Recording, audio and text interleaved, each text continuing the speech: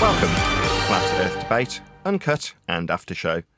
I'm your host, Nathan Oakley, and if you are new to this channel, or you've not done so already, then be sure to subscribe, hit the bell notification icon and join button if you'd like to become a Nathan Oakley 1980 channel member and keep up to date with the Flat Earth Debate. If you would like to... excuse me. If you would like to support the channel, there is a super chat that runs alongside each of these shows while they premiere. There's also a coffee, Patreon, crypto and thanks button in the info box below the video. Speaking of Patrons, I'm going to do a quick shout out to all of you who do support me on Patreon. So, a massive shout of thanks and appreciation to Felis Mengus, Smith Tools and Purchase, Level Plain Poem, Vitali Z, Colton James, BG, FE Patriot, Thomas van der Zander, Measured Flat, Chris Wouters, Mir in the Shire, Mitch Kennedy, Rod, The Name's Burley, Jason Hornsby, J Mel's 24, Yu Unamento, Iron26, Endless, Retro Bill, John Kays, Patrick Gunnells, Banter, Hairy Blade, Mobile Mac 777, Rob W, Del West Watson, Unbelievable Productions, Blue Ridge Ranger, Abraham Mohammed, Skeptic 936, Chow Yun Cat, David Wayne Foster, and Dank. So another massive thank you to all of you for supporting me on Patreon. Links to Patreon, as I say, are below this video. And with that, I'll hand across to whoever is in Discord and Google so you can enjoy their dulcet tones while I set up for today's live show. The mole tags have disappeared from YouTube. The what tags? Well, I call them mole tags, but you know, your flat Earth warning or the YouTube tag that you used to get on your videos, but on any flat Earth related video, they put their little box. I hadn't noticed, but I'm going to go and look right now. Yeah, I was wondering if it's just on my YouTube, but let's have a little look. Let's go under yesterday's. No, it's definitely there. Wikipedia. Flat Earth is an archaic and scientifically disproven conception of the Earth's shape as a plane or disc. Many ancient cultures subscribe to a flat Earth cosmology. The model has undergone recent resurgence as a conspiracy theory in the 21st century. That's bollocks. It's just measured flat. By everyone. Science disproved geometry. I was calling strange though, that's wrong. disappeared from my Category error. YouTube lately. I don't get them anymore. Fair enough. I certainly do. Yeah, same here. I still see it.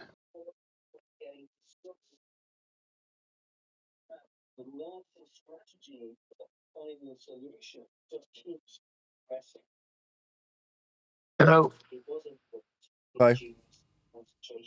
You're off mute, Jardo.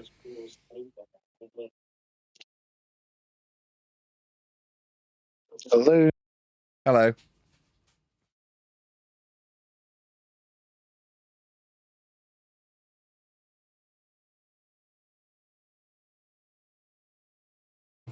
The Jado goes way back to 2009. Wow, that's something. Jardo goes back to 2009? What does that mean? Pertaining to flat Earth. Jardo goes back to 2009? That's correct. Is that right, Jardo?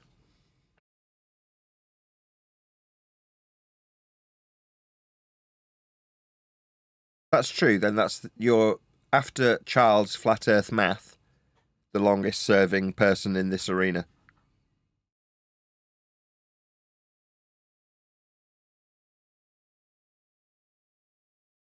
Charles Flat Earth Math dates back to 2006. It'd be followed by Jardo, followed by Math Powerland. Yeah, I was just explaining to Neil, previous to modern communications and social media, we had IRCs, relay chats online. Yep. Which was like the precursor to the modern Discord. So, you know, Discord now, you sign up, then you either go into a text chat or a voice chat. Well, back in the IRC days, you would log into your IRC channel. So there would be certain channels that people would host. You'd log in, and then there'd be a load of crap things that you could join: religion chat, this chat, that chat, and you'd have your name that you would choose, just like you choose now. If you wanted to use your own name, you could. And my older brother used to run a geocentric chat, because he was being a geocentrist for as long as I can remember. And in that chat, there was loads of flat earthers that would come, because the geocentrists and the flat earthers had a lot in common. So this is from memory as far back as early 2009. That's what I was explaining to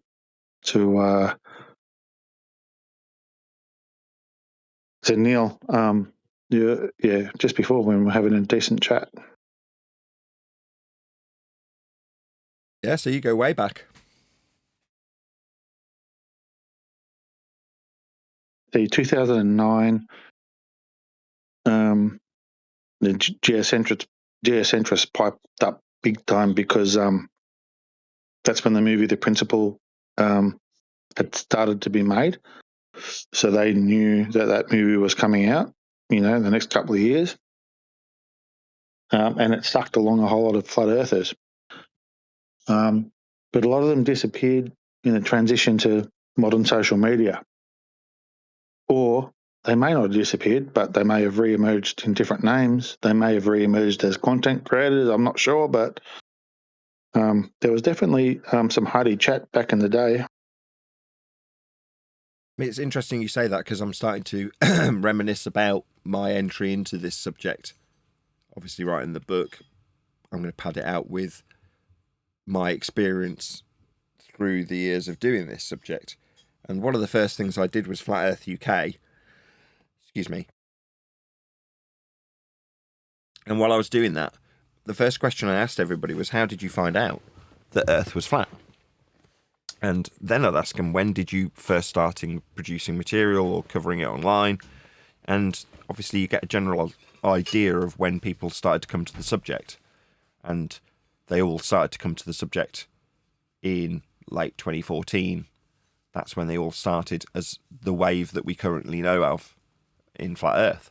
Now, prior to that, there were other individuals like Charles who would describe exactly what you've just described. People on message boards and forums before internet had video really at all, in the way that it does now, like YouTube. Because I think YouTube was 2006, but it wasn't used like it is now. Just Star Wars videos, like people swinging around lightsabers. But this topic was being covered in the forums and in the chat rooms, and that was how it was covered. But all of those people just vanished, seemingly, just disappeared. And I never came across any of them again, in spite of interviewing anybody who was prevalent or making any sort of name for themselves talking about the subject. I'd try and interview them. So I don't know if I did 100 plus maybe interviews with people on Flat Earth UK that are still available, on the quest to get Math Powerland, which was like the big name to try and land at the time, because he was the one that sort of mainly on YouTube at least started that resurgence, followed by Debay and Jaron and Mark and myself and various other people who all followed suit. But yeah, certainly Charles, Flat Earth Math, would talk about how it was covered. And I could never find anybody who predated, certainly Math. He was like the first wave, and then everyone seemed to follow afterwards. But it's like, where are all these people that were covering it on the message boards and forums? Where did they all disappear to? And the answer is, I don't know. Maybe in the same way we've been built up over the last 10 years to then be split up and disbanded, divide and rule, right? Maybe that's the same thing that happened to them, and they all just became despondent and just buggered off and did their own thing, and then either faded into the background, died, got on with other things, whatever.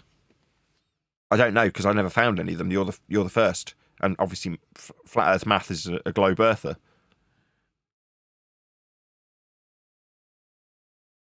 Yeah, I guess when I've seen over the years, when there's been a change in media, there seems to be like a complete displacement of people that are around, and then a whole heap of new people arrive, and the new media. I'm talking about communication media.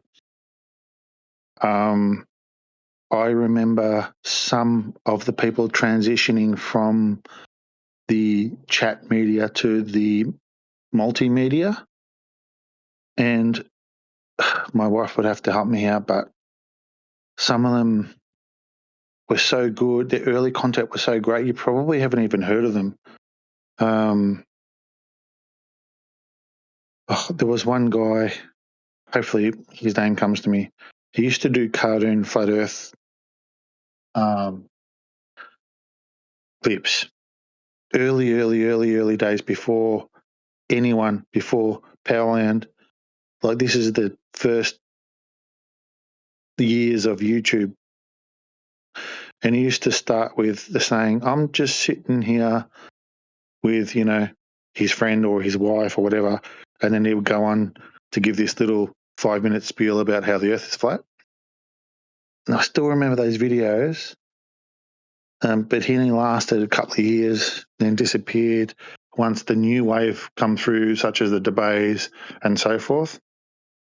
Yeah, it's a pity my memory can't serve me a bit better.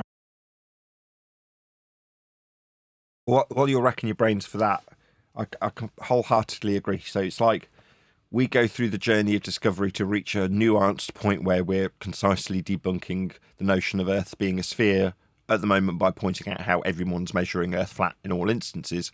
But the simultaneous transition to the younger generation covering it on TikTok, and what are they covering? Mandela Effect, Tartaria, 9/11 Truth. It's all the same playbook. The numpties come out, say they're flat earthers, and talk about everything but flat Earth. Then get debunked by a whole group of other people who say these flat earthers are easy to debunk.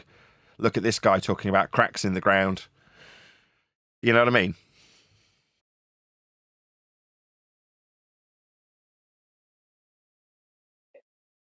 Yeah. It's cyclical. And decent researchers get replaced by people who talk nonsense. And then they're the ones who get debunked, and so it continues. So are you saying that in time we're all going to be disbanded? Or die, Neil. Interesting. Yes. I got a lot of pushback on yesterday's show. I was in one of those kind of throwaway moods where I'm like, I'll just do whatever I fancy doing. We're covering this video and I'll moan and bleat about it however I like. It'll just flow out of me because I'm not that fussed. The numbers are down, so I'm kind of... It's weird how the numbers go down and people actually praise me more. But yesterday it wasn't praise. I got a lot of pushback from globe earthers lying. Saying, you keep saying Earth's measured flat, but you don't present any measurements. I'm like, yeah, dude, it's all I did for the whole show. And then and then someone was like, oh yeah, timestamp it then. So I'm like, okay. I randomly scrolled through to a bit that I know there was measurements of horizontal distance and the eye level height on screen.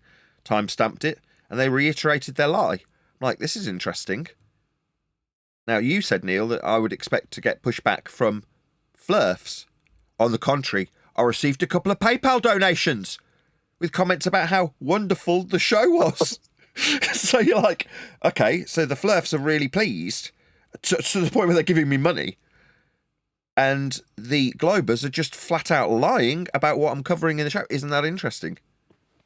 No, I didn't specify flat earthers.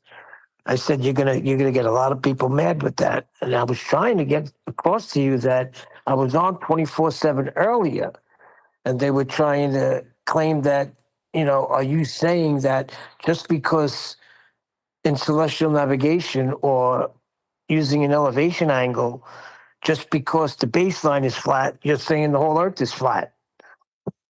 So they were pushing back on me there. So just because it's flat, does it mean it's flat? Was the question. That sounds idiotic. Yeah, well, because they're saying in other words, you're not measuring the whole Earth. That whole deal. I don't understand their issue with it because you have your zenith distance from if you're taking an elevation and something's at 40 degrees, there's a zenith distance to where it becomes 90, which could be thousands of miles. Exactly. So, Now, let me get this straight before you go on. It wasn't anybody from 24/7. It was the ballers that are in 24/7 that were attacking me, not the prominent guys that are there. And I don't want to put enmity between them because they're trying to unite, let's just say.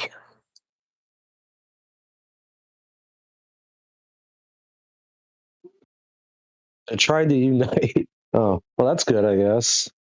They have a weird way of attempting to unite, though. Well, no, they want Nathan back, and things are going to be worked out. They're all behind Nathan, that's good. 100%. Yeah, they're all behind Nathan. There's nobody that is not behind him. Let's put it that way.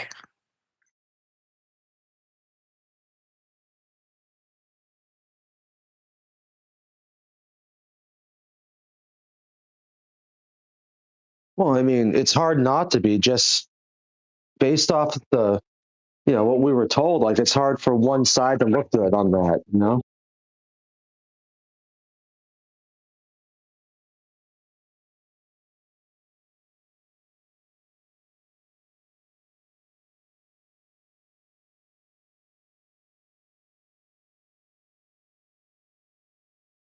It's just weird though, because I was in there for a little while just listening, and such an easy debunking. Like, where are they saying that the moon landing took place? They're going, well, this couldn't happen because what about this and all the things that they try to debunk a moon landing or the vacuum of space, but they never get into the heart of it. You know what I mean? Like, you're in Narnia.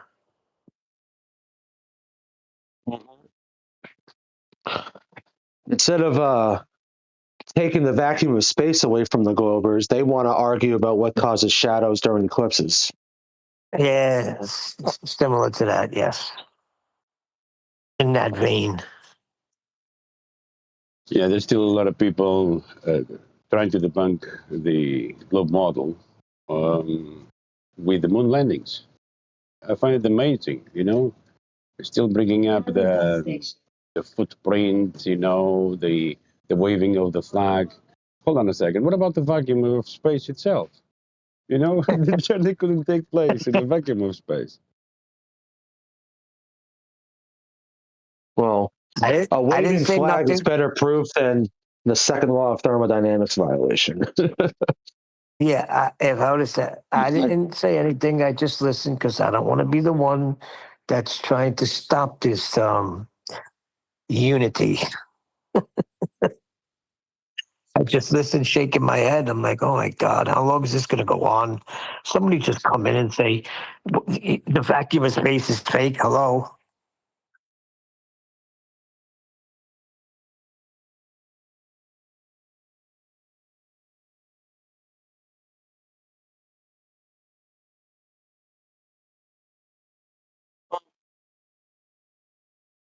uh,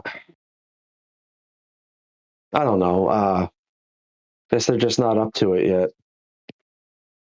I mean, just by me being a fly on the wall in there sometimes, I've come to realize they just don't know certain arguments yet that, we've been learning about over here for the past 4 years. Over there, it's still new to them.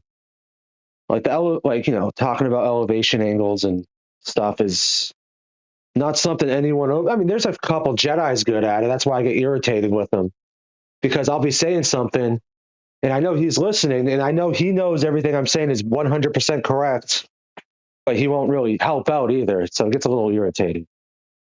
Oh well, it is what it is. Well, you said it because you said arguments. They want to still be involved in arguments, but we come right out and just bring out reality. They want to still argue. So they like the arguments of, shadows and footprints and flags not moving. It's an argument you could still have, you know? You could show you, like Nathan was saying, you could show your superiority and your knowledge of the heliocentric model. But where's the flat earth proof in that? Yeah, they want to sniff their own Yeah, farts. they're just kicking the can. Sniffing your own farts. Nom, nom, nom, nom. I'm so smart and intelligent, I know how Earth curve works.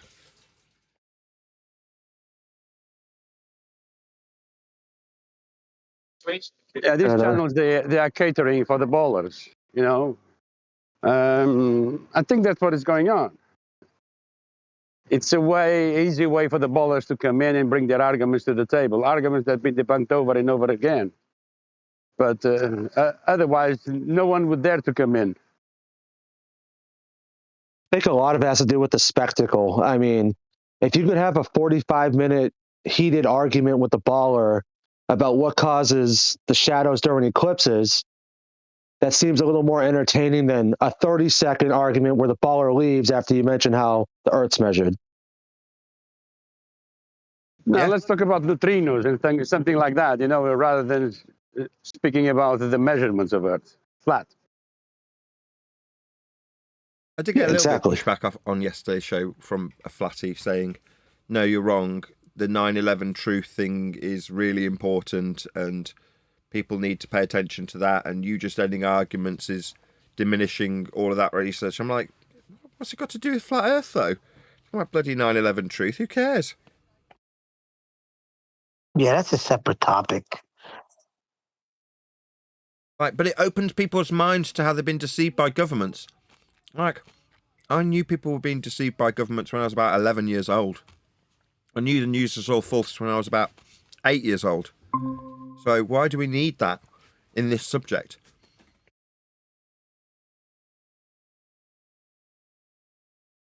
Got nothing to do with the subject. It just turns us into conspiracy theorists, as the CIA labelled us.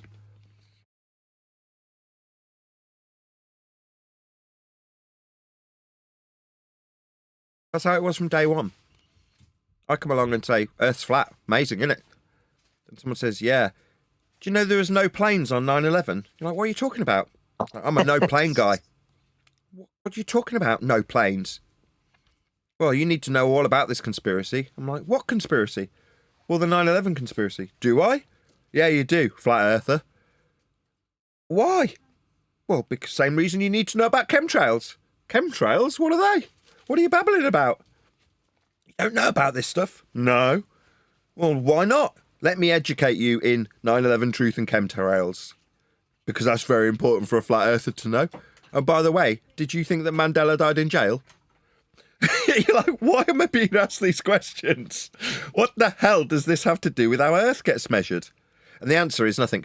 The further away we can get us as individuals to talk about something that's completely unrelated to the subject, the less likely we are to point out what's on screen now. Right, the flat baseline that you were questioning 24/7. Well, if we're measuring Earth with a flat baseline, does that mean Earth's flat? It can't possibly mean Earth's flat if we're measuring it flat, can it? Yeah, it can, yeah. Well, like I told you, they one of the ballers had a screen similar to what you have on now, but let's just say half of it was blue and half of it was white. Looked like water and sky. And he was trying to get me, he was asking me if I could get an elevation angle from what I'm looking at on screen. And I would not answer him, right? Because what he wanted to do was, if I said yes, of course, if there's a star there or the sun, you can get an elevation angle. Because then he would have blown the picture up and turned it into a ball and tried to mock me with it. So I didn't fall for it. Nothing to fall for. Even if he blows it up as a ball, you're saying, so what you're actually saying is this elevation angle's not an angle then? It's off a curve, so it's not an angle. And if he goes, oh, well, Earth's so big we measure it flat. Let's just hear that again. So it's measured flat then. Your inference that there's a really big ball. No, if you measure a star on the equator, on the horizon, then it could be tens of thousands of miles away. And it's still an angle, two straight lines meeting at the ground position. So you've got a 90 degree to your position, regardless of the distance to the GP of the star. That's flat. You want to blow it up and say, oh no, it's a massive tangent plane. Well, how big do you want the tangent plane to be? What, 5 times bigger than the ball Earth that you've got dangling below a single point? Because the single point for the surface that requires you ascertain the ground position has to be, and is, as demonstrated on screen, flat. If it isn't, then you're not measuring an angle anymore. So it's either accept that you're measuring an angle, 2 straight lines, or you say, look, if I blow it up, it's a really big ball. Well, then you're not measuring 2 straight lines anymore. So you haven't got an angle. Yeah, he was talking right through me the whole time anyway. But that's the whole thing. They would have said, yeah, but you just said you can get an elevation angle from there. And now I just showed you that you could do it on a ball. Yeah, but you can't. It's either I two know. straight lines or it isn't. That's the rock and hard place. You either accept that you're measuring two straight lines, that's what an angle is, in which case the surface level, where the ground position meets at 90 degrees to your position along a flat line, is what it is. That's not disputable. But they say, oh, if I blow it up, Earth's so big we can measure it flat. No, you're just measuring it flat. Making an excuse for how ball-shaped it isn't, it's an angle, isn't going to fly. What I did say was, you're not being honest here, because when you blow it up, you're not taking it from the surface. You have to go into the center to even get an angle.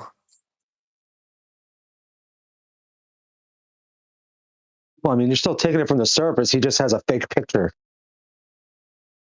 No, he wasn't taking it from the surface. When he blew it up, it was a big ball. So for him to get an elevation angle, he would have had to go to the equatorial plane in the center of the Earth. Because he ain't getting it from the surface. Yeah, we covered that yesterday. So they have to do what's on screen now, put it in the centre of hell to make the Earth a glorified protractor, to make the angle function from the equatorial plane. They can suggest that they've taken a flat measurement from a tangential plane to Earth's surface that isn't being measured if it's ball-shaped, and then move that tangential plane that isn't Earth's surface as a ball inside the ball, like on screen, so that the angle can emanate from within through a glorified protractor known as the globe Earth to the celestial hemisphere, because that's all you can see at one time, depicted with both north and south. Those are flat directions.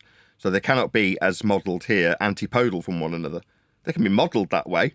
That doesn't mean that south suddenly stops being a flat horizontal direction. It is. And this emanates from a plane. They just haven't drawn it on this diagram.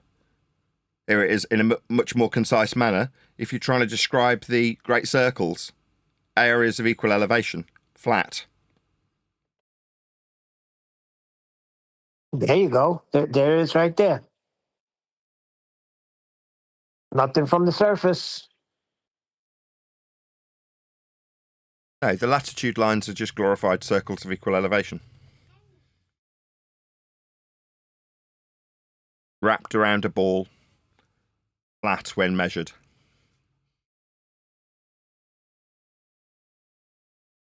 But yeah, This is a. go on, Neil. Sorry. I was just going to say, this is a total destruction of everything, and they know it.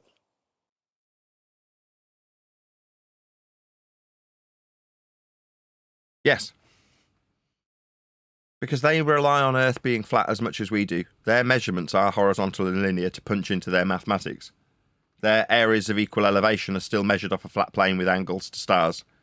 Their systems are the same as our systems. There's only one way of measuring Earth.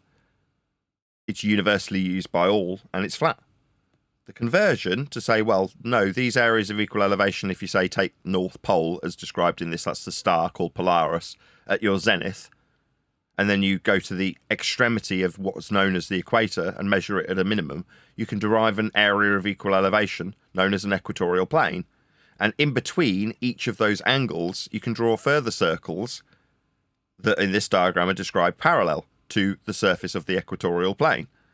But then what does that mean? That each parallel is above the one before, and then you can map that circle wrapped around a spherical ball with a map that's spherical? It's nonsense. But where do you begin? Well, you begin with the angle measurements to the North Pole, the Polaris star. That's what's being measured to create latitude. Yeah, see what's happening is when we used to whistle right past it, now we're stopping right there and bringing it to everybody's attention.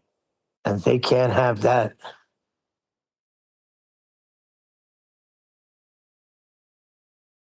I've got a whole bunch of time wasters on my hands as well. So since I've said, yeah, I'll do debates, and then pointed out that a couple of $100 got paid to me, and then by chance a couple of $100 more after I'd done the debate got paid to me.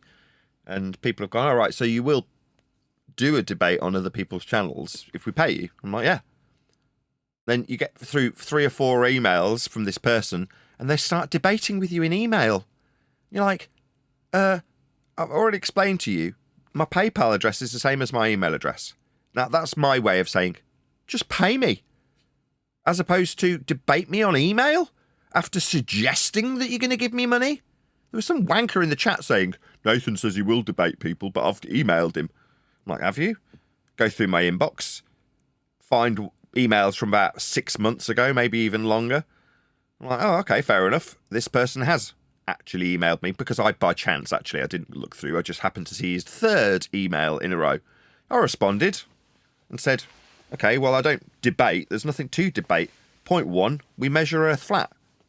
Everyone measures Earth flat, but I'll come on your show for a fee, or your Discord server in this instance, and point out point 1. Everyone's measuring Earth flat. Now, at this point, I'm, like I say, pointing out what they say is my, quote, going rate. Well, your going rate's $200, right, for a couple of hours? Like, no. I'll decide what the going rate is once we negotiate how much I want to charge you. But my PayPal address is the same as my email. That's a hint to say, you better pay me because I've dealt with several of your emails now. So by the time the 4th one comes in and they're addressing each of my points individually, this is under a fake name, by the way. Roger that. It's like, one of my questions was, what is your name? My name's Nathan Oakley. What's your name? And instead of responding, they responded, hello, Mr. O. It's like, I'm not abbreviating Roger that to Mr. T because I'm creating a fake persona to email some guy with, some guy being me. I've got a real name and I'm busy. Now, if you want my attention, like the person that wanted me to debate, right? They immediately dropped money on my door. Here you go, here's money. Now let's negotiate about what your fee would be to do a debate with me. Like, okay. I know this person's serious. They've already given me some money. Now, I'm not suggesting that you go about it in that way, but by the same token, debating me in the email where you're supposed to be negotiating a fee for me going on a show is not how I go about things after reading 4 frickin' emails. Like, if you want to show intent, pay me. Now, it's not like I'm going to be expensive if I'm talking a couple of $100 in a previous occasion. That was the negotiated fee. That doesn't mean it's going to be the same for everybody. But it's not what Brian did, which was say, oh, $5,000. I'm like, oh, I don't think I'm worth that, frankly. I mean, I'm a relatively small YouTuber. A couple of $100 is, yeah, probably the going rate, depending on what person next man is asking me to do and how long they want me to do it for. If it's an extremely hostile environment, then, yeah, I'm going to charge more. But by the same token, it's not going to be thousands. It might be one day. But eventually, I do expect to actually see some money, not spend hours going back and forth on emails where my points that I'd be telling my opponent, not asking, are raised and pointed out in response to a request to debate. It's like, no, I need to clear that up straight away. You think there's a debate, there isn't. Now, that's not just some rhetoric, that's not just some mantra, that is a fact. There is no debate. We do all measure Earth flat. There aren't any exceptions. Now, I'm going to point that out immediately if somebody's asking me to quote-unquote debate. I wouldn't be honest if I said, oh, yeah, I'll enter into a debate, knowing full well that I'm immediately going to shut that person down the second they mention a flat Earth measurement. I already know it's not a debate, so I'm going to point that out. That doesn't mean I want to debate that with the person suggesting I go on their neutral platform while they moderate. It's like, if you're debating with me in the emails that we're negotiating a fee on, why on unholy hell would I believe that you're going to be a neutral moderator? You're already challenging what I say before I've even been paid a dime. So get lost. Well, that was my attitude. Get lost. You're a time-wasting wanker. That's what I said. By the time I got to the 4th email, and they, I had a quick glance over it, didn't actually read it, but they were like talking about my microphones. Oh, because I'm very, very busy. Sorry, I missed your first couple of emails. I'm busy. They're like, oh yeah, busy selling microphones. Fuck off, wanker. You're going to start talking about me selling microphones. You're obviously not serious and you're obviously not going to pay me a dime, or you would have done already. But instead, you're being sarcastic about me having to flog microphones to make ends meet. Now, that is being a shit. Not somebody who's ever going to pay me. They're just going to waste my time. I've worked long enough in retail to know a time waster when I smell one. Yeah, I think you're right on point there. There is no debate, but I'll gladly set you straight on what's going on, but you got to show me the money first. Yeah. But there is no debate. Yeah, pay me. Not to go back and forth 4 emails later with not a dime appearing in my PayPal account. It's like, by which point I'm like, sod off. Got better things to do. Yes, I have got microphones to sell and purchase.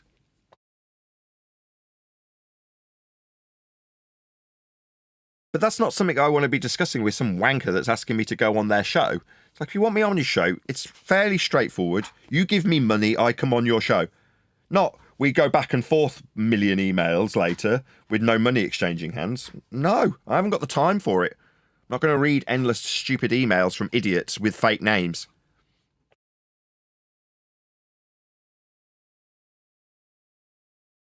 Why would you want to email me with a fake name, you coward bitches? If you want to talk to me, number one, get a real freaking name so you've got some accountability, like I've ascribed. It sounds like half the people in the Globe Earth side of this discussion have assigned themselves real sounding names that aren't actually their name. Like, why would they need to do that? Wait a second. Buckshotbuster's not a real name? All of them give themselves stupid names, but there's certain people out there that have got seemingly sounding real names that aren't. You find out later that's a fake name. I'm not going to name names. Who cares? My point is, me, I'm just like, what have I got to be embarrassed about? Nothing. I'll stand by what I say and I'll put my name on the line to do it. Now, people just take advantage of that and they will dox you and try and shame you as an individual, as a character with a real name. Like, you with your fake name coming along to shame me, why aren't you putting your real name next to your shite that you spew about us being on a globe? That, to me, speaks absolutely volumes about the people who we deal with. They're not confident enough to put their own bloody name next to their own rhetoric.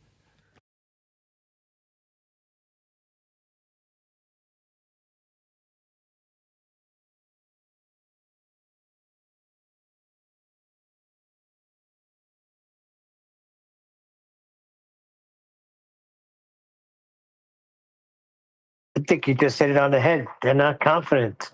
You're right. No. Why give yourself a fake name? Oh, I need my anonymity. What for? All you're doing is spouting the mainstream rhetoric that 99% of the world believes in anyway. But you need anonymity? Why? Because they know the reality, and they got to make sure that they protect themselves so they can never say, well, I knew it was flat all along. Under their real name, if the exposure finally goes against them, they can turn around Yep. and say, oh, I knew all along. Maybe.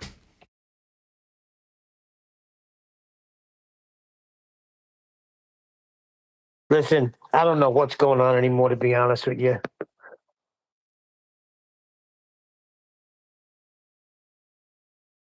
In what regard? Well, since this DFE thing, a lot of crazy things been happening. Come on. You mean people have behaved out of character? Yeah, absolutely. It's like people you didn't even expect.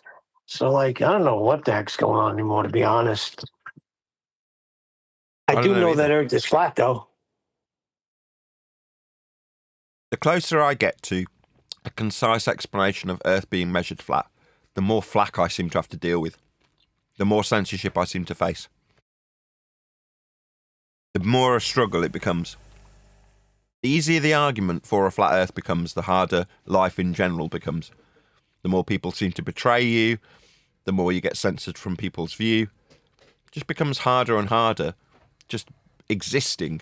The debate gets easier, general life gets harder. So it does come across like there's no way of stopping the truth, but you can stop an individual. Me. You can just stifle them. Or starve them, in my case. You know what's weird? My wife said to me the other day, since this whole thing transpired, she hears everything. She's like, so let me ask you a question. If Nathan was to come out tomorrow and all of a sudden he's a baller, Would you also go back to the globe? I said, babe, the Earth is measured flat. There's no going back. Not even for Nathan. Yeah, you need a narrative if you're going to go away from the flat Earth, like Jeranism had. Oh, well, I had this flat Earth map, and now that's been debunked by TFE, therefore I can go back to the globe. A narrative. Me have a narrative?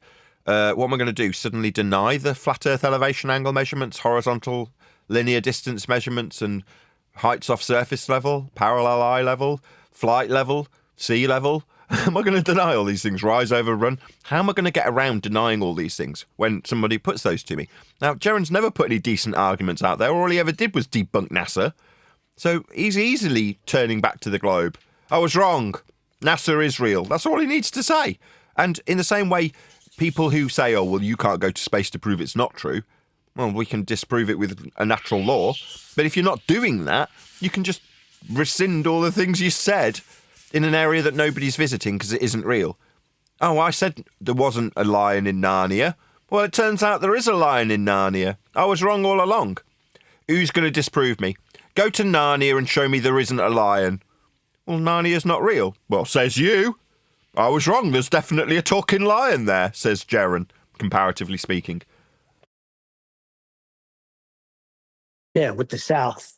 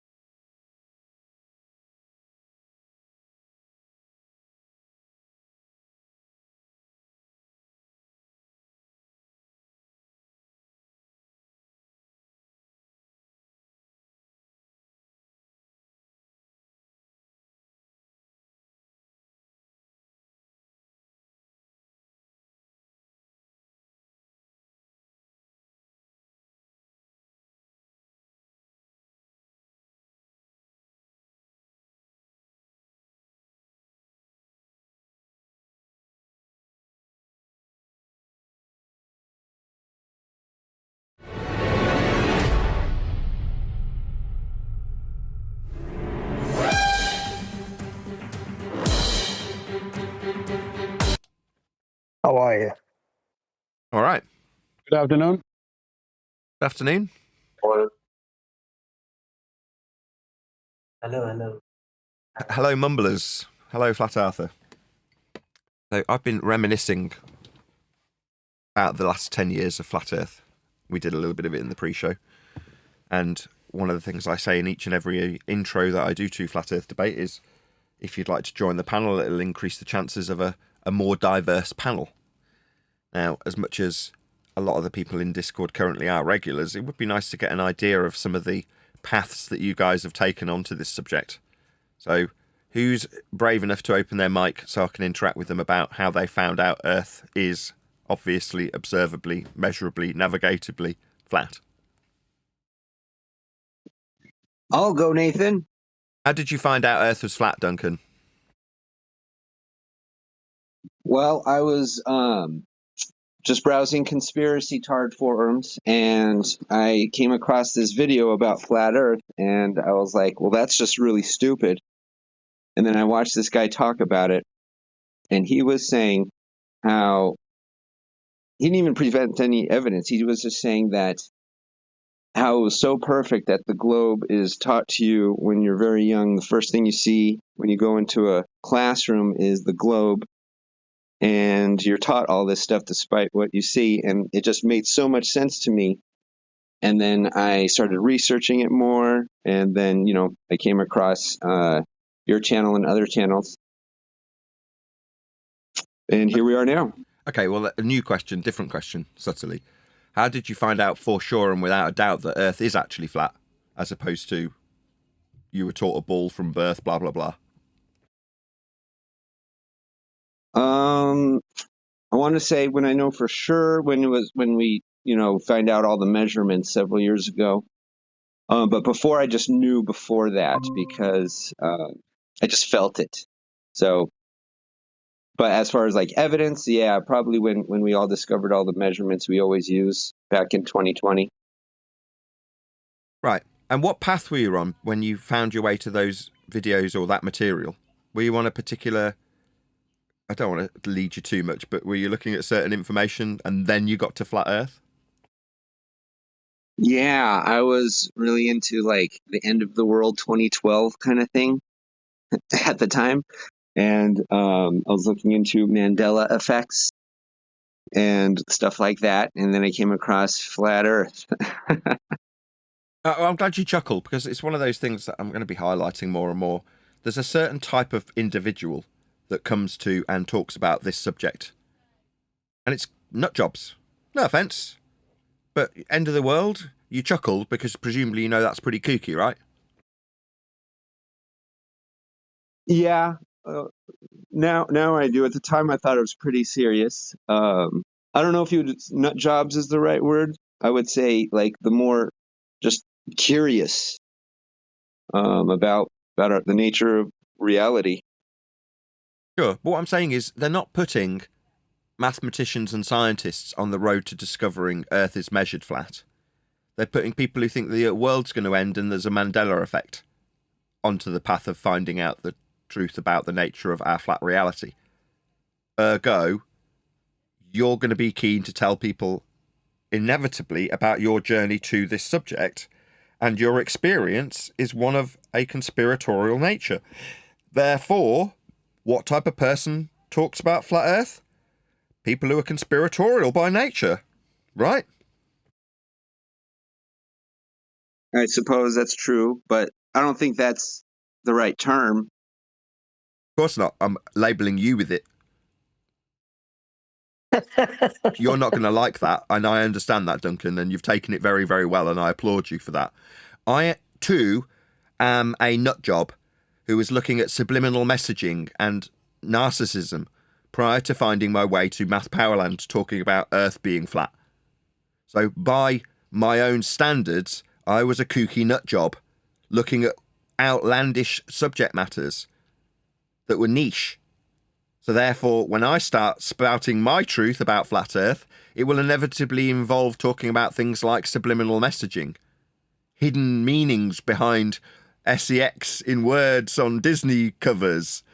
That was my foray into this subject. That was what I came from in terms of what was a narcissism video, probably by Thomas Sheridan, followed by the autoplay YouTube feature putting up Math Powerland for me to indulge in. So, but for the autoplay function, after videos about, like I say, psychopathy, narcissism, and subliminal messaging, I wouldn't have found my way to this subject. Now, is it the level-headed normies that have got a normal, rational cognition about them that are being told how Earth is observably, measurably, navigatably flat? No. We get told there's no Earth curve we see too far. Now go out and tell people how Mandela effect is something that you've found out about, because what else have you got to talk about? If you're only finding out the Earth's flat today, what do you talk about if you want to talk about it? You won't have found out all the details. It's taken me 10 years. Minimum, probably 11 now. I've lost count. But my point is that what are you going to talk about initially? Well, when I first started talking about this subject with Fake Spaceman in Space, formerly Fake Clouds in the Sky, he talked about the fake clouds in the sky and 9/11 truth, because that's what he'd been researching. And I talked about subliminal messages and psychopathy. In other words, we didn't talk about Flat Earth because we didn't know enough about it.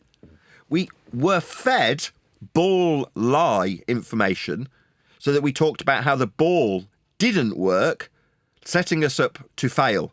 So we could argue with other numpties who felt offended by us saying Earth's flat full stop, telling us how the ball did work.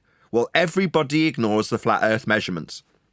Now, 10 years down the line, we're starved out of existence, algorithmically precluded from reaching the ears of any normal people, and seen with disdain when we're seemingly ending arguments too quickly.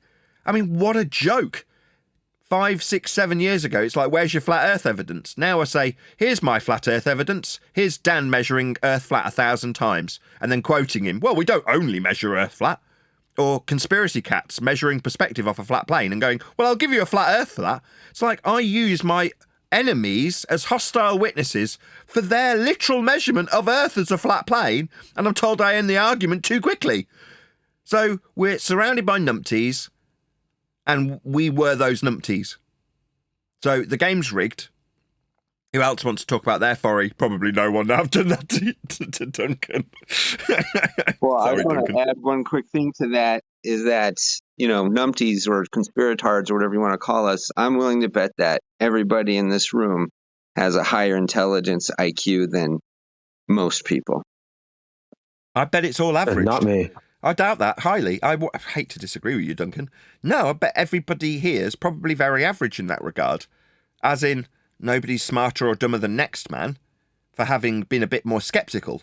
Now, skepticism and intelligence aren't necessarily directly correlated with one another. You can be highly skeptical and really stupid. You can be extremely mainstream and extremely intelligent. Those two things don't necessarily correlate with one another. But in terms of the average intelligence of the people in this arena, I'd say it was no different to any other arena. I mean, unless you're looking at, I don't know, something that's highly specialised, brain surgery or something, you know what I mean? Without the exceptions of very specialised fields, this would be no different to any other group. You could have a group that's talking about, I don't know, gardening, and find that if you averaged out the intelligent level of all the people participating, it would be about the same as us. I just have to disagree because it's such a niche topic, and only the highly curious are going to seek it out, I think. Yeah, I'd agree with you there. Curiosity and skepticism. High degrees of curiosity and skepticism, absolutely, without question. Definitely. But intelligence? That doesn't necessarily follow. Anyway. I think it does because if you're going to question stuff and ask things and want to find out, how things work, I think you are going to have a higher intelligence as opposed to people that don't ask those questions. Maybe. I mean, I don't know. There's no way of quantifying this in a physical way immediately to disprove what I'm saying and prove what you're saying, or vice versa. So, in the most literal sense, we have to agree to disagree because neither of us can prove our point.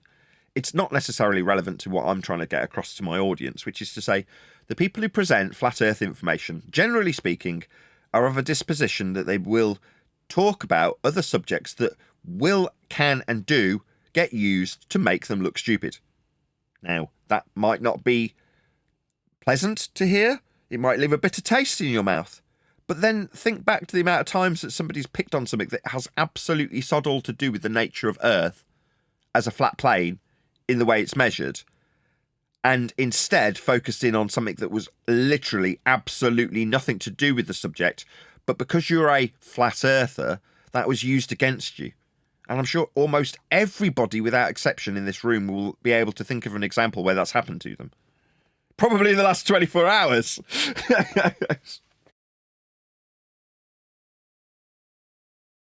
Oh yeah, yesterday for sure. There you go. So yeah, the game's rigged. I have this group of friends that I talk to about it all the time, and they, I present all the evidence, and they're still just like, nope, I don't believe it. It's not about belief anymore.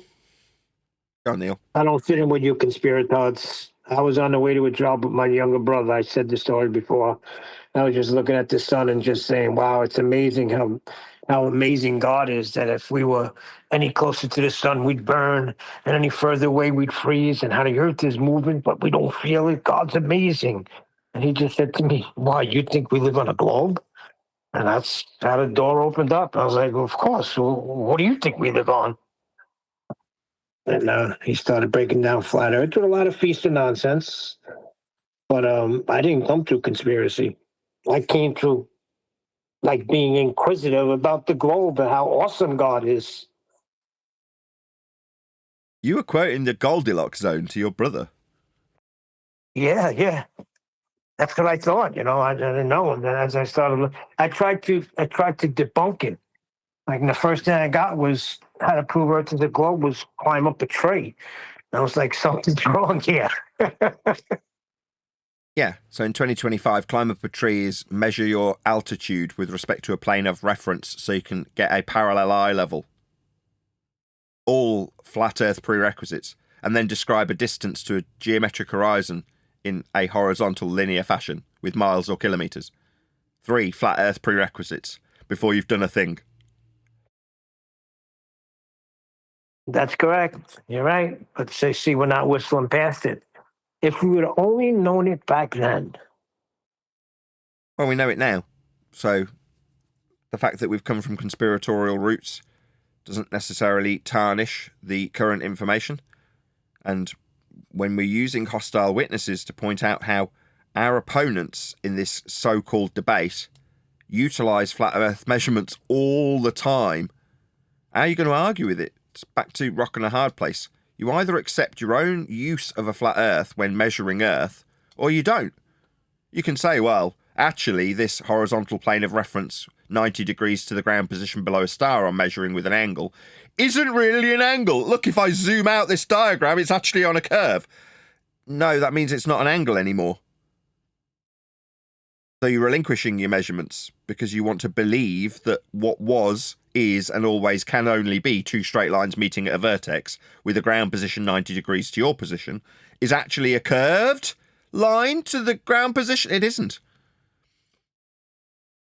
Yeah, then it's not an angle anymore. You're 100% right. But that's what they have. They have trickery. They try to trick you into saying something and then show you a globe on some computer and then say, you just told me that you could get an elevation angle from there. Now, look, that point you just pointed at, even though I didn't point at anything, I made it a globe. I mean, it's kind of sad, really. I mean, they're feeding their own belief structure by violating base measurements of Earth's surface. Now, the way Earth's surface is measured will never and can never change. It's the origin for the globe religion. If you don't measure Earth flat, you can't utilise the flat Earth measurements, and there are only one way of measuring Earth, that's flat, to back calculate your globe. Well, it's like denial of the flat measurements means the denial of the globe that you're utilising the flat measurements to create. I don't think they realize that yet. Because that's what I said. I said, you can't argue with a measurement. When a measurement is given, it's a measurement. They were like, oh, yes, I can. You never heard of second order measurements? Or how did you get that measurement? Or what tool did you use? Yeah, like I say, you can deny it all you like, but the globe is based on those measurements. Hence, our opponents use them all day long. Go ahead, Jardo. It's Georgia. I've been having this dilemma for many years now. I'm from the islands of the Azores in the Atlantic. The Azores is an archipelago of 9 islands, and in the middle group there's 5 islands that are very close together. And when I was in secondary school, the science teacher brought up the measurements of Earth, you know, the radius of 3959 miles. And we would question right there and then, because sometimes, weather permitting, we could see these islands far away in the horizon, even further islands behind the set island that you could see in the foreground. In the background, to see another one. So the distance to the horizon would vary depending on the weather, and we would have this struggle with the science teacher. And we became a persona non grata. You know, we were not welcome in class because we were always bringing that subject up. So yeah, later on, obviously, came across the flat Earth debate, and not just, but the confirmation that it's flat. It's not a sphere. It's never been a sphere. So from the early age, I knew in me that it was flat. Distance to the horizon couldn't be a distance to the horizon. Obviously, it was obvious for us. Obviously, it's sometimes of the year you couldn't see those set islands, but in summertime mainly, you could see us far away. So yeah, for me it was like a sense of victory, you know. Are you saying you see too far? Well, Yeah. he's saying compared to what the teacher's telling him in the moment, he sees too far. And you can't really argue with that as a standard. Now, I wouldn't necessarily decry that testimony. I'd just say, well, the distance itself, when asserting how far you should or shouldn't see as the teacher's perspective goes, requires a horizontal linear distance measurement to be ascribed for how far you say we should or shouldn't see. Well, as soon as you ascribe a distance to it, you're ascribing a horizontal to the distance. That's how the distance functions. So the distance itself proves Earth is measured flat. It's horizontal and linear in nature. Ergo, you can't ascribe the distance to a ball when miles themselves are flat. Kilometres themselves are flat, like the scale on a map is flat. So you're using flat Earth distances, as the teacher goes, to suggest where a geometric horizon would be. And where do you get the derivation, second order as you called it, of that distance to geometric sphere edge, debunked in 2020 by the Black Swan? Well, by climbing a tree and measuring your altitude off surface level. But the target object has the same shared parallel plane and parallel eye level and surface level measurement applied to it for the horizontal distance ascribed to suggest where something should or shouldn't be seen. So you've got 3 flat Earth prerequisites to make the assertion. Now, once you know that the measurements to make the globe assertion are all flat, it all falls apart. What are you left with? Well, just the measurements. And they're flat. Hi, Nathan. Just did a quick search. It's just something to read out. It's just how it contradicts itself. Just a quick search on Google. Is Earth measured horizontally? And the AI response is yes. The Earth is measured horizontally in various ways, such as calculating its circumference and diameter, and by using measurements like latitude and longitude to map its surface. These horizontal measurements are crucial for navigation and geographical mapping, despite the Earth's curved and 3-dimensional shape. So yes, we measure it flat, despite it being a ball strapped onto the end of an explanation for all the horizontal measurements. Well, that's not contradicting itself. It's just strapping on the end in spite of it being a ball. Well, no, you don't measure things flat if they're ball-shaped.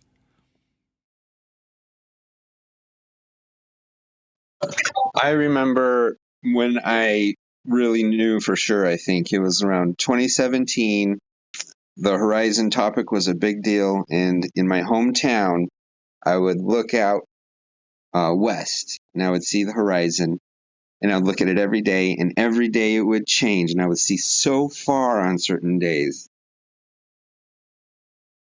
Again, so like, no offense to you, but like with George, so you'd look west and you're familiar with a compass, right?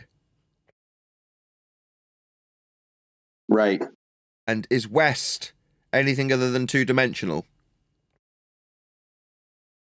No, it was just no mountains in that direction. The direction itself is flat. West is flat. Right. I didn't realize that. No, it seems so obvious now, 10 years down the line. You know what I mean? It's like, okay, so we're going to look west. That's flat. What's that? You're gonna ask me about how west is somehow related to a ball? It isn't. Even in your own ball-shaped vernacular, you've got west on the equatorial plane, inside the ball, with the latitude system as just described earlier, by definition, as read out by one deck, wrapped around you, wrapped around a flat plane, where the directions that are flat can still hold true in a flat manner, as they absolutely do. Yeah, but we can't be indicted for that because we were told that we had to look for curvature. Refracted says it all the time. They set it up in a way where we were all looking for curvature. Yeah. We can't find the curve. The curve's not where it's supposed to be. It's like, what do you mean supposed to be? We were set up to fail from the outset. Fail in the respect that we argue how the ball doesn't work, they argue how the ball does work, and nobody notices that the ball's working with flat Earth measurements. Because we're not looking at the measurements, we're looking at where Earth curve resides. and the distance to it is flat. But as long as nobody mentions that, we can punch in the flat measurements and everyone can argue about where the horizon should or shouldn't be. And when we overcome the calculations, they add another layer of refraction on top of the calculations. Again, still not noticing or measuring the Earth as flat beyond what we actually use and punch into the calculator. So we'll all use the flat measurements and flat heights and our parallel eye levels. As long as nobody mentions that that requires Earth be flat, then we can argue all day about how Earth curve is or isn't there, can't we? Or we can argue that a horizontal line provided by the horizon is actually curving. Exactly. We're looking at a horizontal line and asking ourselves why it doesn't curve in the way it's supposed to. It's not supposed to be doing anything. But the distance we'll talk about, the measurements, the heights, the altitudes, they're all flat, perpendicular to a plane. And what's that? No, it is actually height off a curve. Well, how are you going to have a parallel eye level? For your maths, you won't. Fundamentally, at all levels, Earth has to be functionally flat, or it doesn't work with any calculation. So your measurements have to be flat. So Earth has to be measured flat. There is no exception. Yeah, but back then they were like in the authoritative teaching position, and they would throw out these phrases like, you can't have a horizon on a sphere, and celestial navigation only works on a globe. And we just didn't know enough yet at the time. But we do now. Exactly. We didn't know that yet. In my case, we couldn't verbalize that, But one thing we were sure of, me and my mates, a couple of them, was the distance to the horizon, because the teacher would mention about the distance to the horizon, and we were pointing out that distance would vary throughout the year. Sometimes you could see those islands on the distance, sometimes you couldn't see the islands on the distance, meaning the horizon is moving depending on the weather. But for the teacher, no, it needs to be a set distance to the horizon, the geometrical horizon that nobody could see. Yeah, 10 years later, the geometric horizon only exists in the maths. Okay? Well, if it only exists in the maths, that's the geometric physical sphere edge horizon at 1.22 times the square root of the observer's measured height off a flat Earth, so that you can utilize a parallel eye level. That's how the maths functions. As long as we're all looking for the curve, nobody will notice the flat Earth measurements being punched into the calculator. Pretty clever, though, if you think about it. Yeah. What you then need to make it all work is a bunch of conspiratards talking about everything but the Earth being flat. Talking about 9/11, talking about Mandela effect, talking about clone centers, talking about vaccines.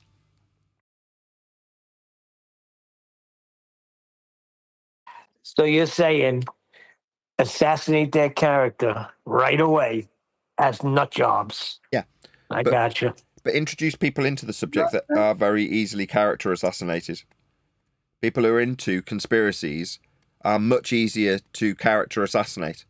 So why not funnel all of those people to the subject? So even if they do spout truth about it, it's really easy to ridicule them because they also believe there were no planes on 9/11.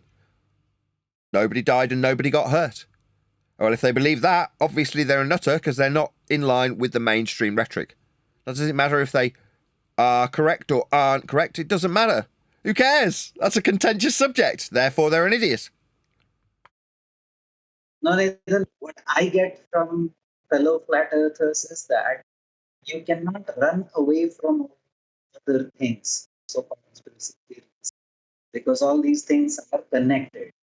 Telling something about just flat earth isn't going to float the boat. Therefore, you are going to have to connect all the dots in order to flat earth make sense to that person. What dots? 9/11 truth dots?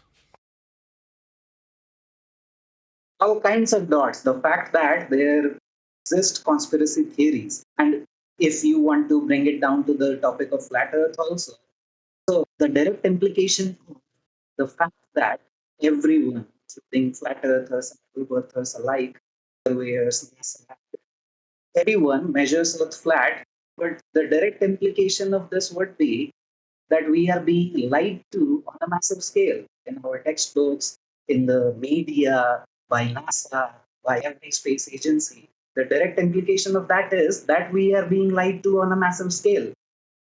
That would require some kind of conspiracy to exist because we are being lied to for Yeah. that. Okay, So I mean, how is that? That would not make flat Earth a conspiracy theory. I'll agree with you on the one hand, right, which is to say, yes, we've been lied to, because NASA say that there's men in a sky vacuum, and their place that they're claiming to float around, literally around a spherical ball that's been created mathematically from flat Earth measurements like the ones on screen, altitude angles off a flat surface level that create a glorified protractor that you can call a globe, and then pretend you're floating around. Now, they have lied to us. NASA's astronauts are liars. One of the few people we can actually label as liars. But as for the rest of the nonsense that we get given, most of it only serves one purpose, to make us look silly. Now, if you're saying that the dots get connected up about the clone centres or the Mandela effect or Tartaria, I would fundamentally disagree and say no, even when it comes to things that might have an implication about how government lies, like 9/11 truth or vaccines, might just serves to fly in the face of whatever the mainstream rhetoric is. And in terms of its importance, it's far less important than the reality of the nature we actually experience and how government-funded agencies who are getting $52 million a day will lean into how Aristophanes' Sticks and Shadows proves we're on a ball, as I saw from a most recent NASA video. Like, someone was asking, how do we know Earth isn't flat, to a NASA representative, and his go-to was 1,000-year-old crap about sticks and shadows. You're like, really? Don't you get 52 million a day to be in a sky vacuum that you float around a ball that you're supposed to be taking pictures of? Yeah, but they won't lean into that, in spite of the massive amount of money they get and spend on a giant black hole that doesn't exist called a sky vacuum, where men allegedly float around, but we can debunk based on natural law. So from that perspective, yes, there are huge amounts of deception, but it doesn't directly connect any dots to some of the garbage nonsense waffle that flat earthers do talk about on a regular basis. That just serves to make us look stupid. Hey, Chocolate. Morning, guys. What's going on?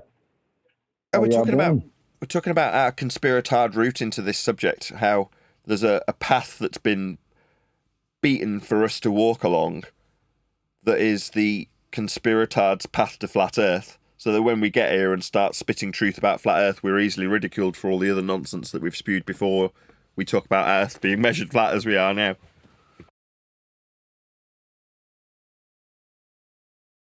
Okay. Sounds interesting. It's because I'm reminiscing about my journey through the subject personally. So my flat earth belief was based on my own experience up in planes. So when I heard Matt Powerland say Earth's flat in a non-derogatory way on a YouTube video after watching a psychopathy video, probably by Thomas Sheridan, the next thing I think, or what flashed before my eyes, is all those hours spent at the back of an aeroplane looking out the fire escape window because it had a nice wide angle that you could look through. And in my mind, I'm going, I wish I could get higher. I wish I could see curvature, because I was fully indoctrinated into the bull belief, but was aware, incorrectly so, that we shouldn't see a curve from 20,000, 30,000 feet when at cruising altitude. Level flight. So you go, oh, well, I wish I could go higher to see that curve.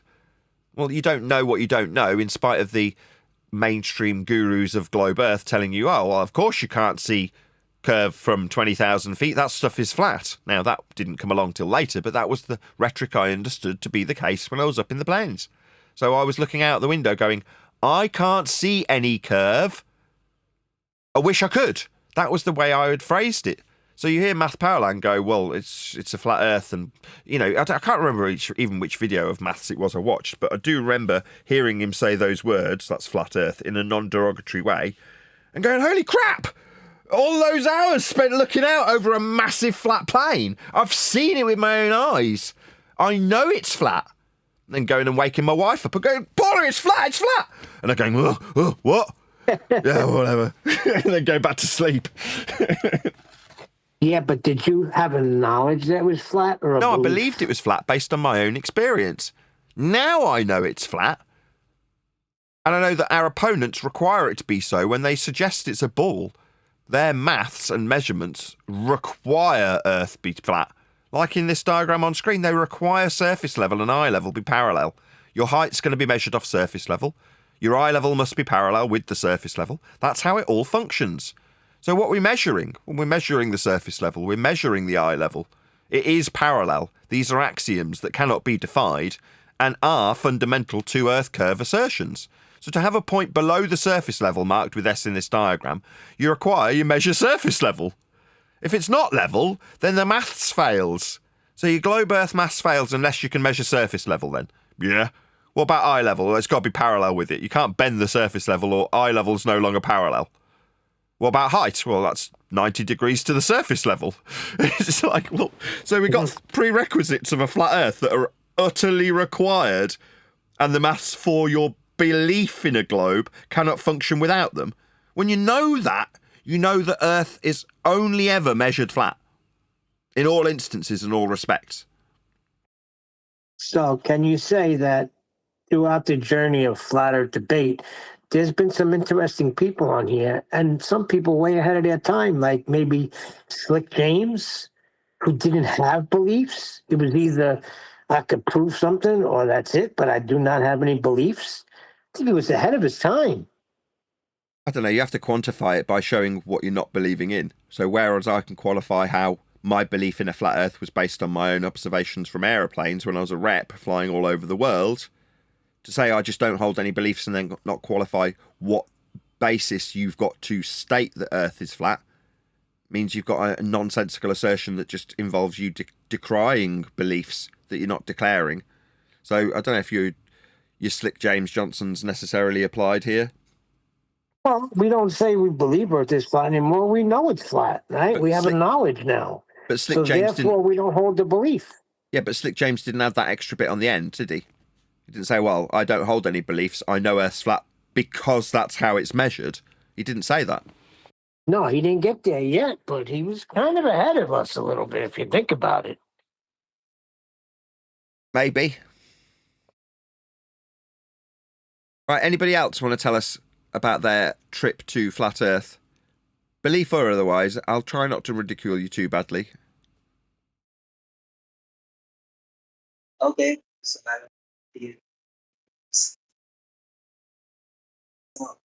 We're only getting aliens and half a word shit. out. It's not going to be much fun, Flat Earther, because we can hardly hear what you're saying. We're getting 10% of what you're saying. Is he on Bluetooth? I don't know. Whatever your mic is, it's a bit of a train wreck, Flat Earther. I just about managed to pick out the bits from the last time you spoke, but if you're going to regale us with a story of how you found your way to this subject, we're going to need better audio, I'm afraid. Maybe we'll come back to Flat Earther momentarily. Anybody else want to tell us about how they made their way to this subject? Am I good now? Yeah, that's better. Am I good now? Yeah. Okay. So I would say my journey into Flat Earth was through aliens and shit. So I used to be an atheist. Used to read Richard Dawkins and think of myself as really smart because I had decoded the most vicious, vile thing in this world, which is religion and the concept of God. And I thought this is the key to reality and truth and everything. And I was a fan of Richard Dawkins, and this is like 10 years ago. But my interest was into history, and when I looked into ancient history, then I got to know about Mesopotamia and Sumeria and the stories of Enli, Enki, Anunnaki, who used to be alien travelers to Earth, and an alternative to the theory of evolution, which I had grown up believing that that is the true reality of our existence, that we came into existence through evolution, but in the form of Anunnaki and Enki and Enlil and all these ancient aliens theories. I got an alternative to the creation story, and within a matter of 1 year or 1.5 years, in 2017, Flat Earth knocked on my door, and as they say, the rest is history. So would you agree when I summarize a path, one of which being yours, being a path of a conspiratorial type nature, that is to say, what your path of discovery prior to Flat Earth was contrary to mainstream belief? But just so you've got a contrast, I'm saying you weren't just some engineer working on a bit of building and then you find your way to Flat Earth after looking at how you functionally measure Earth as an engineer. For the sake of argument, you were looking at Anunnaki and then you come to Flat. You, as opposed to the engineer, are finding your way to this subject. Do you see the contrasting difference there? Yes. And the coincidence is that I am an engineer. I'm BTech in computer science.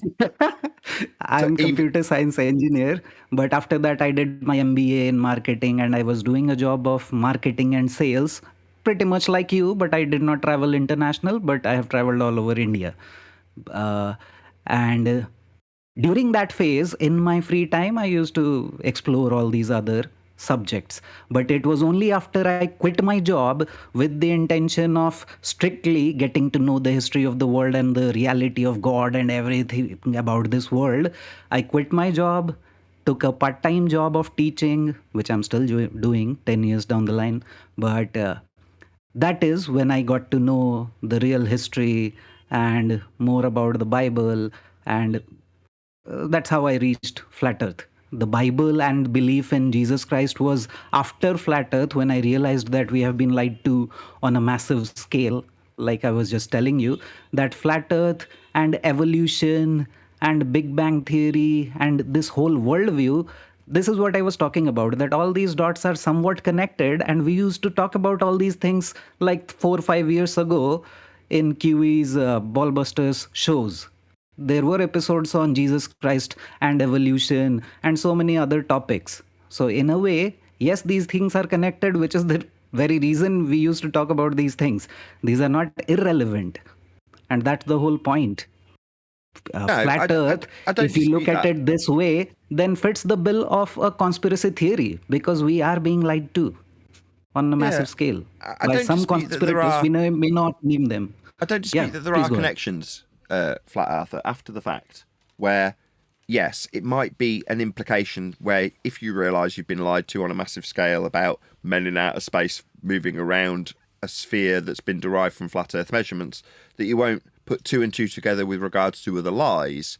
But if it works the other way round, where you're already flying in the face of mainstream narratives in a conspiratorial manner before you get to the subject of flat Earth, then you are easy target for ridicule from anybody who wants to decry your limited knowledge in the subject of flat Earth when you first arrive here, because your experience isn't necessarily in Earth and its measurements, like might be the case for the description of the, I was going to say engineer, but I'm going to change it to cartographer.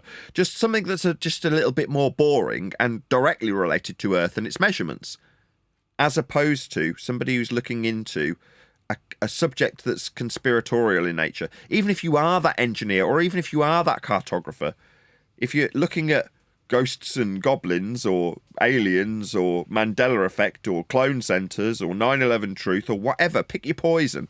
If you're finding your way into this subject via those means on that path, then that becomes you the person. Even if you are a pilot and understand implicitly how you're in level flight when flying over the surface level, measuring Earth flat the entire time, if you come in because you're of the nature that thinks that you've got, I don't know, the moon being struck and ringing like a bell, then you're going to sound like a bell end when you're talking about flat Earth. And that's what people will pick to ridicule. You hit it right on the head. You hit the nail right on the head, because that's again a coincidence. I bought a book by the title of Someone Else Is There on the Moon, and I did read exactly that thing, that yes, there is a ringing sound in the moon, and on the dark side of the moon there are actually alien bases and everything. And I actually used to, you can say, believe all these things like 10 years ago. That's no coincidence. I've been here 10 years. I know roughly from what you said already what kind of path you'd been on. So it was an educated guess that would be something that would relate, or would resonate, no pun intended, with you. So that's no coincidence. I'm just familiar with each and every path that people have taken, because I've asked so many people about their paths into the subject.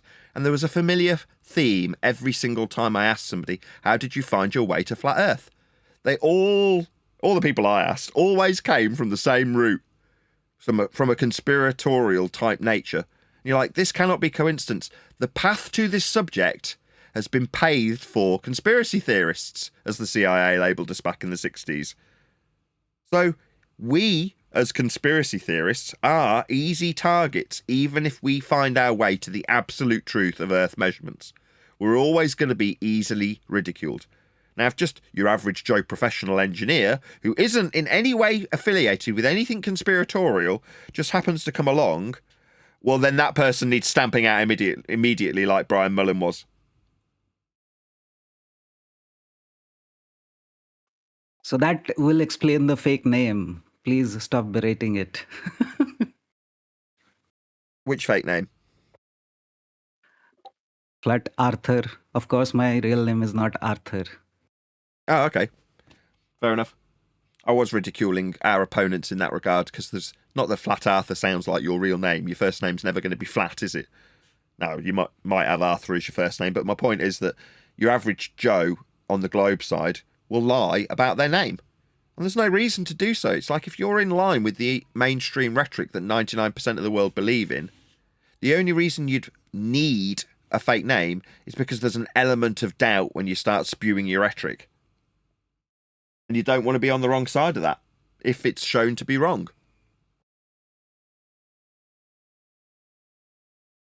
So if funny you about consider Arthur this there, whole Nathan. Sorry, mate. Hold on, just one sec, one day. Go ahead, Arthur. We'll just round out with Arthur, and then we'll move over to you one sec. Yeah, so yeah, that would be a good round out. So if you consider this whole black swan and how we came to Earth is measured flat, and that's still on my YouTube channel, that all roads lead to flat Earth, although you decided to change the name of your book and so much else has happened still.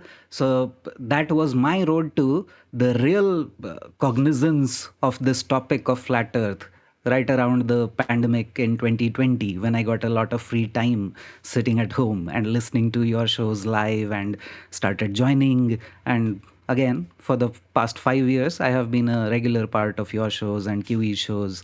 Alas, what we are seeing in the past few weeks still. So that would round it out.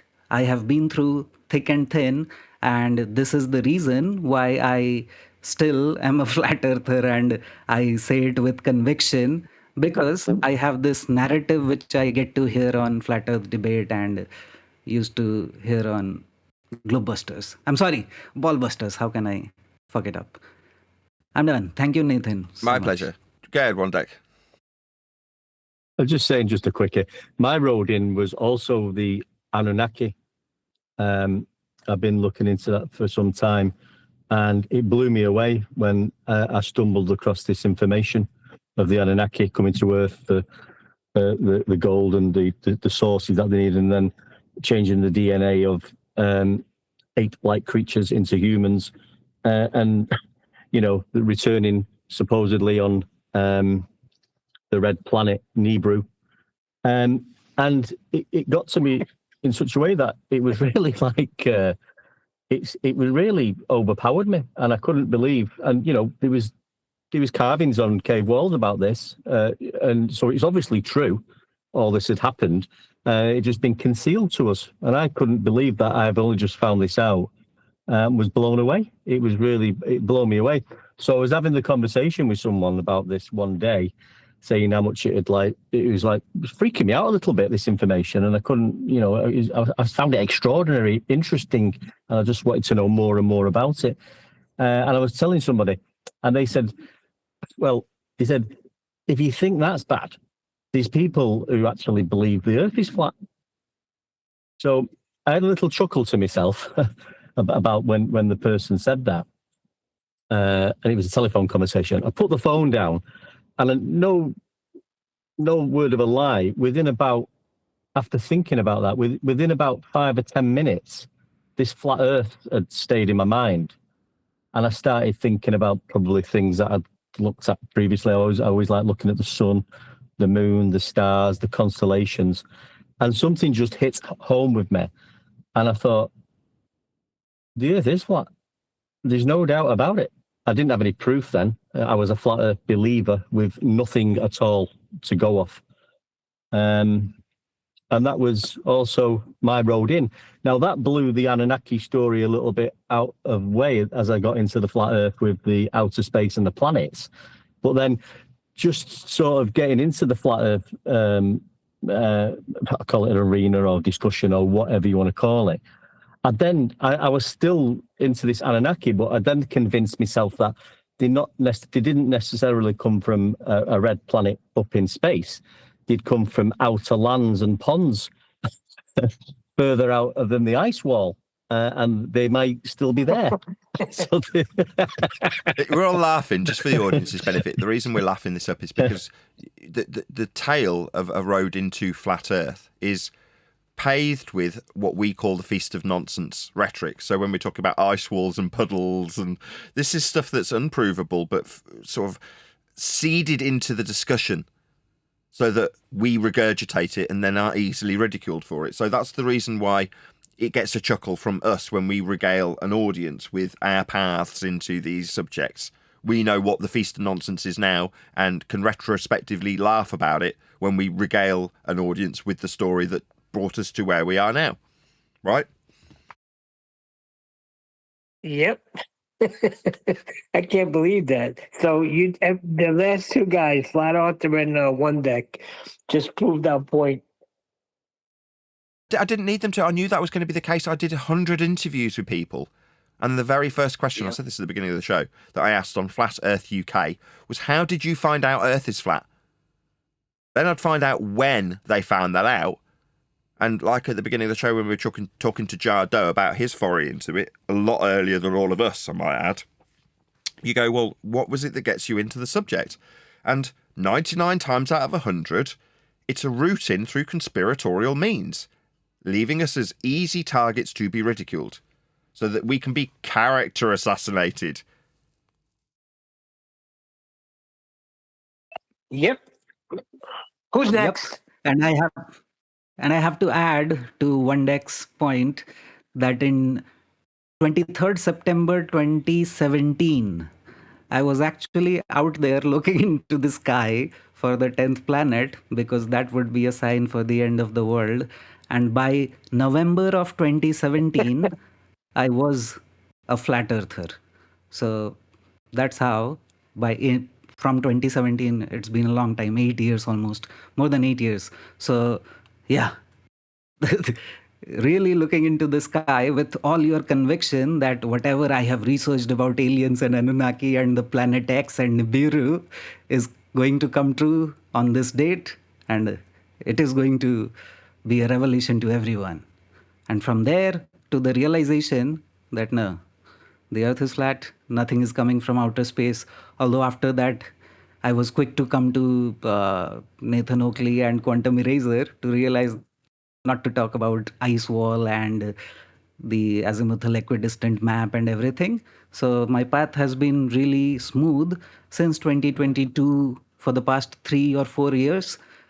But before that, yes, I also delved deep into Mandela effect and whatnot, everything that Nathan talks about, pretty much everything. Anybody else? Got probably time for one more story if anybody wants to go. Fill us in on where they came from, the path they took to get here. Don't be shy. Yeah, don't be shy. Mine Step up was, to the mic. Go ahead, Faxi. Yeah, I like the first time I even heard of flat Earth was when was it? It was like early 2015. I didn't even start looking into it till like early 2018. I had to avoid it because I thought it was retarded. Um, our first daughter was due to be born in 2016, so I had to talk with my wife about certain things, and she had to do a lot of like her own research into like what I was talking about.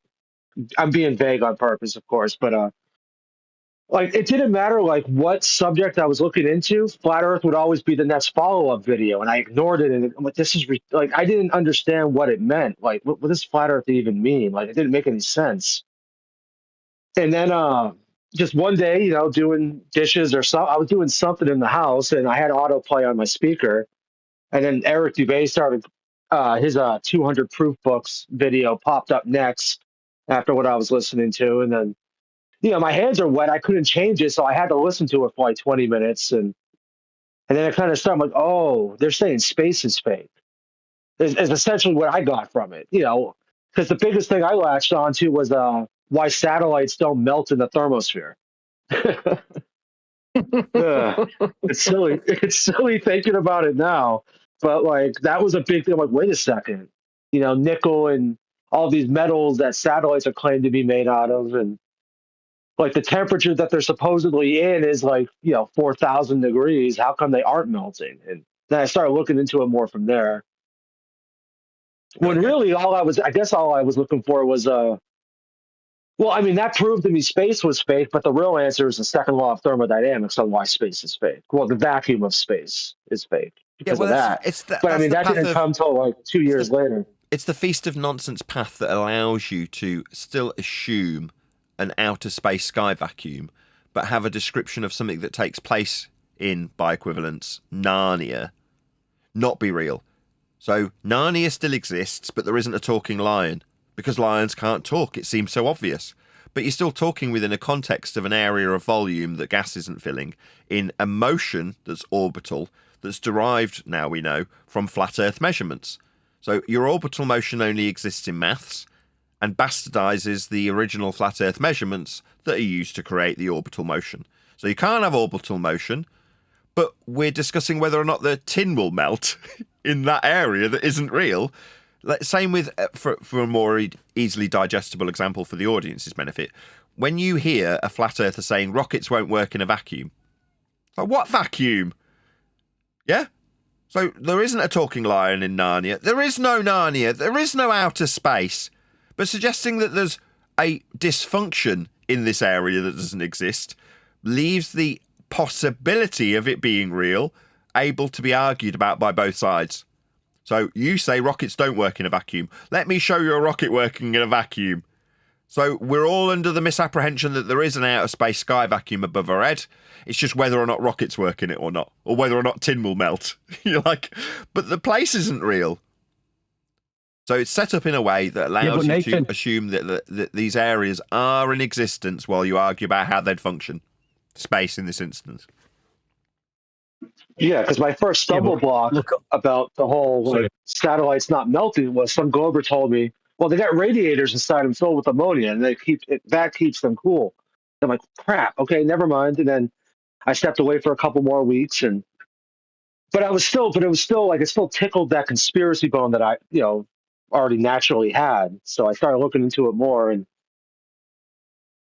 I don't know, like I would talk to my friends about it, and they would just laugh at me and stuff, and rightfully so. But yeah, Chocolate. What did you say? I was just gonna say, not to mention every time those things fall out of the sky, they're attached to a balloon. Who knows why? Yeah, because there's no sky vacuum. I mean, there might be tin cans floating around on balloons, but as for the notion of them floating around in an orbital motion that's only existent in maths that's derived from flat plane measurements is an absurd notion.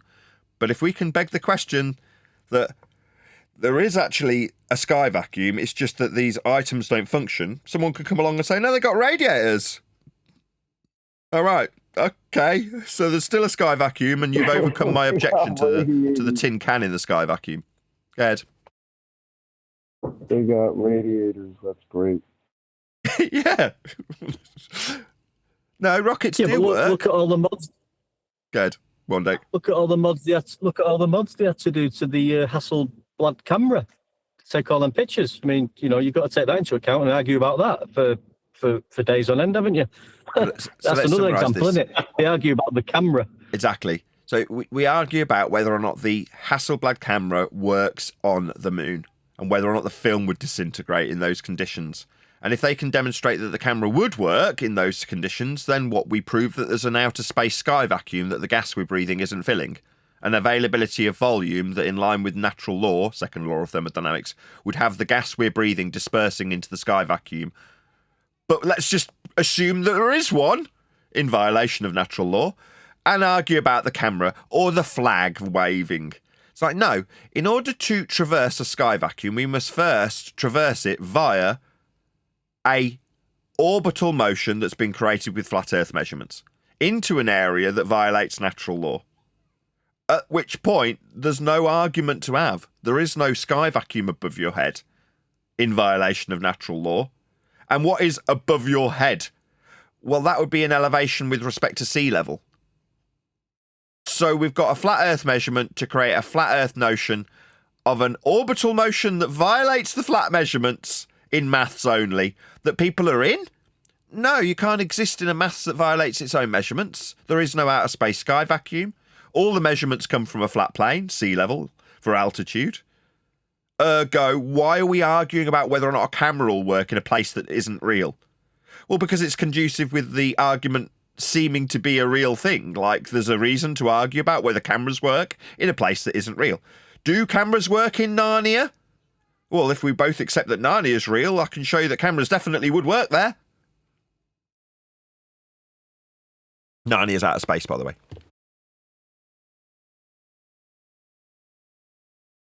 Right. Well, Yeah, I that's think it was exactly it. Go on, I mean, Maxie. once the dude said there's radiators on the satellites, it took that away from me. I'm like, oh shit, they have an answer for that. But I never thought about. I didn't know what the second law of thermodynamics was at that point in my life. Like there was no way to combat that. But then once you realize that, like Nathan just said, that area violates natural law, then that's a whole different, it's a whole different ballgame. Yeah. Scott Henderson and Robert J. Williams, they subjected some film, the ectochromac film that they supposedly took to the moon, to a vacuum chamber of 10 to the minus 3 torr for 3 hours. Now, I was hoping for 72 hours, but 3 hours was enough. Sorry, 4 hours. 4 hours was enough to prove that the film could never work in a vacuum of that higher level if they went to space. Okay, not to mention, of course, the cosmic ray particles and the radiation, temperature fluctuation, but just the fact that the no air destroyed the film. You wouldn't be able to take pristine pictures at all because the emulsion that is adhered to the mylar starts to melt, of course, and then flow into each other. That's what happened in just 4 hours, 10 to the minus 3 torr. But by investigating it, what you're saying is, all you've debunked in that statement, Jin, is the notion that there was a camera that wouldn't work in the sky vacuum. Now, my rhetoric, taken directly from Quantum Eraser, is that the area itself that you'd have to travel through to get to the moon is a direct violation of the second law of thermodynamics. If the sky was a vacuum, then the gas we are breathing at high pressure would fill that space. We'd have no gas to breathe. It would have never developed gas pressure because the very first particle of gas that came out of the ground would dissipate into that area of volume, 10 to the minus 17 torr, to never return. Ergo, there is no sky vacuum, and therefore no need to argue about whether or not cameras will or will not work in an area akin to Narnia. There is no Narnia, therefore there's no need of arguing whether or not there's a lion talking there. Narnia itself is not real. But with that, I'll say if you are watching this on either Nathan Oakley 1980 or Nathan Oakley Premiering Streams, then stay tuned, as there will be an after show to follow.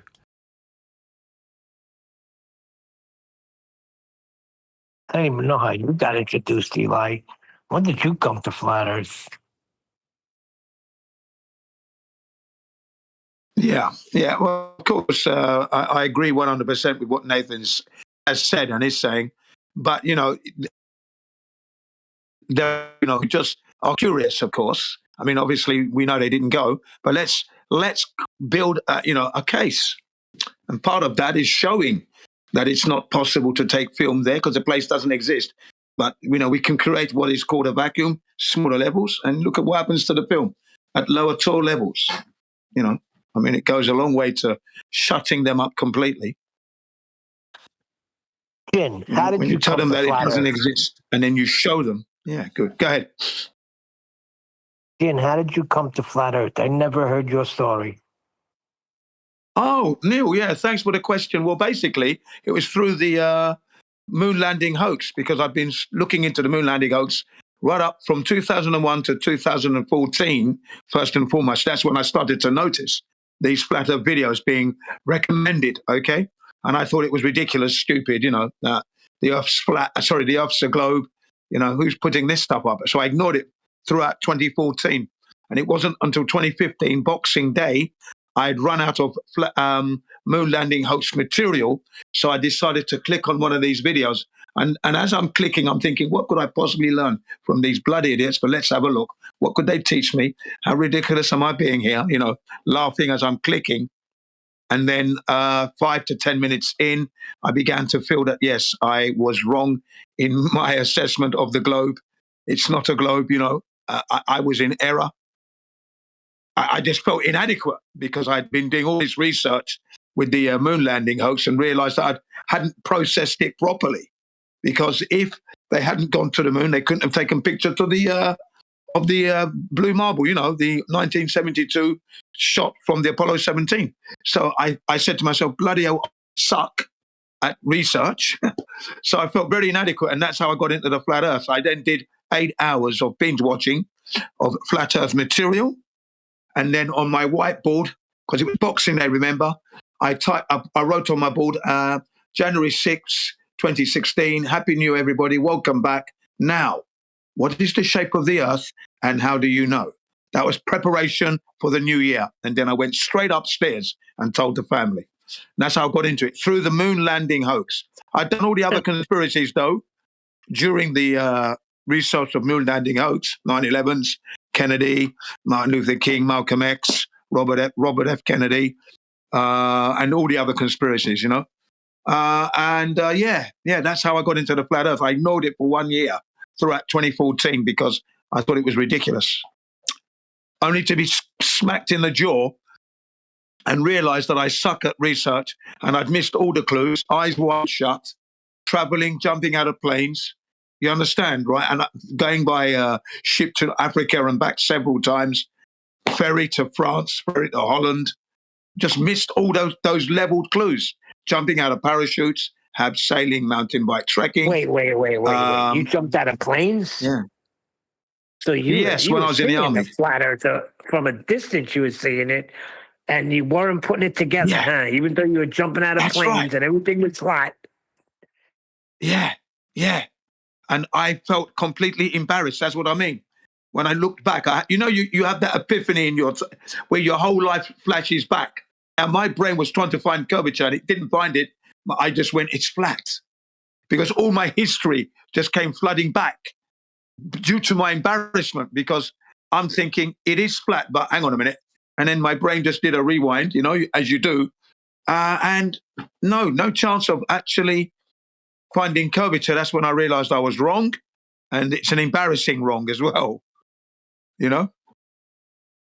That's how I got into it, basically.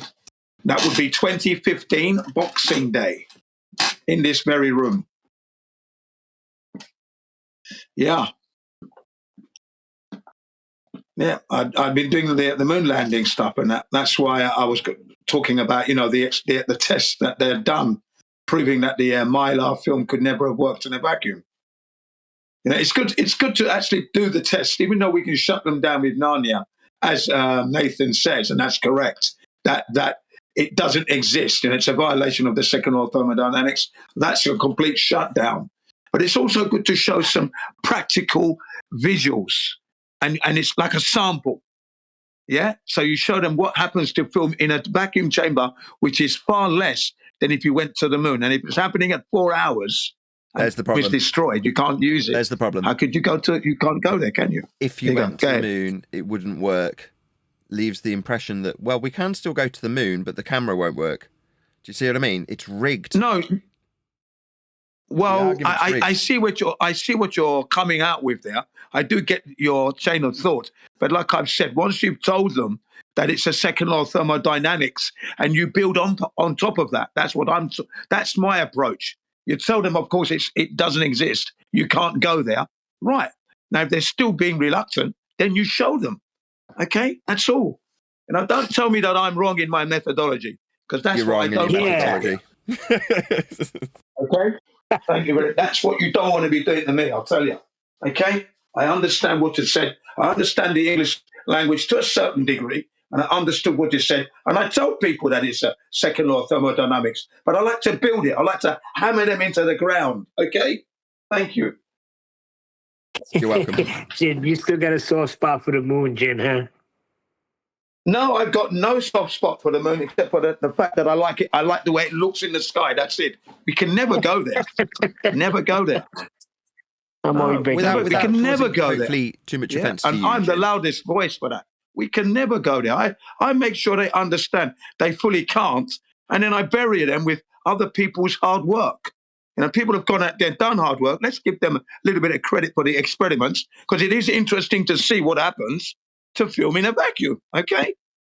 I Come on, man. fundamentally disagree, but I don't want to tick you off too much because it will just hijack the entire conversation. But no, at a base level... Yeah, go ahead anyway. Well, okay, I will then. So, because it's easy, right? You've cognitively gone through that process so many times that it becomes second nature and easy to do. In spite of me saying, well, no, it leaves the door open for your person that you're trying to convince that there's no sky vacuum, there is no moon landing, it was all a lie. Because if we were in a sky vacuum, do you see how it starts with, if we were in a sky vacuum, to make your point? Well, that leaves that door wide open for them to still believe in it. Now, you may not like that. I always say, if you could go there, which is an impossibility. There you go. This is what would happen. Yeah, okay, yeah, but the point is, it's already been made clear that they cannot go, right? And then if you show them what happens to the material that they're saying they could use in there, in a lesser vacuum, and you can see it's being destroyed, then they're going to say, okay, well, then you can't go. They did not go. You cannot go. And there you go. All right. At the end of that, it's a preponderance of evidence, as you would say. At the end of that process, they say they definitely can't get cameras to work there in that sky vacuum that I'm thinking about how the sky vacuum would or wouldn't work. That's my point. We can't go there at all. My point is we can't go there at all. Everybody knows that. Especially those who are listening. But if we could, the ones that think they can't go there. Just hold on, Jin. Hang on. The ones that think they can go there. The camera wouldn't work there. Your argument is, but if we could go there, the camera wouldn't work. My argument, that's not my... It is, whether you like it or not. Not go there. And this is why. Look what happens in a vacuum chamber of less value than the moon that's supposedly has. So therefore, and look at your film. So there you go. So you're ascribing the moon being in a vacuum for them. So cognitively, you're making it more difficult to detach from it. You're not going to like this, Jin. I can already tell. Not really. No. Not making it more difficult. Absolutely. It's slam dunking and compounding their situation. Okay, that's what it is. If you look at it any other way, Jin, then it's semantics. I can hear you getting irritated because we're talking over each other, but I fundamentally disagree. Sorry. Yeah, well, never mind. I fundamentally disagree that as well, because as far as I'm concerned, I'm hammering them into the ground. In a court of law, they would lose their case. Okay? It's as simple as that. They're going to lose. I'm not into this, we're giving them a door to the moon. There's no door there. And what I'm doing is the door is closed, and then I'm showing them what happens, giving them a sample. All right, because we can create a little vacuum here, and that little vacuum we've created here on Earth, let's put the film in it. Look, see it getting damaged? Okay, right? Take a picture. Now take a picture with that damaged film. How did the pictures come out? Shit, okay. So how did NASA, if they had gone, supposedly, how did they get perfect pictures? I got your argument. It's about proving your case. I got Come on, man. But just as a comparison, right? if you accept that there is no Narnia, and I say, yeah, but if I create a scenario where we've got several seasons in one area all at once, we can show that there wouldn't be a talking lion. Do you understand that by giving them the idea that there's an area with all the different seasons working at once, that just cements that notion in their brain at that time? Some people find it hard in accepting, so you show them the film being destroyed. That's all. And then they got to think, yeah, how did NASA do that then? Because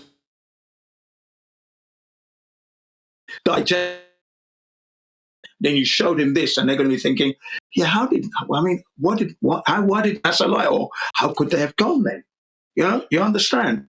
Right? Some people take a little bit more to actually realize. You might tell them the second law of thermodynamics, and that's it. But if you actually show them physical information, physical damage at a lower value, that's going to definitely destroy them. It's going to break them into a gazillion pieces, and that's what I do.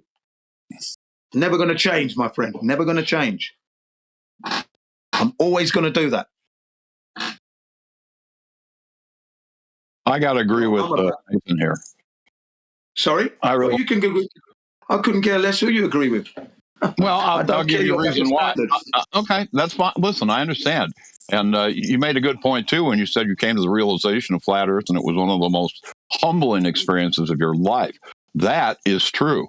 What Nathan's talking about here is, and I'll quote the words of the great Nathan Oakley, who said this about a year ago, we don't deal in the hypothetical. We don't deal with things that may or may not exist. We don't deal with the if. If you cater to people's vain imaginations, you've invited yourself into their world. That's where they live. No. Not really, yes, no, that's where they live. I am shutting down their word by showing them what happens to film at a lesser value. They're seeing their dream being destroyed, not just verbally, practically. Don't tell me I'm wrong. I'm sorry. Get out of here. They still live in their imaginations, though. And you've come. No, they won't. Yes, they do. The masses live in the imagination of this outer space. Not when they've seen physical evidence, demonstration, practical. Now, if they're going to live in their dream, good luck to them. But they've seen it. You tell them verbally, you show them practically, they have to shut up. That's it. Don't tell me I'm wrong. You can't. You can't even tell me I'm wrong, because I'm not going to stop anyway. No, I know you're not going to stop, and I'm not telling you you're wrong. I'm saying that Nathan is right here. And most flat earthers at this point, after 10 years or 8 years or 12 years or how long, understand that as soon as you open that door to vain imaginations, they got you. You're there in their world. What Nathan has done is brought this down to, and because it's a biblical truth, it is a truth. You don't have to go anywhere else. You don't have to go anywhere else. Just stay with what is true.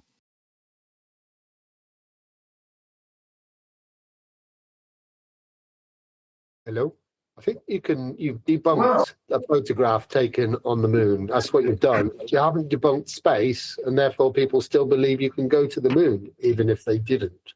There you go. No, they definitely can't go to the moon, because the English language states that the second law of thermodynamics can never be violated in that sense.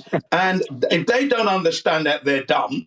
All right. And then you show them the practical destruction of their dream through the film here on Earth.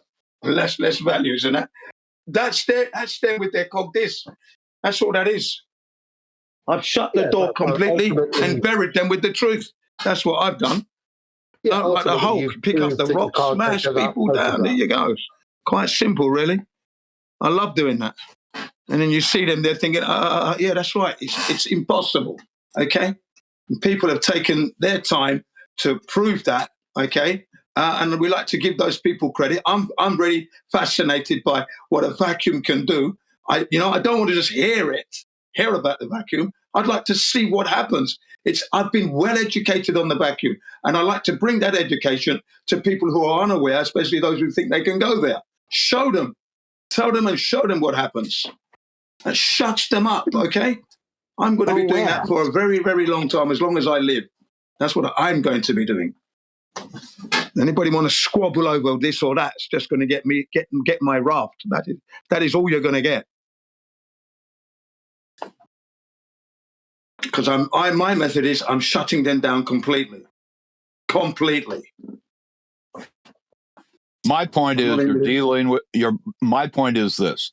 You're dealing with something that doesn't even exist.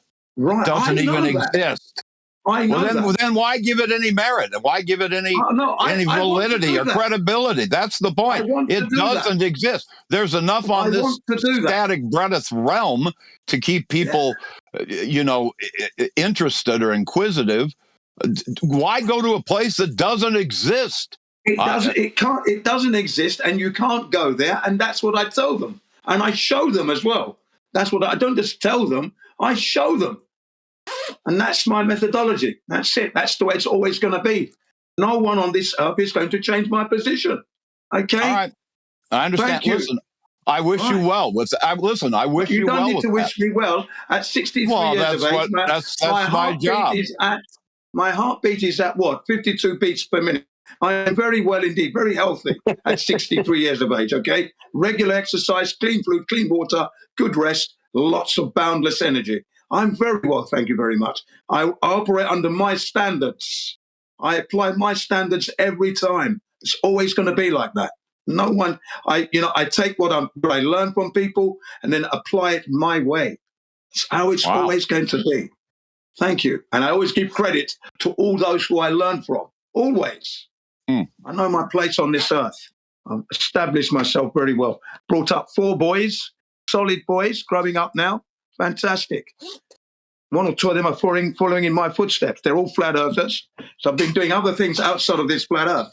Very busy man indeed. I've rescued 4 women from breast cancer, or rather having their breasts removed, and directed them, stopped people from smoking. I've given 12 and a half years of my life to the youth of London for 12 and a half years as a fitness instructor, diet and nutrition and photographer, printing and developing photographs. At 63. I've just given you a little drop. So I'm very well, thank you very much. And I will always be operating under my standards. Fair enough. But I'm a product of everybody that I've come into contact with that's outside of this Discord and part of this Discord. And I always give thanks and acknowledge that. That's the way I roll. But I'm always going to roll my way. Anyone tries to tell me, but you do that, we'll just keep kicking and a slap around the face. Because it's always going to be my way. Always. So don't be going down the road. I'm not ignorant. That's not a place we can go to. I got it. Right. It's always going to be your way. I got it. Yeah, I got it. I think everybody got it. It's always going to be your way. Right. Everybody got it. I don't ever hear that again. Oh, yeah, Jim, but you're leaving the door open, Jim. You're leaving the door to this door for that. That's not what I'm doing. Okay. No, that's why I said I wish you well. Here's another profundity from Nathan Oakley, is that every individual on this realm that we live in is going to do it their own way. For the most part, very few will do it a divine way or a different way, a spiritual way. Most people will do it their own way. They're going to do it. So that's why I said I wish you well. I wish you well. Yeah. That's it. Yeah, thank you very much. Yeah. I do feel I'm doing it in a spiritual way because I was once indoctrinated. So that's always at the forefront. So when I actually do my research, right, and I glean all this information, I spoon feed it to the individual who think they're on a globe or they think you can go to space. I said, look at the work these people have done. Because it's impossible to go there. It's you explain every step as to how it's possible we cannot go there. They're still insisting, this is some of the damage that would happen. That's it. It's just not possible. Okay, now you want to believe that? That's up to you. But don't say nobody didn't tell you. That's what I always leave them with, that one. Don't say you wasn't told. Now, good luck. Hey, Jim, it's not let possible. me ask you a question. Jim, hold on. Relax a second. Yeah. Want to take us to what you did with the school kids that time when you told them to draw the beach or something? How did that go? Yeah. Thanks, Neil. Yeah, Tell that's us that another good story. question. Yeah. Basically, when I found out about the flat earth myself, okay, I was thinking about, because of my great miss and not picking up the clues, I was wondering whether or not the kids would know whether or not the earth is flat, if they get it in their head. Because I loaded up the information, but I didn't join the dots. So I did a test.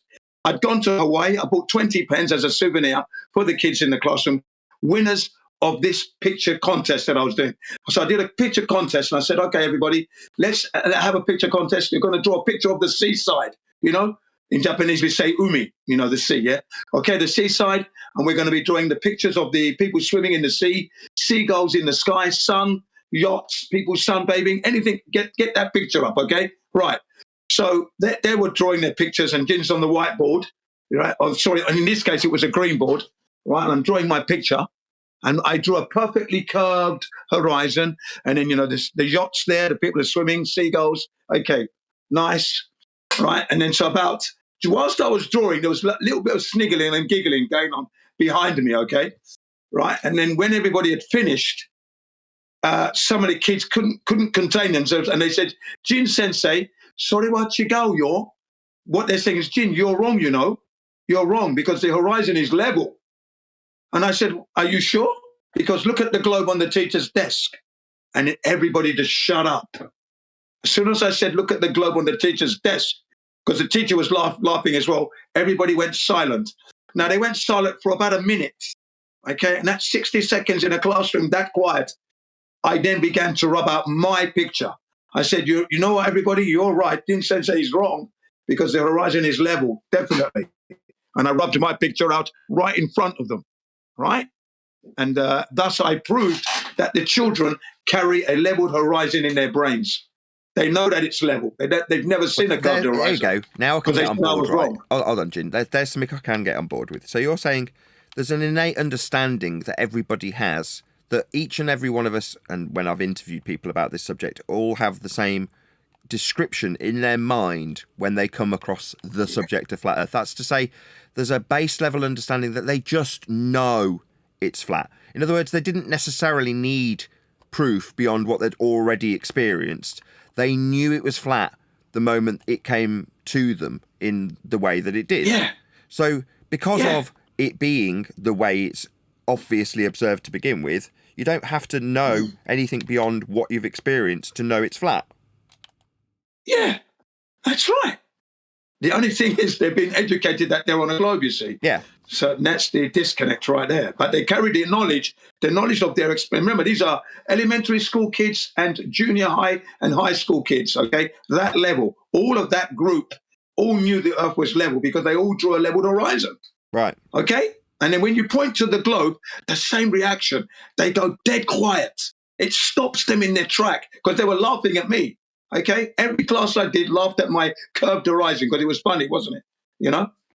They don't expect to see a teacher draw a curved horizon when everybody else is drawing a leveled horizon. Didn't say it's curved. They all wrong. That was amazing. That was amazing. Hi, Jen. Yeah. There was actually studies carried out similar to what you've just explained. I can't remember it might have been the Turkish studies or something like that, and they did exactly the same with children, starting at a certain age up to a certain age, doing similar things, drawing the mummy and daddy outside the house. But when they found when the younger he was drawing the horizontal sea level and ground with mummy and daddy holding hands outside the house, and then they got to a certain age, and then they started introducing like ships and planets and things like that. Obviously, when the indoctrination had well and truly had been, implanted. Indoctrinated.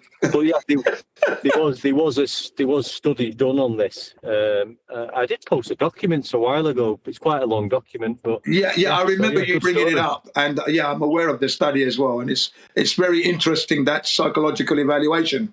You know, I've seen that. You know, it's quite interesting.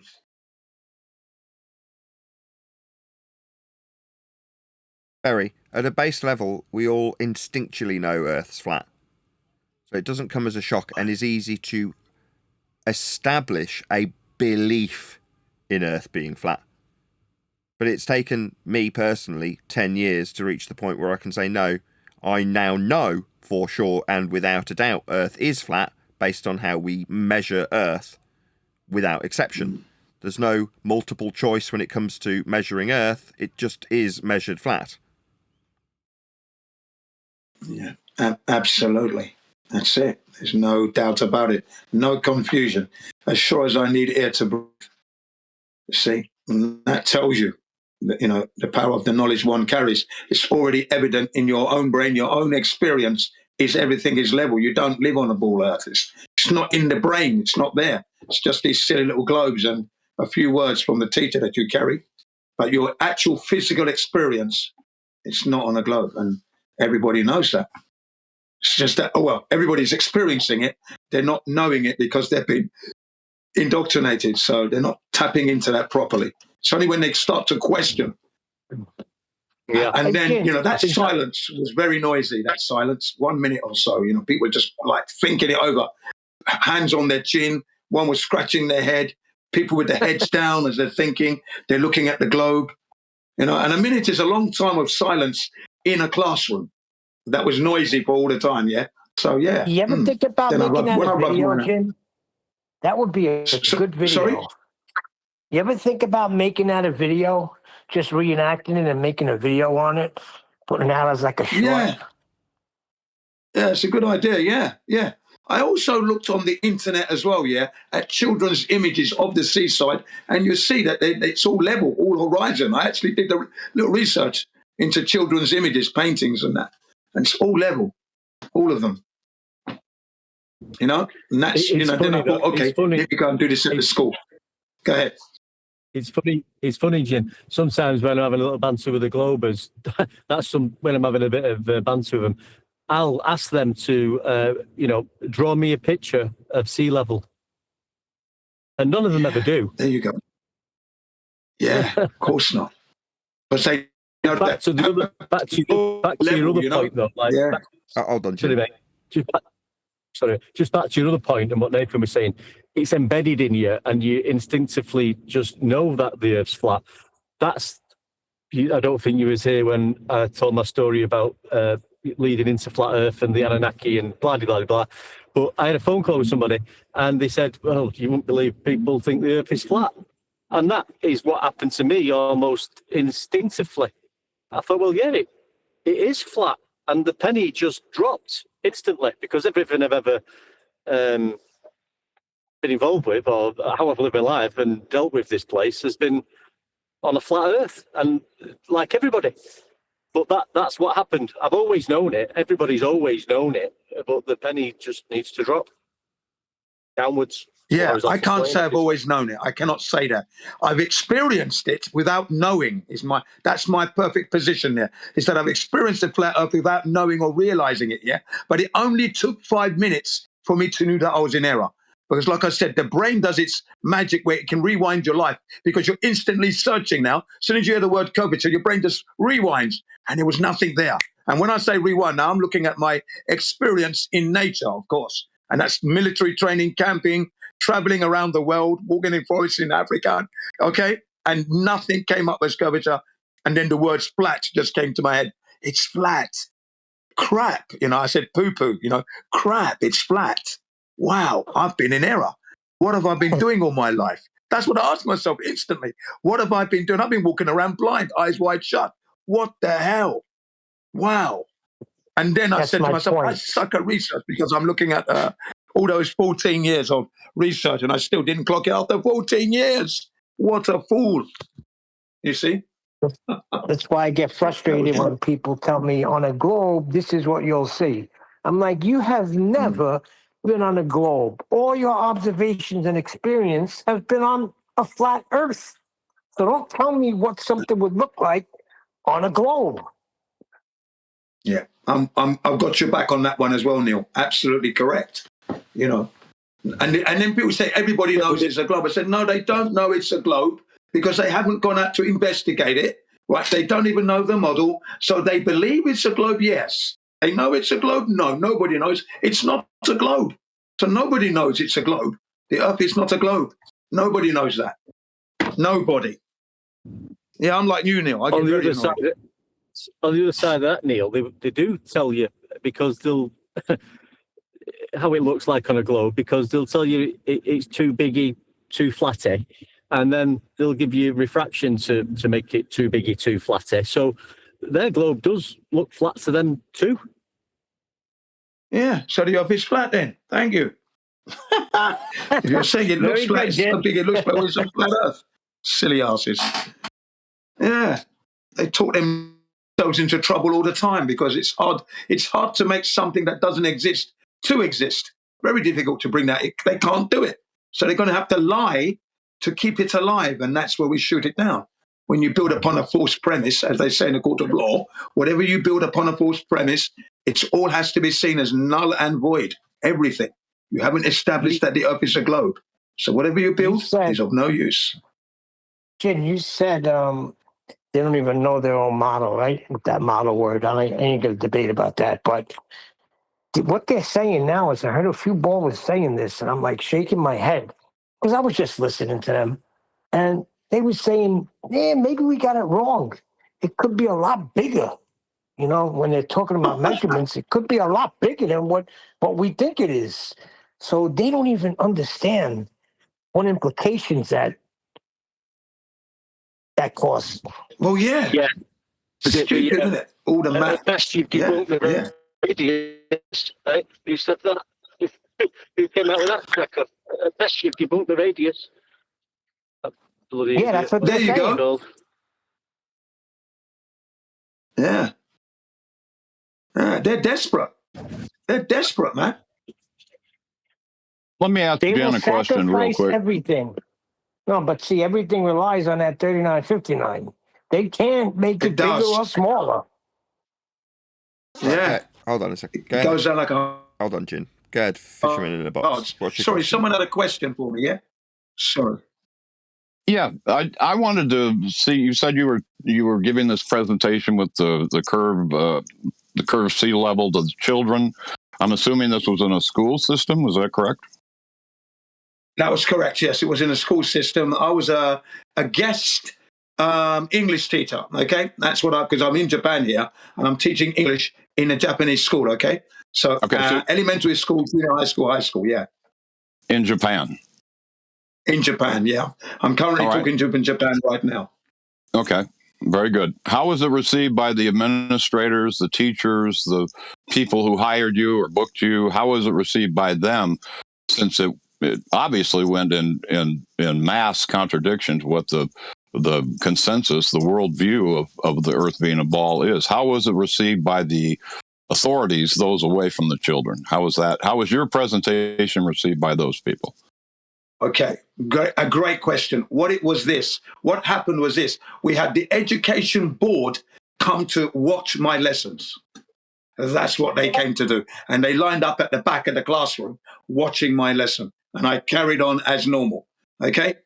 During the interview, because sometimes you have an appraisal. So during one of the appraisals, I said to them that, are you enjoying my lesson? Because I asked them and they said, yes. I said, have you noticed how the children are singing louder now? Yes. Okay. I said, what I'm trying to do, you gave me a curriculum, but the curriculum you've given me for the children who are Japanese to learn English, it's difficult for English children to do. English children couldn't achieve this level. So it's too ambitious. I've had to bring it down. Okay. Spoon feed them. And what I want them to learn is to speak about what they know. That is their favorite colors, music, places they would like to go, what they want to be when they grow up. That kind of thing. They need to speak about what they want because they're growing up, not reciting things that are just not going to be of any use in their lives. That's what I said. And they were very, very respectful about what I said, you know. But every lesson I gave for about 2 weeks, we had different members of the education board lining up to come and watch the way I conducted the lesson. Okay? Because most people don't, well, no one is doing what I'm doing.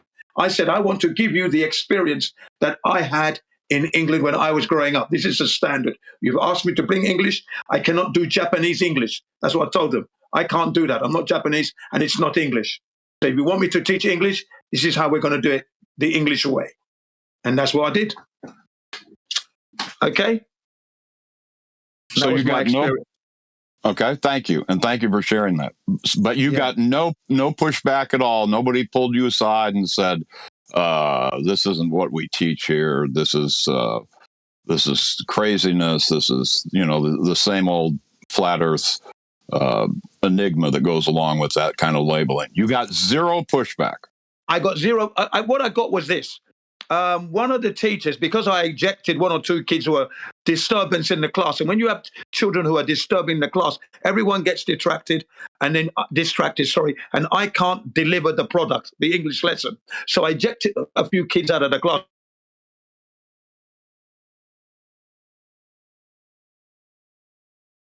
Here in Japan, in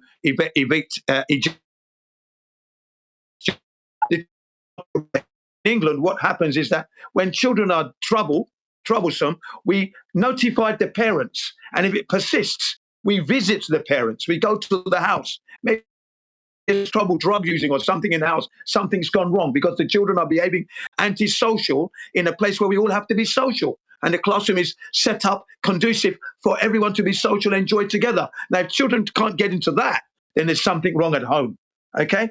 So what happened? Yeah, we invited the parents to come down to see their own children and how they misbehave. That was my input. Okay? So yeah, no. I really pushed back at them. I said, this is why Japan is like in the Asian countries is last at learning and speaking English. India, China speak English better than the Japanese because you're using katakana English, which is not English, and in the teaching you're allowing children to control the classroom when it should be the other way around. Okay, that's not how I work. I don't work with children who are noisy. If they don't want to learn, they go into another classroom, sit down there, and let everybody else learn. Yeah, I really had it under control, man. Jin and the other gentleman. I don't think they could have pushed. I don't think they could have pushed back very hard on what Jin's example was anyway, because Jin was just purely planting a bit of a seed in the kid's mind and asking them to draw what they actually observe, which isn't trying to kid anybody about anything. It's just pointing out that you observe horizontal and level when you're at the beach and when you're looking around. So, he wasn't going against any educational sort of things in place over there. Curriculum. He was just planting a seed, I'll call it.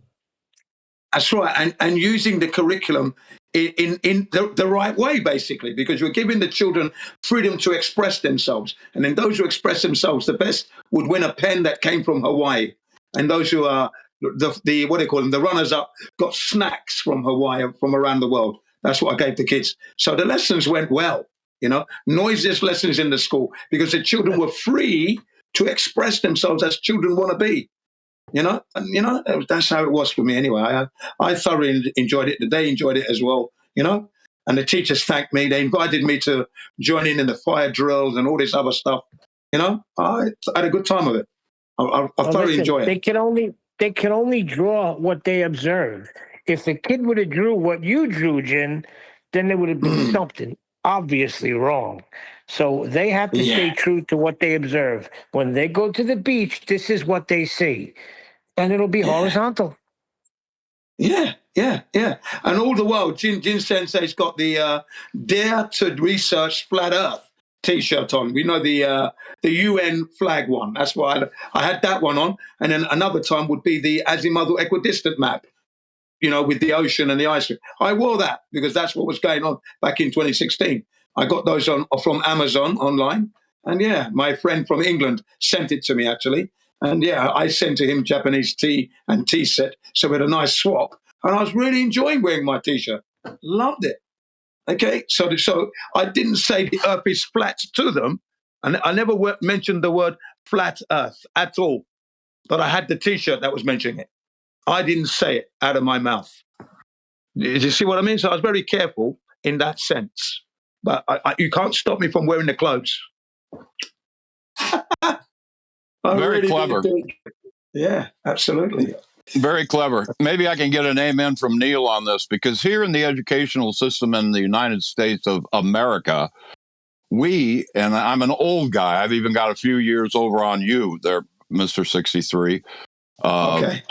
I grew up learning the scientific method in school.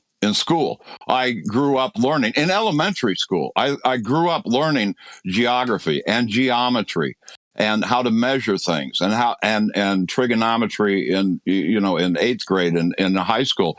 I learned all these things. The true dichotomy, the true juxtaposition, the true oxymoronic reality of the educational school system here in the United States of America is that you're taught two completely different worldviews or paradigms. One of a spherical hyperbolic ball that flies through outer space and all of its nonsense. And then you're taught the reality of how we get around, how we navigate, how we build, how we measure, how we do those things. And there's nobody there to differentiate between the two. It isn't until this last 10 years has everything just been hashed out and rehashed and presented, thrown up against the wall, knocked down, trampled upon, that you finally get to a point where we are right now, where it's the first. It's what you learned in geometry, geography, trigonometry, how to build, measure, navigate. That's it. The hyperbolic spherical presentation of where we live is absolute nonsense. Now, in the United States of America, they're doing so much to protect that ball that they're not even teaching the scientific method anymore. Now, I work with the general public for 4 months out of the year, and I talk to everyone. And I have personal relationships with every single one of my clients, customers, people who come stop to buy and talk to me. When I talk to education, and there's a ton of teachers in the United States of America, tons, hardworking men, women out there. And when I talk to them at any level, it doesn't matter what level it is, whether it's elementary, preschool, junior high, high school, collegiate, and extra super gray matter school doctorate people, the point is still the same. The scientific method is being eliminated. It's being eliminated. That whole process is being eliminated. The definition of science in America now in the 21st century doesn't even include the scientific method. And I asked those teachers one-on-one, and they all say the same thing. We're not happy about it. It's the curriculum we got, and we have to teach what it is. I said, so there's no discussion, classroom conversation about how you develop a hypothesis from observation, independent variables, all of that is no. They all said the same thing. No, it's not even there anymore. So we fight a bigger battle.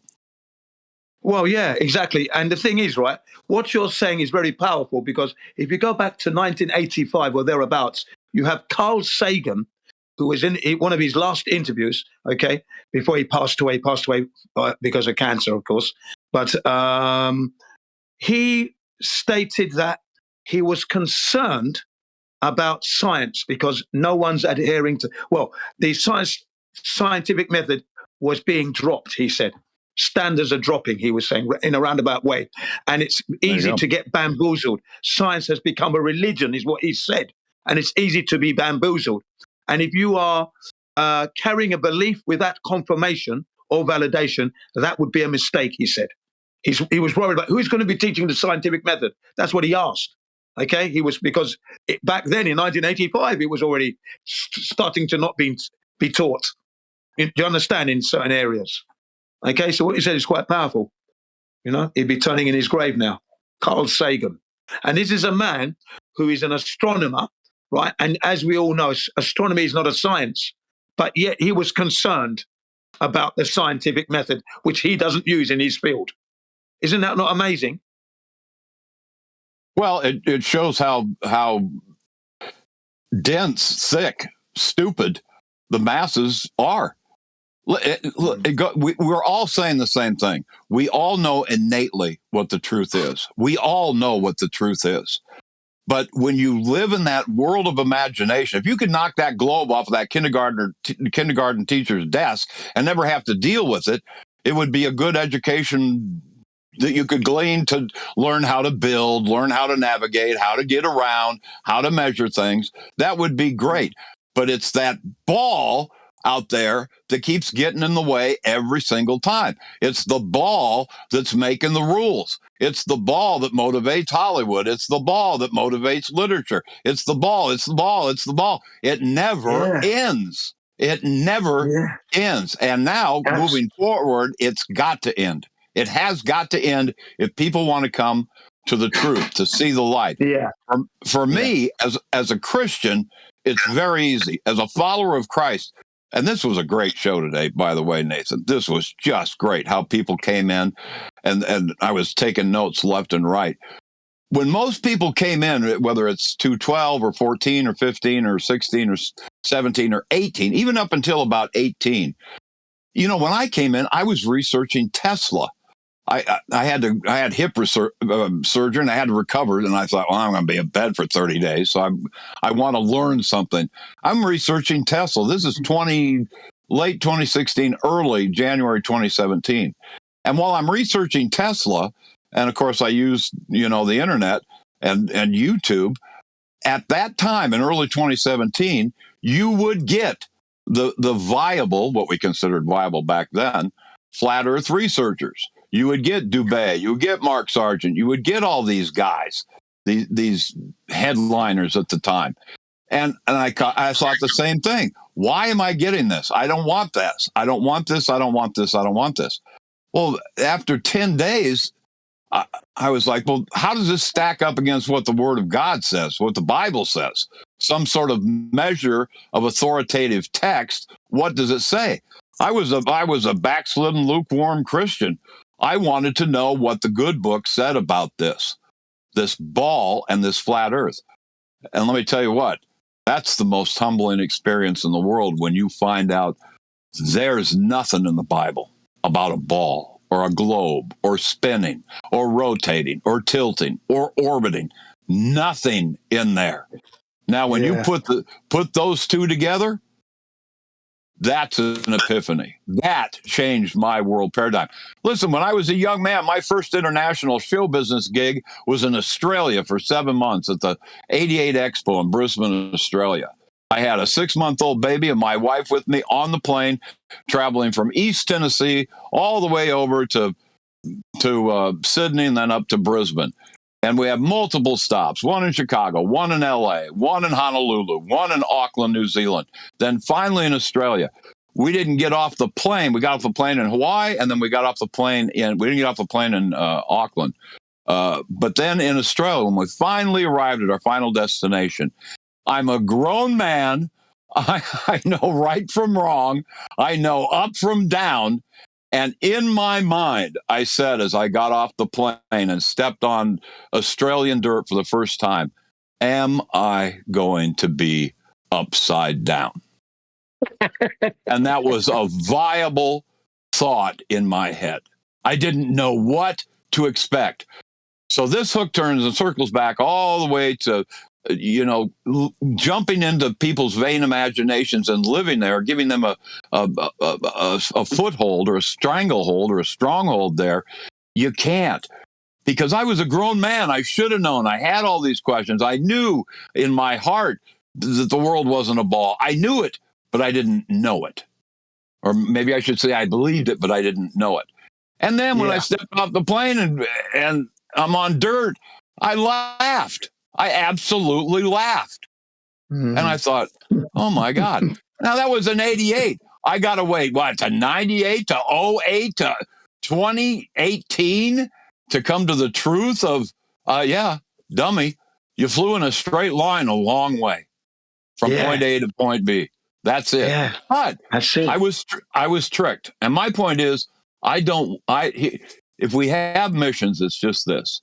And as a Christian, it is to get people out of their imagination, to get them out of that. So this is why I love Nathan and the panel and all the guys and what they do here. They don't deal in hypotheticals. They don't deal with ifs. You want to get yourself in trouble in the Bible, every time you see the word if, boy, oh boy, it means there's a consequence after if you don't believe in this, this will happen. That's the big if. And it's permeated throughout science, the scientific world, the biblical world, the spiritual world, the natural world.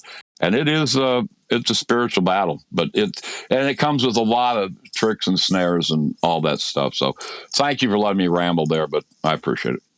Oh, yeah, it was good. Really nice listening. And I resonate with what you were saying anyway. I'll tell you what really makes me, what really amazes me, two facts when I take a grander view of the earth when it's laid out level. Of course, that levelness, and then the way man has utilized it, the infrastructure, whether it's in the rural area or in the urban cities, yeah, and you see it all out, expands flat. You think, wow, look at what man has built. Look at it. And then the farmland, the way it's been used and the way they plow the land, everything's all straight, level lines. When you're from a mountain and you're looking at because here in Japan, there are many mountains and you can see the land. You see, land is very precious because Japan is very mountainous. Okay, right. So you can see that land is premium and you see the way they use the land, but it's all level, isn't it? When you're looking from a high vantage point, like the top of the summit of a mountain.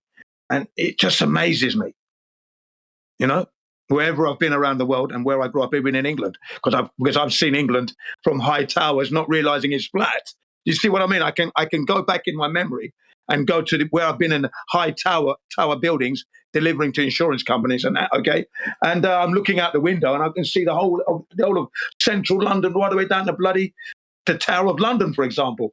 I'm thinking, look at that, beautiful. Not realizing it's flat. We're going back to like the 80s. Okay, in the 90s, I'm looking at and thinking, what a beautiful view, but not really realizing how flat everything is. But when I look back and take a view of the earth, even right up to recent days, I'm always blown away at the way man has endeavored to leave his mark with buildings, roads. You understand the infrastructure? Beautiful. Yeah, because that infrastructure cannot be built on a ball. It's an impossibility. It has to be flat and level. Yeah. It's very true. Very true.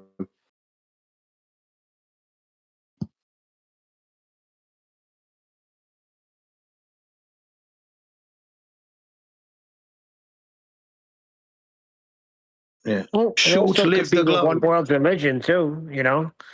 People are given this is a strong delusion. The globe is that the one world religion that they're talking about in Revelation. I don't know, but it does say that God gives them over to strong delusion. Well, they'll believe a lie instead of the truth. Exactly. Amen.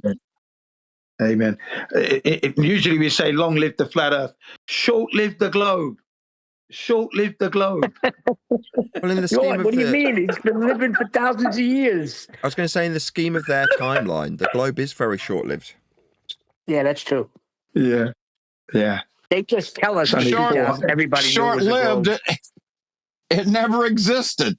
It never existed. I mean, short-lived. This is the greatest. This is the greatest delusion of them all. It never existed. Yeah, I wholeheartedly agree. No ball. In terms of the perception of there being a globe in the mind's eye of people who suspend disbelief, it's short-lived. Correct. Okay. And that's why that moon landing was so prevalent for them, because now there was a video, Nathan, somebody put it in Master B. You should have went through it, because the guy goes through the whole thing about Eratosthenes and the Greeks, and then finally in 1969 we got the proof that Earth is a ball.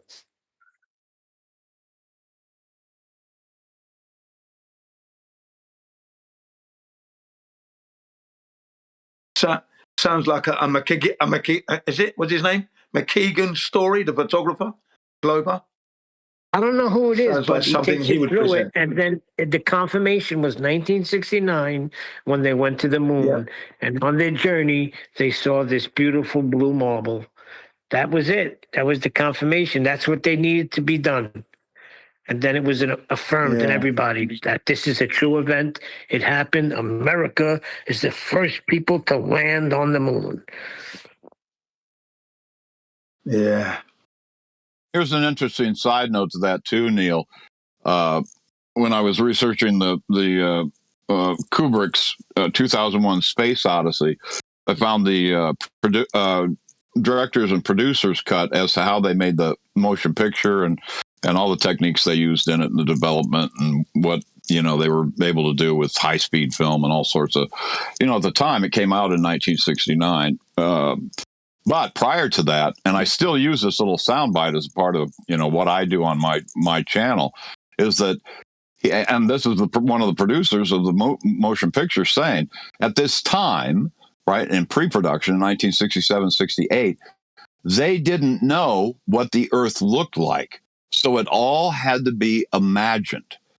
Yeah. Now that in my world was a very powerful statement, because this is Hollywood, who's used the spinning ball in their Universal movie opening credits, and the ball has been around since the 1920s and 1930s. But it wasn't until 1967, 68 that someone actually said, well, no one's been high enough to ever take a picture of the ball. What? And we're supposed to be going to the moon and nobody even knows what the Earth looks like? What? How do you know what the radius is if you don't know a ball? It was all created. It was all mathematically put together and bent and haversigned and converted, and it's all a joke.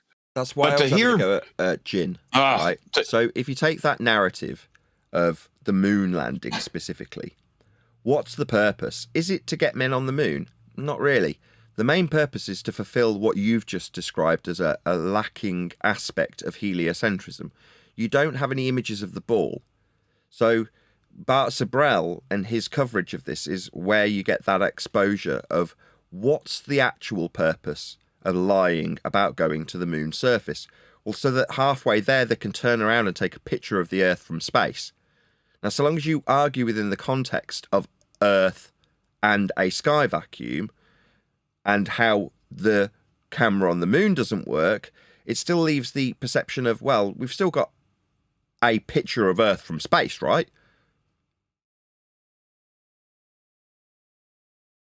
We just didn't go to the moon, right? It leaves all of those doors and those possibilities open. That's correct. That's correct, Nathan. That's correct. I met with silence rather than Jin shouting me down. Hopefully the penny's dropping for Jin. We'll see in a minute, I guess. Ha ha ha. No, I'm dead serious. That was directly aimed at you, Jin. Sorry, you didn't like me disagreeing earlier. That's okay. That's okay. No worries. Like I said, we're not going to squabble over it. Fair enough. Listen, I will take. I don't want to be hypocritical here either, Jen. The point is not to deal with the hypothetical, but I do understand. If we're going to be clever as a serpent and calm as a dove, sometimes, not a majority of the time, but sometimes we have to use what the evil side brings and expose evil. So I get that. I get if you do a presentation that has to highlight what the globe is, I get it. I do that all the time. I juxtapose the two because I want people to come to that same understanding as well. Well, this is what we're taught. This is not even what we're taught, what we're told. We're told it's a ball. We're taught how to measure, navigate, build. We're taught those things because we have to learn how to do them correctly. Otherwise, we couldn't function as a civilization. There is nothing about that ball that is beneficial to civilization of mankind. Nothing. Actually, that's a good point. The opposite. So I get it. I get it. I understand. And I do it myself. I do it. I put one against the other, and I leave it up to the viewer to say, well, I guess they're telling us two different stories, and it's always two different stories. Always two different stories. So it's what Nathan says. We're told it's a ball, but we treat it as flat. Always, everyone. Oh, yeah. We don't. Well, we measure it flat. We don't consider code in any construction building. I've just had a couple of emails from one of my subscribers and supporters, but I'm going to forego the first email and just read the second, because I think the first gives away who it is, and I don't want to do that because I haven't got permission to do that. By the way, I did run into Eric DeBay first, then found you. Then I fell for the other hot potatoes and delved into conspiracies like a belly flop into the pool. Ha ha ha. And of course, who wouldn't? They put up a very pretty actress to host the show. He. We were all fools for a while, yes indeedy. I know who it is. Yeah, well, doesn't matter who it is. The point and sentiment is what I want to get into. This person's acknowledging, this is a response to today's show, right? Absolutely. Why is it that the lazier I am in terms of the themes that I picked up, I decided to do that theme about 25 seconds after the live show had started. And why? Well, because previously I've been working with my wife. We're working through the work on my book, piecing together the 5th draft as a skeleton to work on the 6th draft. And my wife saying, you just need to pull from your experience. And as she's reading through the chapter, she's like, well, round about this sort of time, you were doing X. Why don't you just regale us with a couple of stories of that time period? So I'm like, yeah, no worries, I can do that. I wrote down those notes and then took my kid today to an art class. While she's having her art history class, I'm sat there going, I can easily rattle this off. This is dead easy. So I'm rattling it off. And what am I actually doing? I'm telling the story of how I came across Math Powerland. In other words, I'm regaling, potentially, if it becomes edit, it might all get scrapped or all, but, it might become copy that communicates to an audience my foray into this subject after being a conspiratard and looking at subliminal message. So I'm like, well, I'll start the show with that then. Let's see where we go from there. And I'm getting emails and you're all discussing it in the after show. So it's obviously a good subject. Everyone loves to talk about themselves and how they find themselves in this arena. But it just amuses me that the single example I can give of somebody of noteworthy credit in a direct position to talk about Earth and its measurements was Brian Mullen. And he got frog marched off the subject ceremoniously and his job threatened. Yep. Absolutely correct. And he had credibility because he's an engineer. Grace is this, that his material is still available on YouTube. It's all there. I've got it all. Love his stuff. Still pushing it out even today. Brian Mullen's stuff. Yeah. Yeah, I'm like that. I always give credit to the old school. And Brian Mullen's top of the list. Well, my prayer would be that there are 1,000 Brian Mullins, 10,000 Brian Mullins out there in these younger generations that are not going to put up with this nonsense, this two different paradigm position that they're told and taught from kindergarten all the way up, that they come out and do. Listen, this is their age of technology. They all want to digitize themselves. They all want to synthesize themselves. Good. There's going to be a handful who will grasp this truth, and then they do utilize these same social media platforms and formats to do it. The point was, when those of us who came into this from 2012 to 2018, it was easily accessible. YouTube was pushing the flat earth stuff. Well, fast forward now, over the last 3 or 4 years, no, you can't find anything other than just flat earth debunked stuff. So the rise, the step forward, the motion forward has to be with younger generations who haven't entered the workplace yet to have a career threatened. The innocence of youth has to say, listen, it's either one or the other. It's either hyperbolic and spherical in regards to two different geometries that contradict themselves, or it's going to be with the one geometry, like Brian's logic said, there is no Euclidean, non-Euclidean, there's just geometry. That's it. Yep. That we're taught down here. So it's, like I say, we can't get stuck in a neutral spin and going nowhere. We have to start, encouraging people, promoting people, suggesting to the youth of America, are you going to be played your whole life, or are you going to come to the truth? One or the other. Yeah, but it's got to start with the parents. Hold on, it's got to start with the parents. If the parents are going to accept their children coming home and saying 2 + 2 is 5, then it's never going to change until the parents comprehend that what their children are being taught about living in a solar system is not correct, and that Earth is actually flat. There's not going to be any change. Now you'll find change in high schools.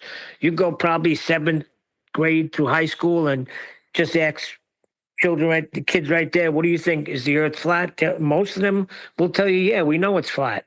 I had it happen to me on a job site. 2 kids, they were like, yeah, we know the Earth is flat. It's nothing new. And this is what, 2019?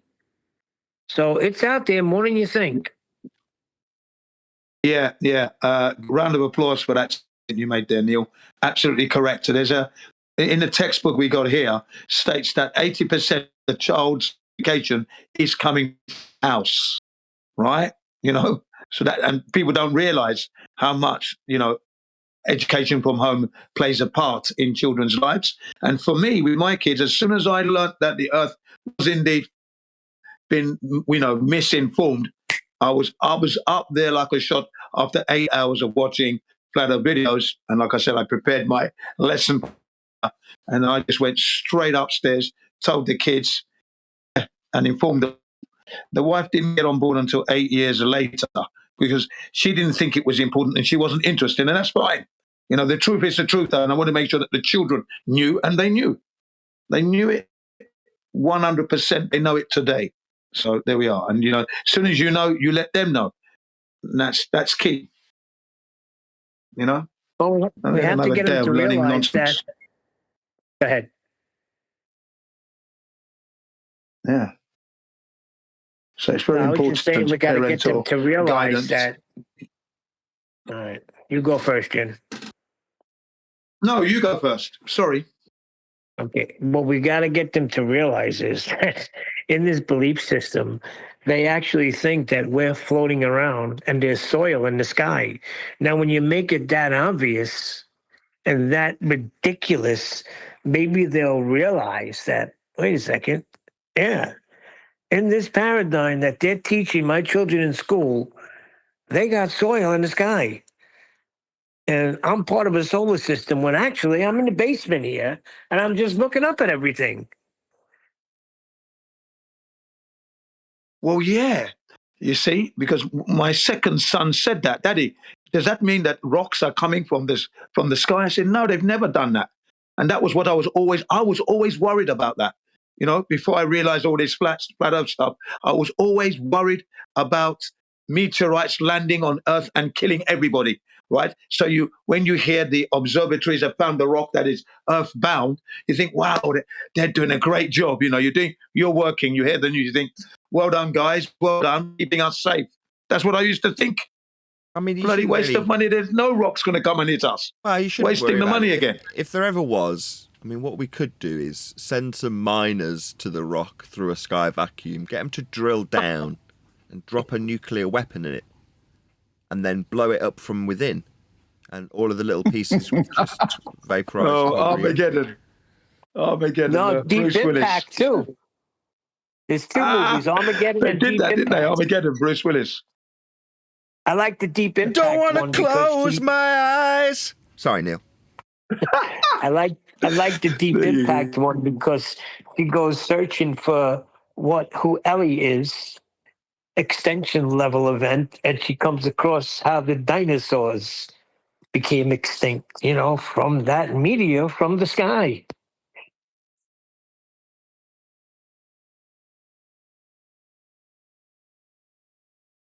Yeah, flat Earth is a great level. Unbelievable. They teach that in school, right? They teach that as fact, that the dinosaur became extinct because a meteor hit Earth and wiped everything out. And that's taught as fact.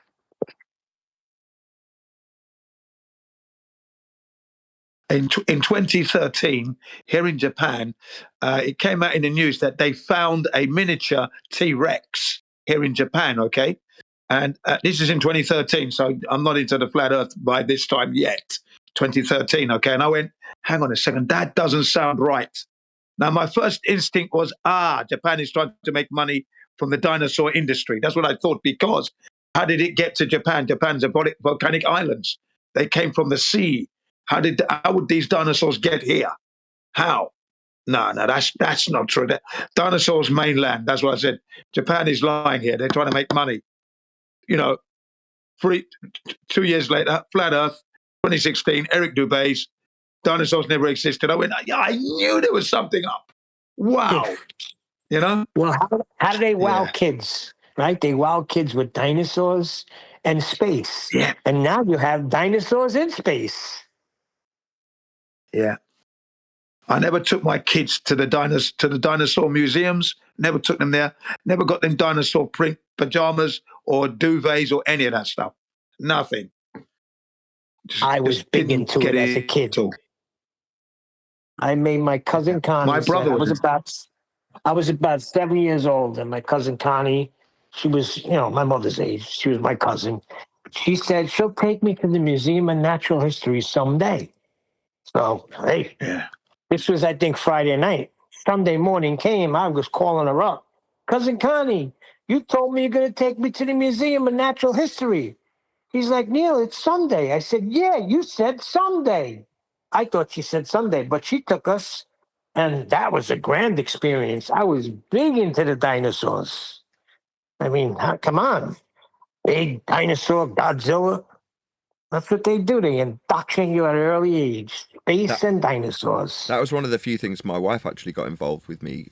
I think it was either just before or just after I was getting into the subject of flat Earth. And she approached me about it and was like, I want to go to the Natural History Museum and look at this dinosaur. They're going to move it. I'm like, why? She's like, I want to see if it's real. I'm like, what do you mean if it's real? And she explained that there wasn't any actual dinosaur bones in any of the museums. They're all plaster casts. I'm like, nah. She's like, well, let's go and check. Well, fair enough. So we toddled down to London. She might have been pregnant. It must have been after Flat Earth, because I think she was pregnant. I can't remember. It's not really relevant to the story anyway. But we go down there, and we're looking at this giant, I don't know, Dilophosaurus or something massive, whatever it's called. And she's asking one of the curators there about this dinosaur. And she's full on, trying to quiz this guy about whether or not this dinosaur's real. And he made it quite explicitly clear, no, it's not. So then she's like, well, where are the bones? And the guy's like, there aren't any. Well, we do have some. They're just obviously under lock and key somewhere else. You're like, well, what about this one? No, this is a plaster cast. It's a replica. What about this one? Plaster cast. And we're talking right down to the little tiny ones. None of them were real in the museum. So, well, what's the museum for? You know what I mean? If the dinosaur bones aren't on display and none of it's real, what's the point of this whole museum? Is a sham? That was basically the impression that she and I obviously came away with after going in the museum to find real dinosaur bones. And there weren't any. Yep, and that was my beef with the Ark Encounter when I went there. They had, they replicated Noah's Ark. It's massive. I mean, it's very cool when you go there. But they had dinosaur in there. They had like little dinosaurs and how Noah took care of them. I was like, what? Where are they coming up with this? So they're putting evolution in Christianity. So which one is it?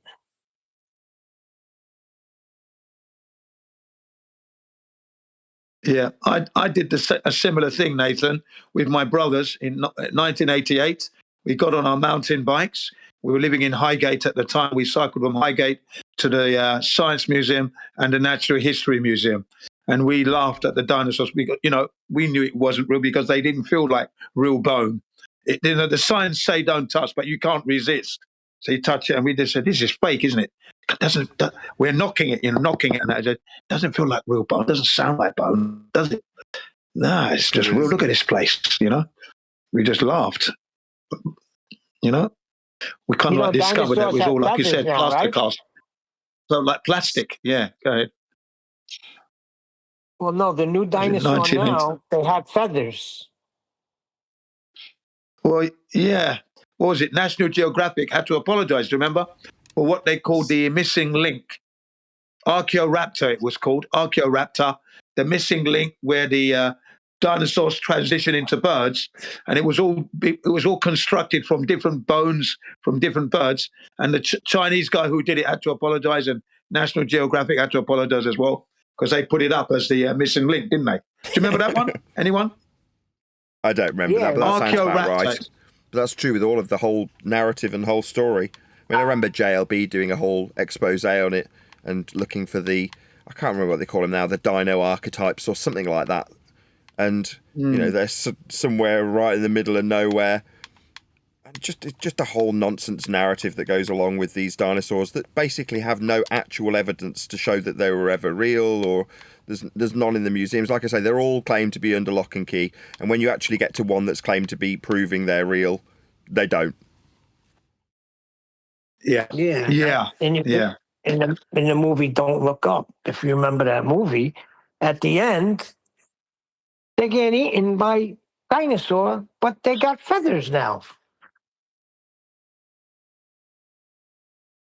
It was the whole opening scene of Jurassic Park, them explaining how the Velociraptor's just a giant turkey. Do you remember? Yep. Yeah. Anyway, I didn't intend this to open the door to us all reminiscing about how big conspiratards we are, because dino fakery is no different to 9/11 truth. As much as it might piss you all off for me to now say this, it is absolutely the case, right? That's another route in to have us be ridiculed because we don't agree with the standard line narrative when it comes to dinosaurs in this instance, right?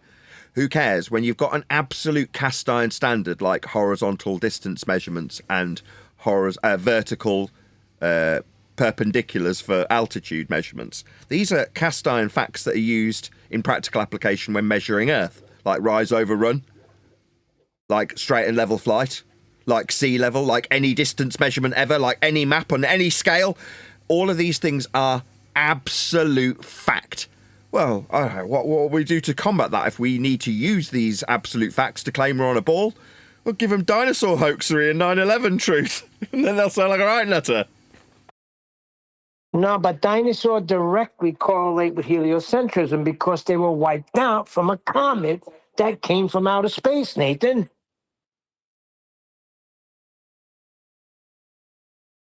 Yeah, it certainly all ties in and fits in well together. It's one big package deal. Evolution, Darwinism, heliocentrism, all the same. But to dispel that little dinosaur myth and imagination as well, once again, and correct me if I'm wrong, another creation of the 19th century Roman Catholic Church, a priest who termed the word dinosaurs and all the bones that they found. What in the 1800s? I thought dinosaurs have been around for millions of years. No, 1800s. That's when we created them. What a mess. Yeah, that's something that John Le Bon exposed as well. And he just did it with simple primary source research. Just go back through the sources as far as you can until you reach a dead end. That's it. It's really simple. How far does this story really go back? Let's have a look. Oh, right. Not very far. No, not very far. Where did it originate? Roman Catholic Church. Like most things. When they say all roads lead to Rome, yeah, there's a reason for that, isn't there? Now, no roads lead to Rome. Death and destruction lead to Rome. That's what you're going to find in Rome. It amazes me that all the heliocentrism had its origins in the Roman Catholic Church. Dinosaurs had its origins in the Roman Catholic Church. And we just go down the line, just check. Okay. Jesuits, the Dark Ages. I mean, how many times do we have to check off Roman Catholic Church? Yeah. Well, I was raised Roman Catholic, and at a young age, I saw the contradiction because they taught us about God creating Adam and Eve, and the next class they were teaching us about Darwinism and evolution. And I remember as a young kid being like, what's going on here? You just told me I was created. Now you're telling me I'm evolving. So, same principle for anything. If you want to control the opposition, you need to lead it. So what better way if you have opposition with the Christian faith than to lead it as your own? And then you can perpetuate all your nonsense.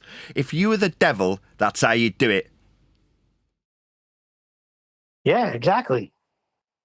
You have a little bit of truth and you wrap it up in a lie.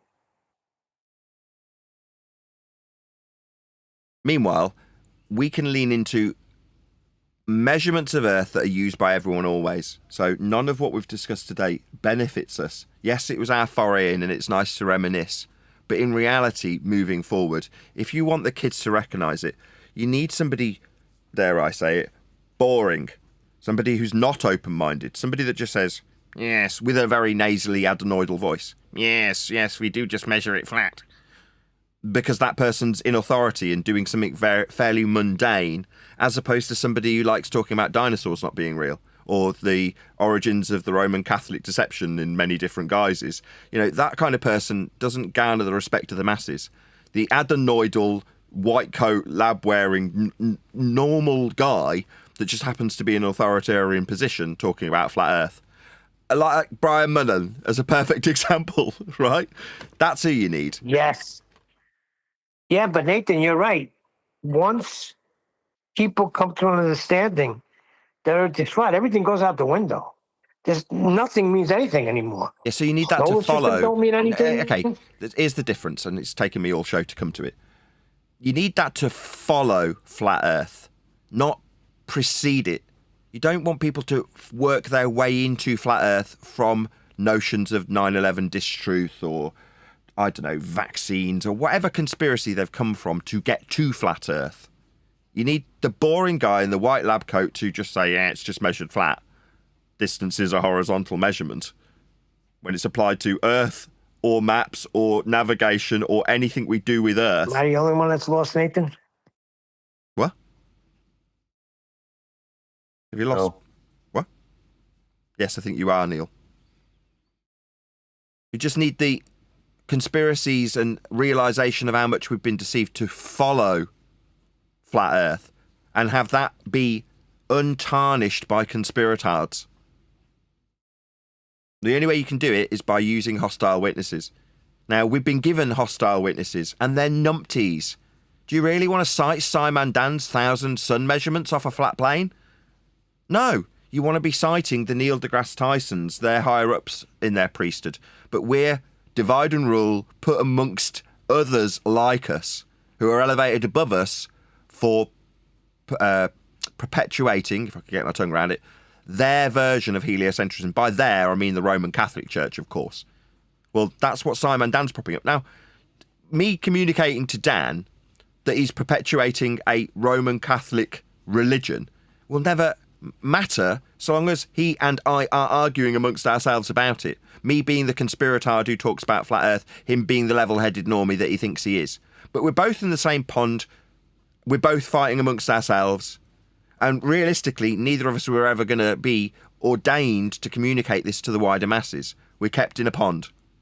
Together. Now, he might not realise it. I certainly do. And now I can bitch and bleat about how he gets all the money out of the pond. That, you know, the silt's very much pushed over to the one side in this metaphor. But will that change that what we realistically need is just some dude that's just building bridges? Now, the reality is this guy is already out there, and he is talking about how Earth's measured flat. But it's not contextually within the subject matter of the ball deceit. That's used to divide and rule. So therefore, when the guy who's building the bridge talks about his horizontal distance measurement, it's not associated cognitively by the guy watching that documentary. That's why when 10th Man used to go and get the videos that were describing celestial navigation, it's just random normie on a boat describing how Earth's measured flat, without a care in the world. He's not concerned that he's suddenly going to get a load of troll comments below him. And when we highlight their videos, they go, oh, I better turn off my comments. Or better still, put a disclaimer in my information box that says, even though I've just explained in no uncertain terms how I measure Earth flat to navigate, Earth's a ball. Because they've been hijacked by us and our opponents simultaneously. You can't use this normie who's saying Earth's measured flat to prove Earth's measured flat.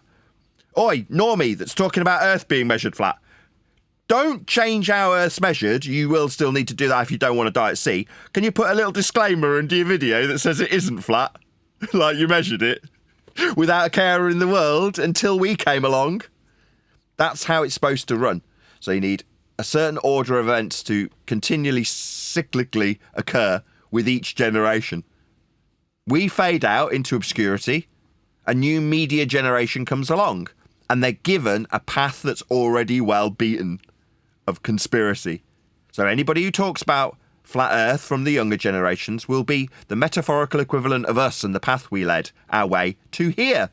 They'll be talking about 9/11 truth, the magic bullet, dinosaurs not being real, and then flat Earth, with a belief, because they haven't spent any time researching it. They've spent most of their time propping up their own ego, demonstrating how smart they were with the conspiracies they'd researched thoroughly before getting to flat Earth. Not researching how Earth gets measured, because the measurements you're told by your opponent has also simultaneously been set up at the same time. Not that they're in any understanding that they're being utilised as a tool also. Simon Dan doesn't know he's a tool. Like I'm a tool. We're both tools. But we didn't know it when we got here, so we just argue amongst ourselves. Perfect. Till you tuck yourselves out and we can do the same thing with the next generation. You know, distance being measured linearly. Speak up, whoever that was. It sounded like Len. Yeah. Can you hear me? That's better. You know about distance being measured linear. Horizontal and linear, yes. Is that just from maps, point to point as the crow flies? Yeah. The only reason I'm bringing that up is what's that device called? The wheel on a stick that measures distance. Yeah, they're not using that to create maps. So if you draw out any line on Google Earth and then do an elevation profile, it's called, you'll see that it's with respect to horizontal, and the deviations in the elevation profile are measured with rise over run, not with a wheel on a stick, but the overall distance from point A to point B, as you put it, as the crow flies. I don't use that term. I just use the scale. I'd say if you look at the scale on the map. Right. Same thing. I was thinking with that measuring device, you don't get the undulations and whatnot, and the distances wouldn't line up if you were going from point A to point B and there's a hill in the way. Yeah, correct. So just if you draw out a line, about. If you do a sat-nav line, for instance, will it match the actual journey on your tacho? Well, no. You've got hills and valleys to negotiate. Now, when someone turns around and say, well, it's not flat, we're negotiating the hills and valleys. Oh, yeah? And how are they measured? Well, with rise over run, with respect to a horizontal plane of reference. But once you've got all those measurements, you've got the topographical rise and fall of the land with respect to sea level, that's how it's all measured, you can then map it and chart it. And on the map, in terms of how much mileage you can put to between point A and point B, that's horizontal linear distance measurement as per the scale. So Red Rhetoric becomes the perfect example of this. When he draws a line in Google Earth from one side of the states to the other, 2,500 miles, that he'll then apply trig to. Why? Because it's a horizontal linear distance measurement.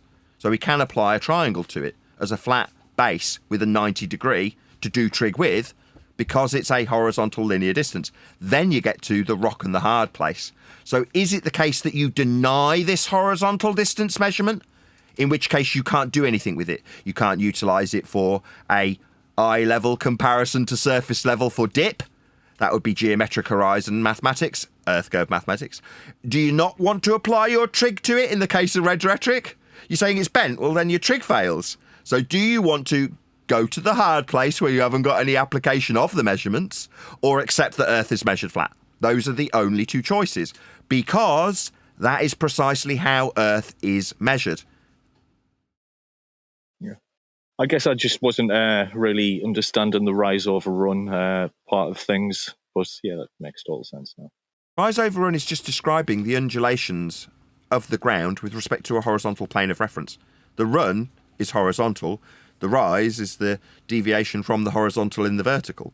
Well, you can measure that and chart it. That's how you get the topographical maps. When you draw out an elevation profile in things like Google Earth, that's where they've got the information from. Otherwise known as surveying. Oh, cool. Thanks. So surveying itself is the key to understanding how flat Earth gets measured with respect to a horizontal plane of reference. The overarching use of sea level for all of these universal heights with respect to it tell you in no uncertain terms Earth is being measured flat. Without a universal horizontal to describe these rises and deviations, that's hills and valleys, from, you don't have a system to describe it with. If horizontal is not horizontal, if surface level is not level, if sea level is not level, if eye level isn't parallel, these are the tools and axioms used in measuring Earth. To acquire a map, in this instance to answer your question, long way about it, that has a scale with a linear horizontal distance applicable. That's how it works, because that's how it is measured. That's what miles and kilometres are. That's what we use.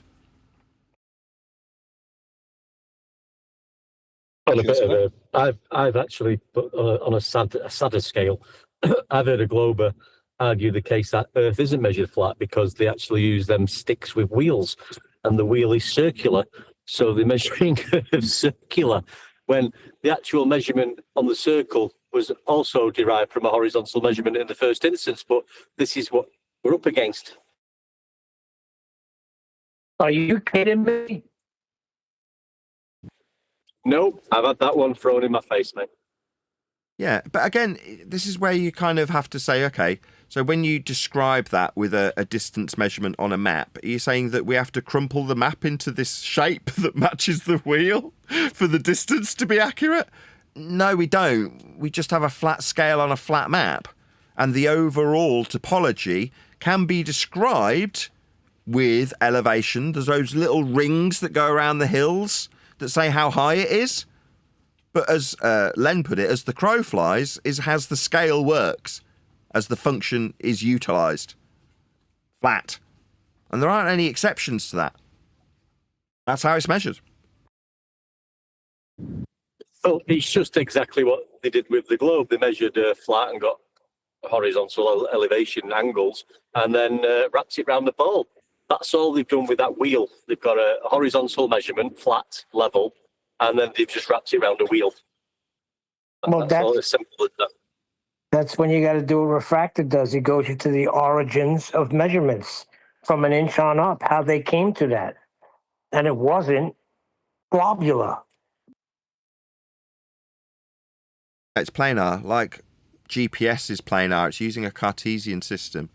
Like maps are flat for a reason, so that you can apply these linear distances to the map, because that's how it's been measured, charted, and scaled to use the maps accurately when you're navigating the terrain. Well said. Yep. That's correct. And like we spoke about a few weeks ago with the surveying and Simon Dan, it's not only measured locally flat. They seem to have in their head that on larger scales where they're using lasers or hashtag GPS, that's still using the same methods. It's just points on the surface of Earth and the distance between them. It's still measuring horizontal distances. Yes. But they seem to think, well, on a larger scale, it's we're measuring curvature. No, they're not. If you look into it and just do quick little research, it's exactly the same method. Yes, so there is no different types of surveying. There's just surveying, and you can only survey what's within your local vicinity. If it's beyond your vicinity, aka not local, how are you supposed to measure it? It's like, well, I'm going to measure Brazil from England, and no, you're not. It's all measured flat. One more thing there, Nathan. I've done some stupid bloody AI videos. I've just thought in bloody hindsight that I stuck them out there while you were dealing with the whole QE Adam bullshit. And you may have thought, what is this dickhead doing while I'm going through this and dealing with this? My apologies if I pissed you off in any way, shape or form. It was not intended. No, not at all. You weren't to know. Yeah. Don't worry about it.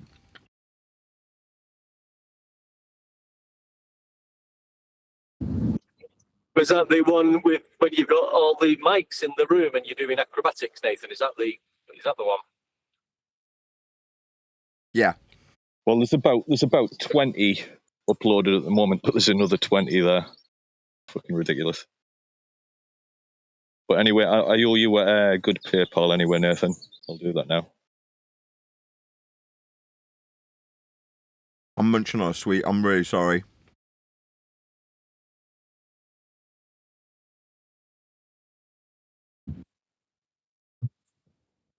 Sorry. And it goes back to recognizing the deception and where the deception is. Nathan, you referenced Google Earth. The reason they believe they live on a ball is because when you sign into Google Earth, you go into Google Earth, you're shown that ball. It's not until you zoom in all the way to get your measurements, your linear measurements and distances, point A, point B distances, where the reality lives. But then when you zoom out, then we're back to hyperbolic spherical. Those two cannot exist together, but they do. That's what we have to defeat somehow, and it's a big one. It's huge. How many people use Google Earth? Everybody uses Google Earth. Yeah, but then you get caught with your pants down like Red Rhetoric does. When you actually need to practically apply any of the measurements, even if you zoom right out and show a curve to the point A, point B line, you can't apply trig to it unless it's flat. So again, it's back to the rock and a hard place. I don't care if you're showing me. You're saying that this is visually curved, therefore curved. Why are you applying trig to it then? Oh, you want it to be flat?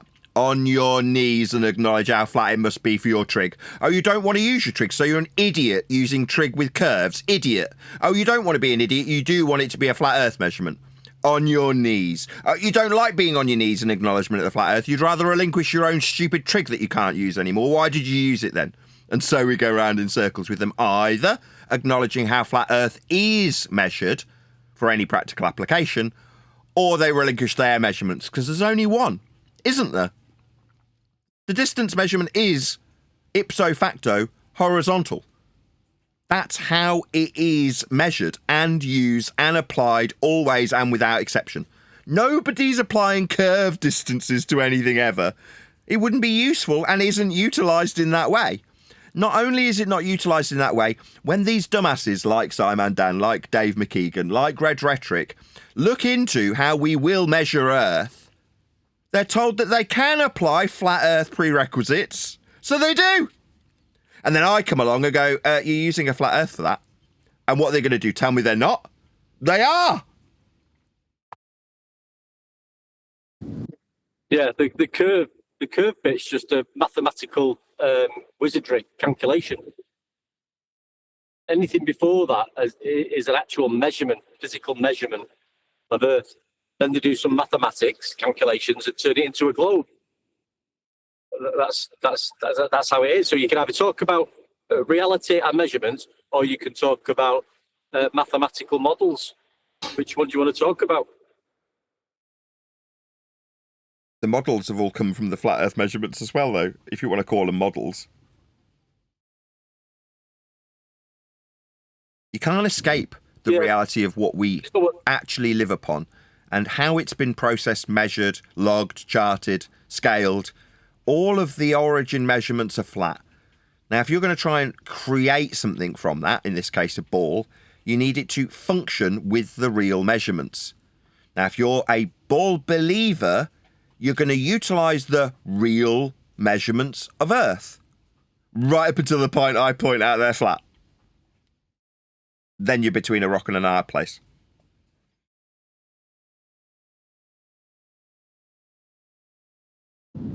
And that's why we've all had the rebuttal. You don't know your math. I mean, they love throwing that one in your face because They know deep down in the heart, it's mathematical. After the measurement, it's mathematical. So you're in a mathematical conversation after the actual measurement.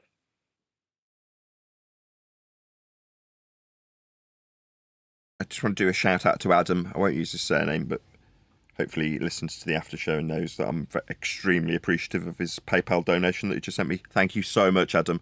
Like yesterday, after the show, people are grateful for the show and they send me a PayPal donation. It doesn't normally work like that, where someone watches the show and then sends me money saying thank you. But thank you, Adam, that is. You're welcome, Nathan. I changed my name years ago, but I haven't changed it with PayPal yet. Oh, wow. Thank you so much. Well, I haven't done it for over 10 years. You're more than welcome, dude. It's going to be given straight to my wife to keep her away from her company work. I might as well just disclaim this. So all of the recordings of the book are being transcribed by my wife, which is a pain in the ass. But there we go. It's one of those that it's a useful process to go through, because as she's typing it and pointing out how boring it is, it reminds me of why this event has happened. So one of the things that Brian had gone through with me was like, well, they feel like you haven't done any work. Well, as I'm listening back to the recordings, what's actually happening is I'm finding the whole thing very boring and then playing video games while Adam and QE boringly go through their links. You know, when it became described as a reference book, what that actually means is it's littered with boring links and tedious, boring tripe that needs to be completely rewritten. Now, what I wanted out of the process, the fifth draft, was to have lots of factual information to have in my book, right, that was verified by the boffins of the flat earth. Now, because while they've been doing that, I've found it very tedious and basically been either fall asleep or play a video game, and I've picked the latter, right, which means that my interaction levels are low. Now, don't get me wrong, there's various different points in all of the recordings where I'm piping up and making it absolutely clear that it's being done under my supervision.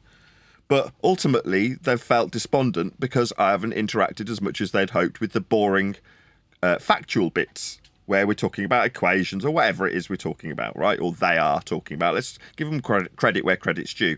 But where the credit's due is going to be sorely removed in terms of its context of the fifth draft. Now, all they've actually managed to do is hold me back and mean that I'm now having to pay my wife, which is the point I was about to make, with various different donations that I get. So I've said to her, look, you obviously do these various different incentives. She works for an energy company and they'll pay her to do various different bits of overtime and things like that. I'm sure everyone's familiar with boring desk work. Well, she actually works from home, but it's that type of boring desk work. She does customer service. But I've said, look, rather than you saying yes, say no. And when I get a donation, I'll give it you. And then you can sit in front of the book and then regain control of the fifth draft, so that I can start doing what I'd always intended to do, which is turn it into my story, whereas it's got lots of QE links in it and is very dry and boring. To the point, like I say, where during the recordings, she's like, my God, this is dull. I'm like, yeah, I described it after the fact as being, at a cursory glance, like when I'm making sure I have got the recordings to transcribe from, as dry as a nun's vagina. And it really, really is.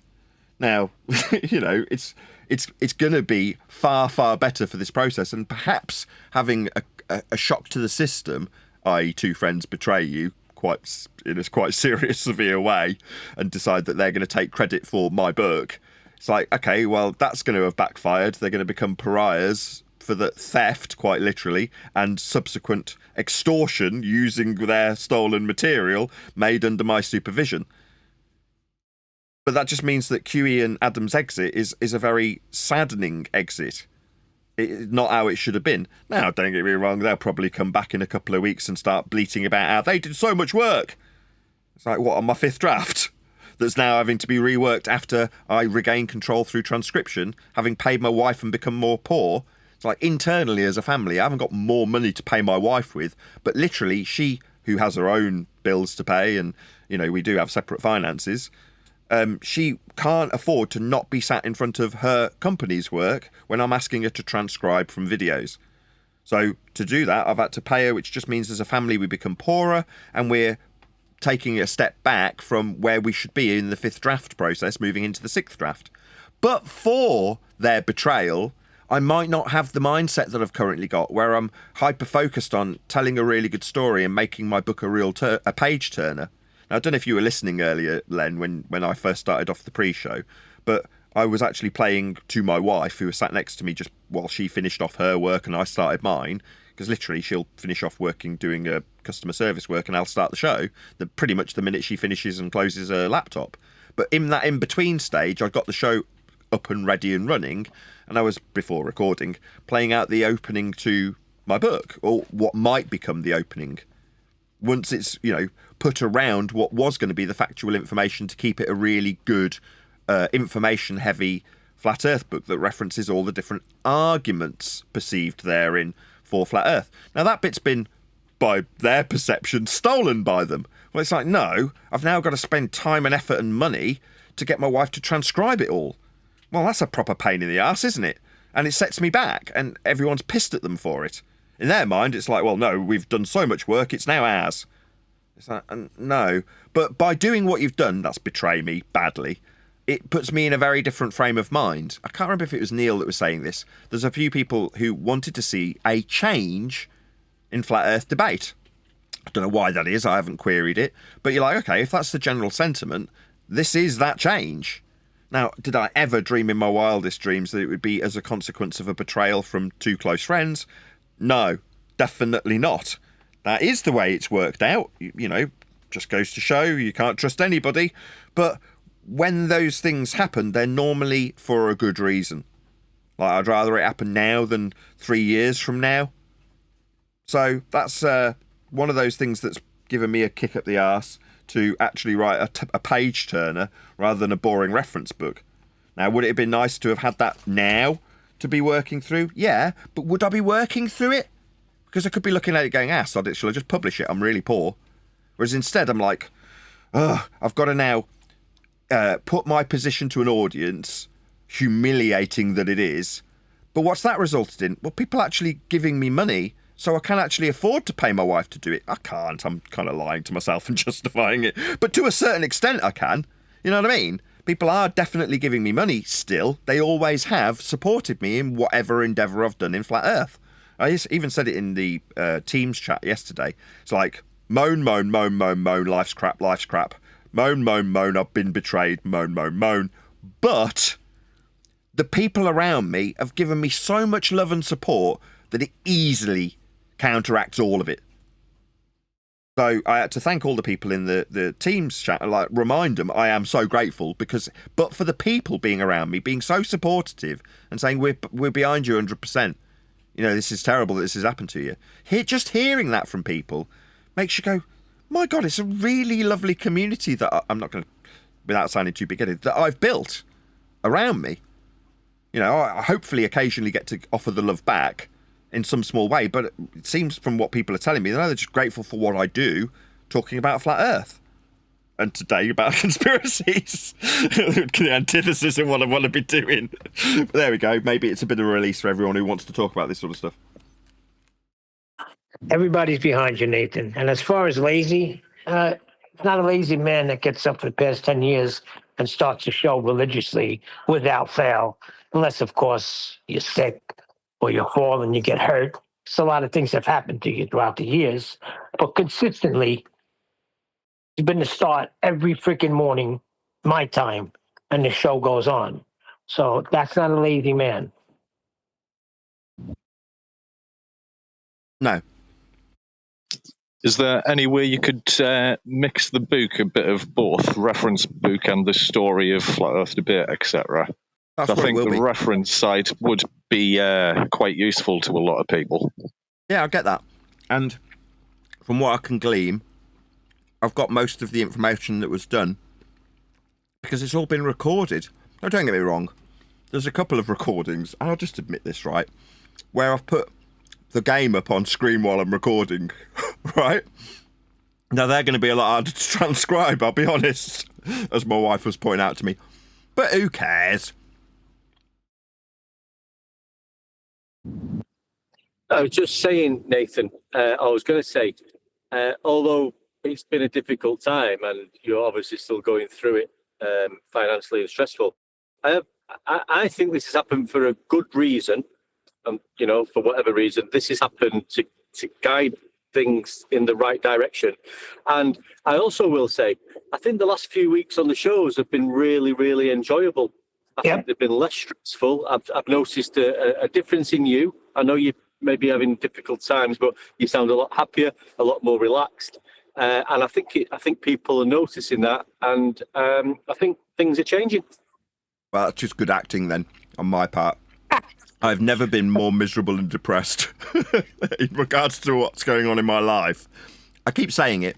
What's good is the people around me, the community, the subject. There's no stress in Flat Earth for me. The subject itself is stressless.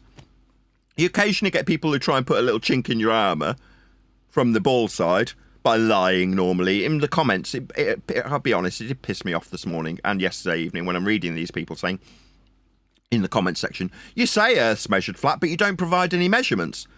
You're like, all I did throughout the entire show was point out where Earth gets measured flat and how Earth is applied with the flat measurements to ball belief.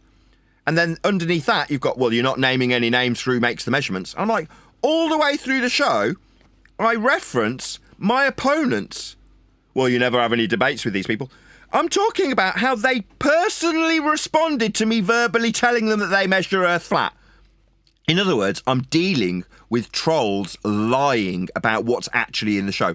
And why are they doing it? Well, because your cursory searcher, your average Joe normie, who's let's be honest, scared of this subject, comes to the video, pauses it, and then reads the comments first. So they get a soft landing into what they're going to potentially be faced by. And if they read in the comments that I'm going to say Earth's measured flat, but I don't provide any proof of that, they're already cognizantly thinking that that's what's going to happen in the video. It's a complete lie, and that does kind of piss me off. But beyond that, and I've probably gone on out more than the actual annoyance level, if you can't tell by my tone, it doesn't annoy me that much. But it's a little irritating. But is it massively contrasted by the fact that, well, can I overcome that? Yeah, really easily. I just put a timestamp in. I can even remember it. I think it was 38 minutes.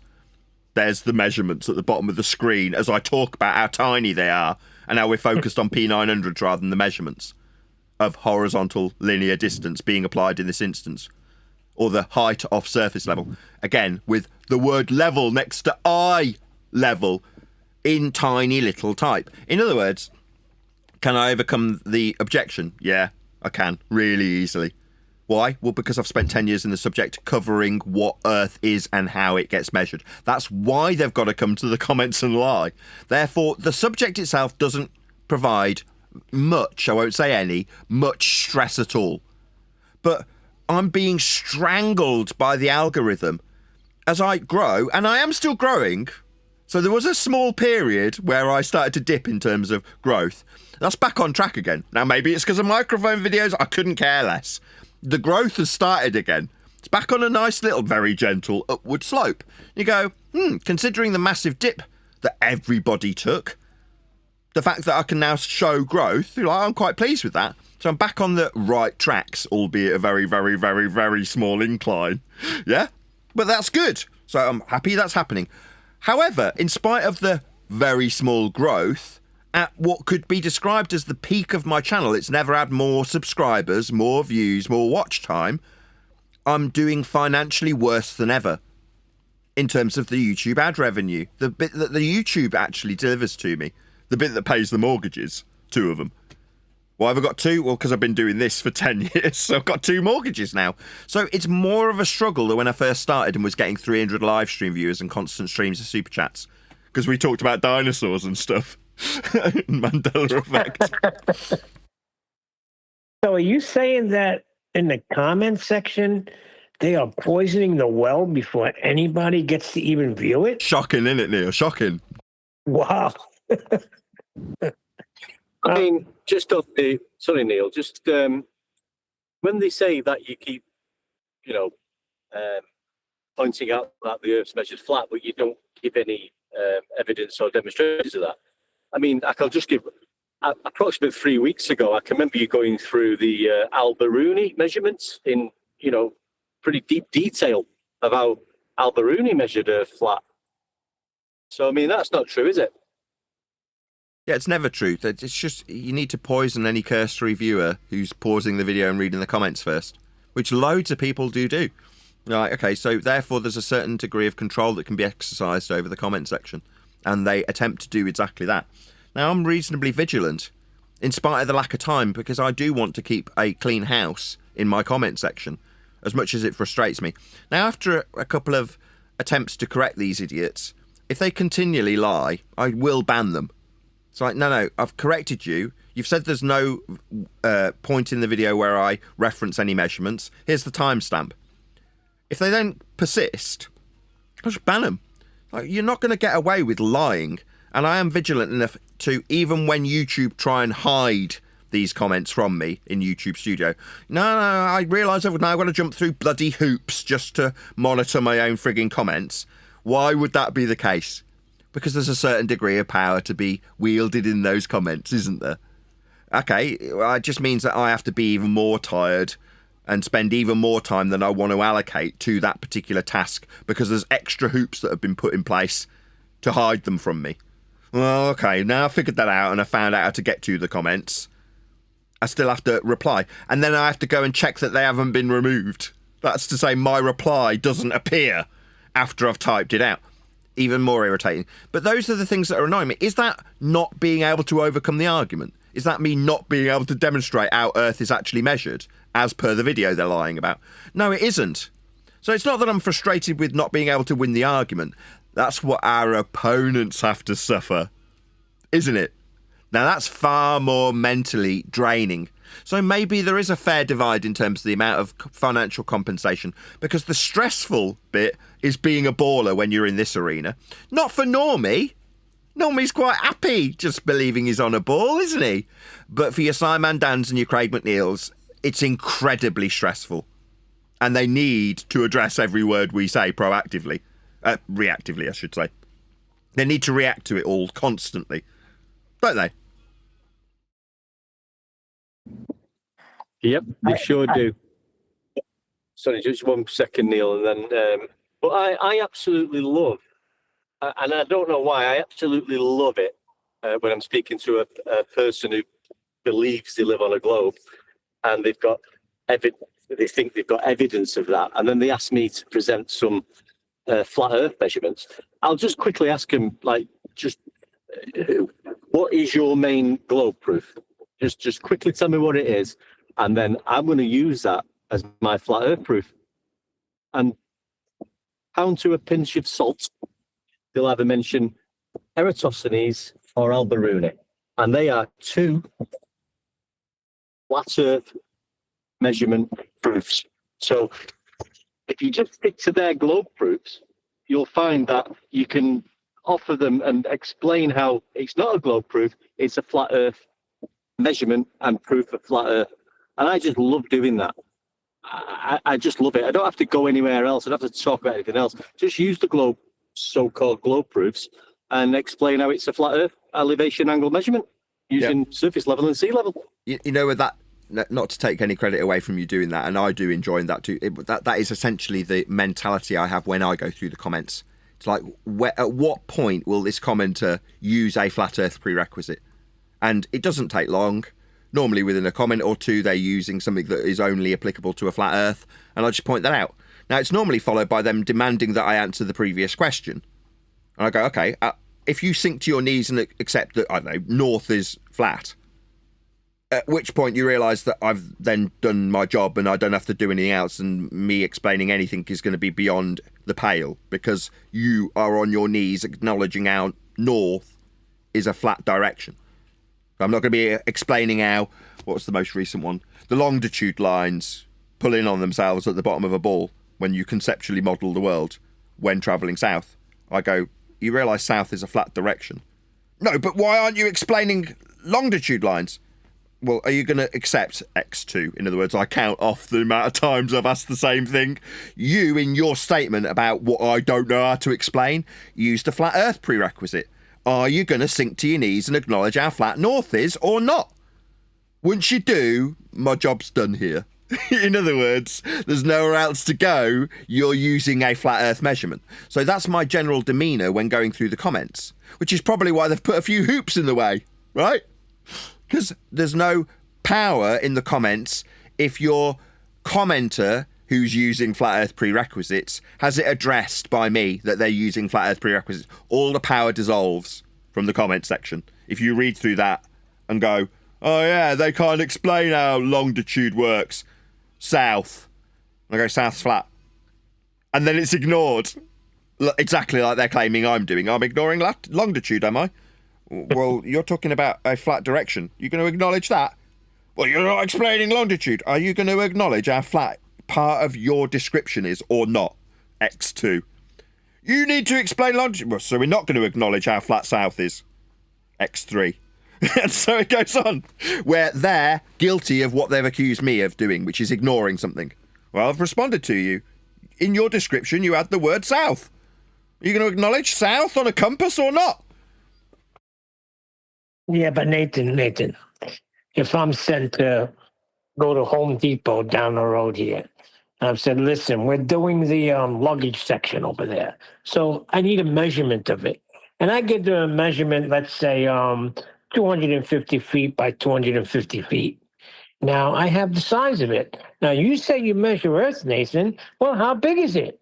Because that's what they're asking. When they're asking you, if you say you have the measurements, then tell us the dimensions of Earth. That's what they want to know. I'd say draw out a line on Google Earth if you want to get a distance to the known territories. But they are the known territories. And in terms of me being a cartographer that's actually measured this stuff, no, I have not. But all of the applied measurements of Earth are flat. That is to say, if you want to describe, measure, or utilise any of the Earth measurements, they will ipso facto be flat. And then, like one deck does, so one deck flips the burden and says, well, you give me your globe proof and I'll turn it into a flat Earth measurement because that's what you'll be using. And well, I would say the same thing. I'm not measuring Earth at all. Well, do you not? Well, then it's a globe. Okay, well, have you got that as a belief? Where did you get that from? Exactly. And so it continues. You laugh because that's the point that they'll have to measure something. But me, I was like, well, if you really want to push and get it to come to shove, well, do I know how big Earth is? No. Like I explained yesterday, why would I know that? I mean, I know it's measured flat by everyone always and without exception, but knowing that it's measured flat doesn't mean I know the size of the flat plane we're measuring, but I do know we're measuring it flat. Right. Now you can tell them to go to the maps, right? The maps are all flat. You hit it right in the head, the known territories, what we know. They're all right there in the map. Yeah. I mean, if you want to draw a line across the entire known surface of Earth in Google Maps, you can. You can draw a straight line from A to B across all of it. And then it'll give you an elevation profile with respect to a horizontal plane of reference and show you all of the deviations up and down with respect to that plane of reference. In other words, it's flat. Exactly as the measurements show. Now you can say, well, they haven't measured it, so you're going to relinquish these measurements then. Okay, no worries, you can do that. You can, Neil, just, well, how big is it? Well, one thing we can tell you is from the, the zenith of Polaris to the equator is 5,400 nautical miles, measured using sea level. So that's a fact, And then what makes me laugh with some of these people who think they live on a globe, when you talk about latitude, they'll tell you, well, latitude was measured from the equator. Now, it wasn't. That's how the equator mark came into existence, by measuring the elevation angle in the first instance, with Polaris straight over your head, 19, and moving away from Polaris every degree, 60 nautical miles. And when you got to the point where Polaris seemed to be touching the horizon, which isn't a physical location, and disappearing, you can no longer get an elevation angle to it.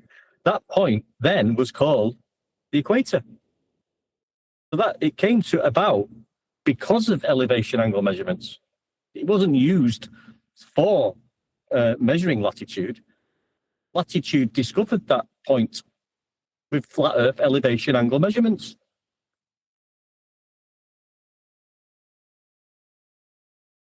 Exactly.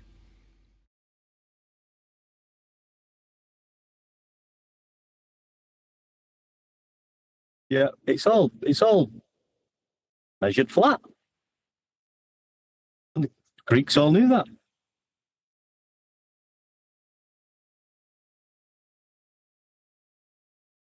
A lot of people are expecting your show to fall down, Nathan. So you got to stay strong and persevere.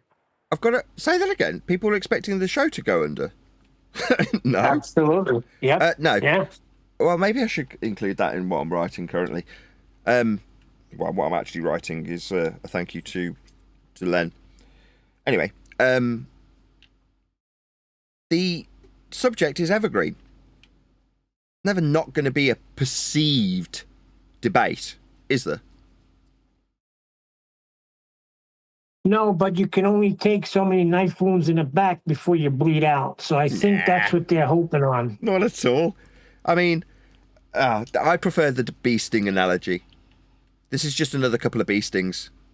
I've had so many bee stings that, yeah, they still sting. Yeah, they still hurt. But do I care? I just bat them off and carry on. So, what's his name and QE? I mean, I've almost forgotten them. Frankly, I'm already cracking on doing other stuff. And it's better for it. Now, has it set me back? Yeah. Will they go down in history as a couple of total wankers? Yeah. That's their penance, not mine. Isn't it, Neil?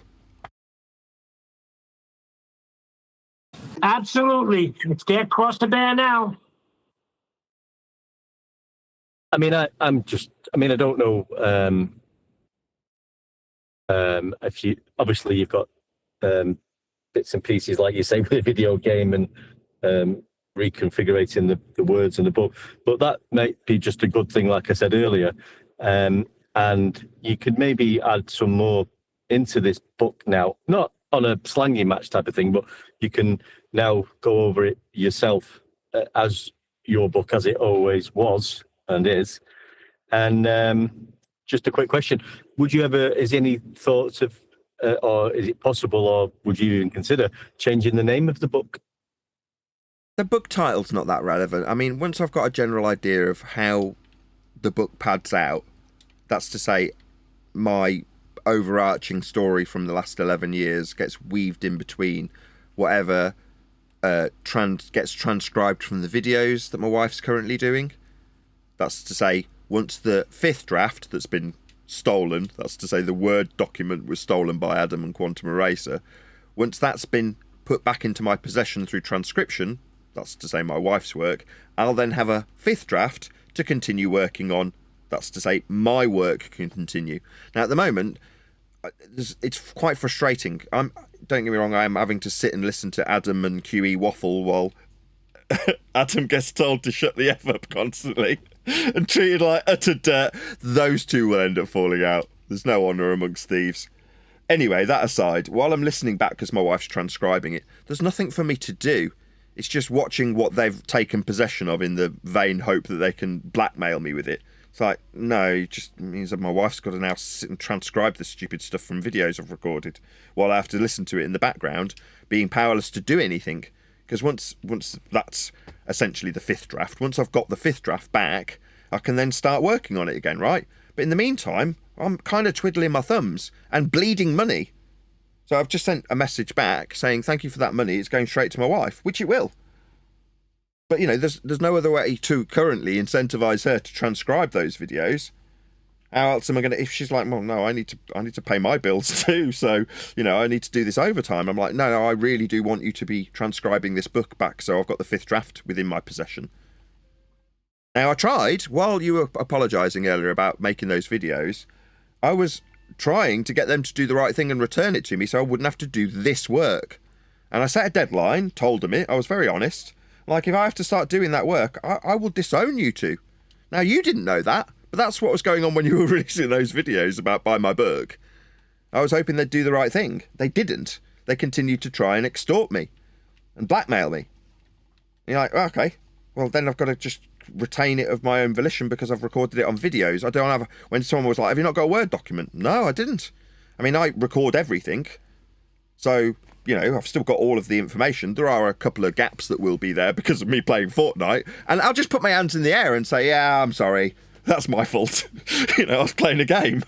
And why was I playing a game? Well, I'll tell you why. because it was bloody boring. Yeah? QE's words are boring. When you read them back, my wife was she was pointing me, she's like, listen to this. Oh my God, this is so dull. Like, no wonder I ended up playing games. You're like, yeah, it's going to need a hell of a lot of work. But if I hadn't been sat in front of my wife transcribing it, maybe I wouldn't have realised that, and it had just gone out and been boring and wouldn't be a page turner. Therefore, people wouldn't have picked it up. She was like, if I read this is what my wife said to me, Paula, her name is. She's like, if I read this, I wouldn't get past the first paragraph. I'd be so bored, I'd put it back down and I'd never pick it up. And it wouldn't matter how much you told me I needed to read it. I'd be like, nah, I have limited time to read books, and if I do read one, I want it to be good. I need it to engage me from the first sentence. And if I'm not hooked after that third sentence, I'll put it down and never pick it up again. So you need that to be this book. And I'm like, from what I'm transcribing, this don't have that je ne sais quoi, I'm afraid. This would not be a page turner. You're like, well, what does that ultimately mean? What's she telling me? This won't sell. It'll sell to the devoted group that have lined up to get it, that like Flat Earth Debate. But I want to sell to everyone. And the only way you get that to be the case is you have a page turner, something that's enthralling, that's exciting, that has a lot of characters in it, doing exciting character things. And then you have to subtly weave in the information I was hoping to still have in my possession that I'm having to get my wife to transcribe. Don't take credit away from my wife, heaven forbid. But I thought I'd have that to interweave a decent story in. But maybe I wouldn't be thinking that way if they hadn't betrayed me. So these things work out the way they do and have for a reason. Here. And I was, you just took the words right out of my mouth. That first thing, anything with the video over the top wasn't meant to be in there. And I was also thinking just before you said it, you need the book to sort of capture your imagination. And like Paula said, you need to be reading it and think, this is bloody interesting stuff, this. I'm going to, when you get a book where you can't stop reading, you're turning chapter for chapter. I need some more info. This is absolutely fantastic. And you'll even go back to the chapter you've just read to read it again because it was so magnificently written. Well, that's what you want. Well, she told me to... Yeah. She rattled off some various different points in my personal history. Obviously, my wife's been there every step of the way, so she can vaguely at least remember various different things that have happened along the way. And so, like I say, last night while she was transcribing, she's like, well, why don't you give me an anecdote about this and insert it in this part of the book? I'm like, fine, wrote it in notes, went and wrote it while I was at my eldest daughter's art class, who sat next to me listening to this conversation, so no swearing. But I'll just read off a little bit of what I rattled off. I mean, this is purely rough draft, right? We later went with Martin to his hometown of Cardiff, where my wife and newborn baby Eleanor saw Martin in his mother's cottage. Martin regaled us of stories of ancient monsters shown on the maps the former world had hidden from view. During this interaction, Martin's mother, who looked very frail and until then had remained silent, said in a very clear voice, "Doesn't he talk a lot of shite?" End quite. Hilariously breaking the tone of the meeting in a very memorable way. Now that's what may not become an anecdote for the book, but it's just something that hopefully grabs people's attention and is an amusing anecdote about an interaction where the maps, the focus of the story, and ultimately in that story I will reference how maps have got a flat scale in them in a very passing way early on in the book. But then later in chapters where it's detailing explicitly why maps have got a flat scale, horizontal distance measurement, etc., etc., it's already been cemented in your mind from early on in the book when I'm giving you an anecdote about early trips to the cathedral where the Map of Monday was. And Martin's mom and that very memorable, "Doesn't he talk a lot of shite?" quote from her while we were in his cottage, or her cottage, looking at all the different maps.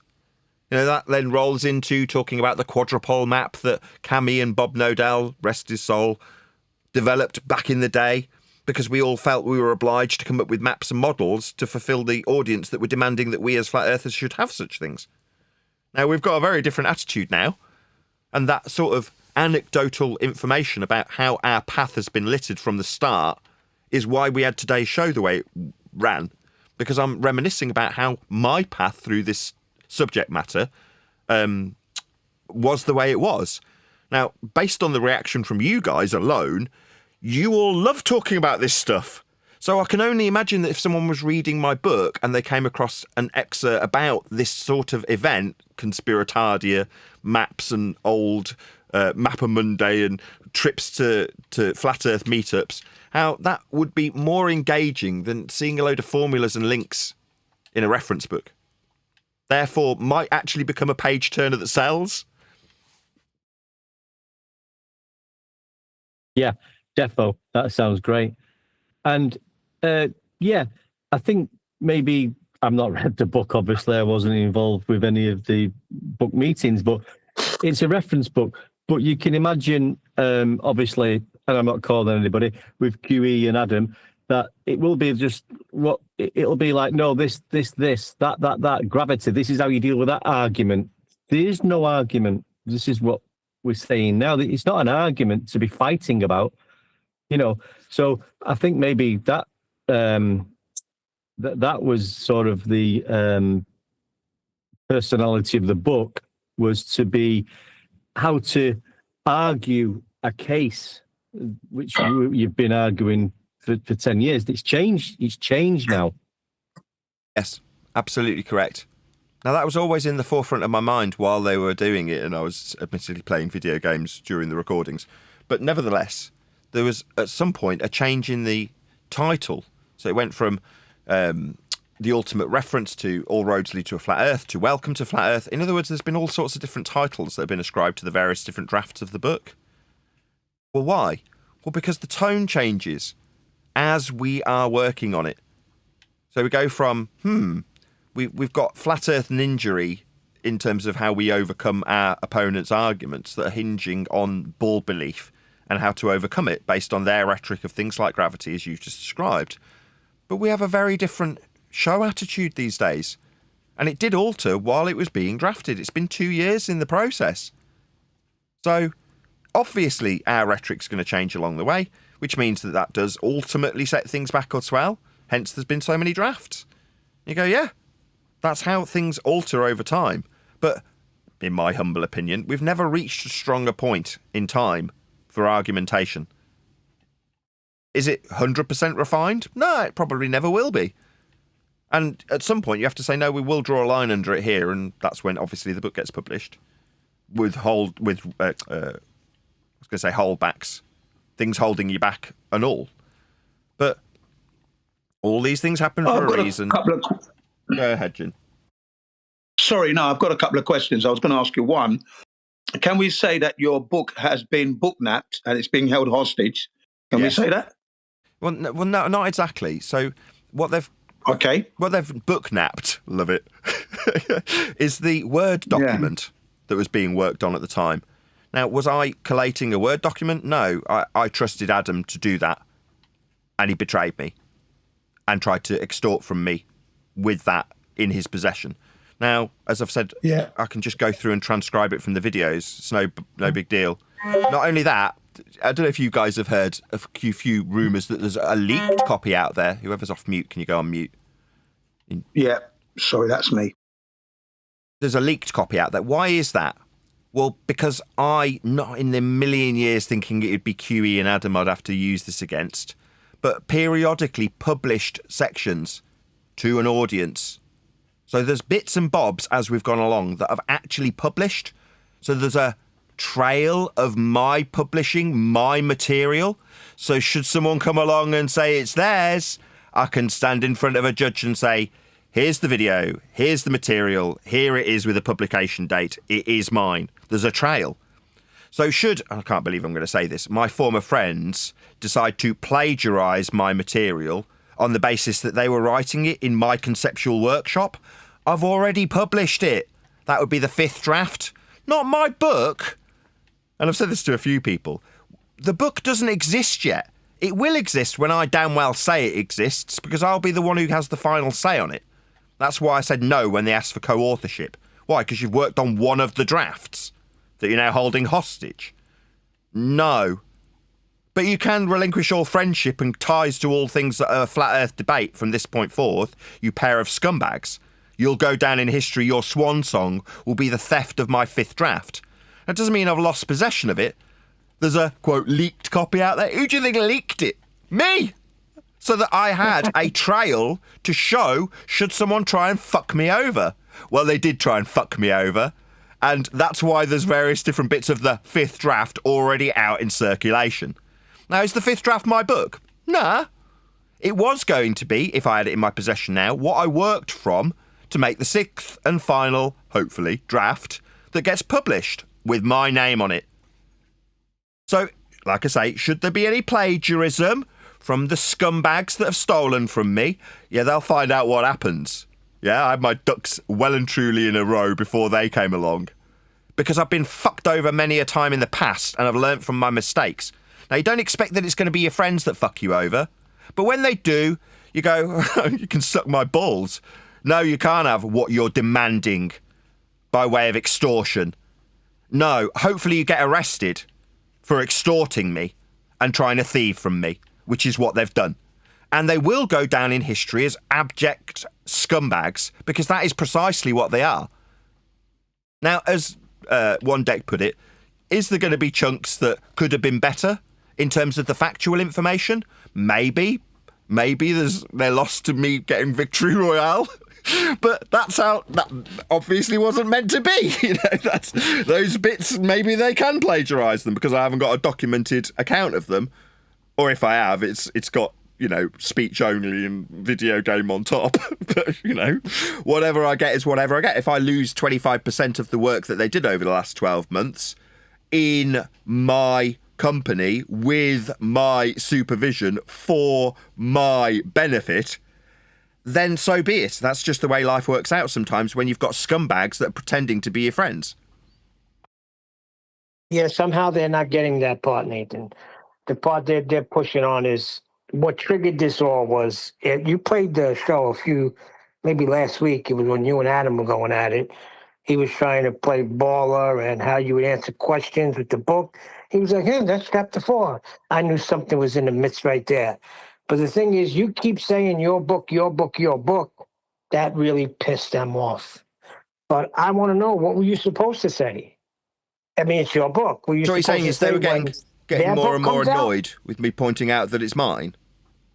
Yes. So then they decided exactly. to steal it. Absolutely, because what are you supposed to say? Are you supposed to say my book that Adam and Q are helping me with, or their book that I'm just putting my name on? When it's your book, always been the case. What about from the day one. book? The book. It isn't Yeah, just they the would have book. probably got mad if you would have said the book, but then it's not. Then Nathan's not taking ownership of it. I have to take ownership of it. It's mine. Like Brian was like, oh, well, they started at one point and said it was a completely new book because they didn't like the draft that Chuck and I, my publisher, had made up until that point. I'm like, okay. So because you don't like the previous draft and you're saying that you're going to start afresh, it suddenly becomes yours. No, it's still the exact same story of the housekeeping questions and flat earth debate, a la my story, interjected with factual information that they were offering and demanding gratitude for. Well, okay. At the point that they're helping me with my book, as was absolutely the understanding that everybody was in no misapprehension about. And it's been asked several times, was anybody under the misapprehension that they were coming into my workshop with my name over the door to work on anyone other than my book? And the answer's no. But it pissed them off that I kept calling it my book. Oh, right. Well, as 10th Man pointed out, if you didn't like how much work you were doing for me, that's for Nathan Oakley, walk away. Don't continue to work and then steal it. But that's what they did. I mean, you couldn't make this stuff up, but that's how it worked out. Now, will I be able to hold my head up high at the end of this? Absolutely. Will they scully along for a time and then scurry back,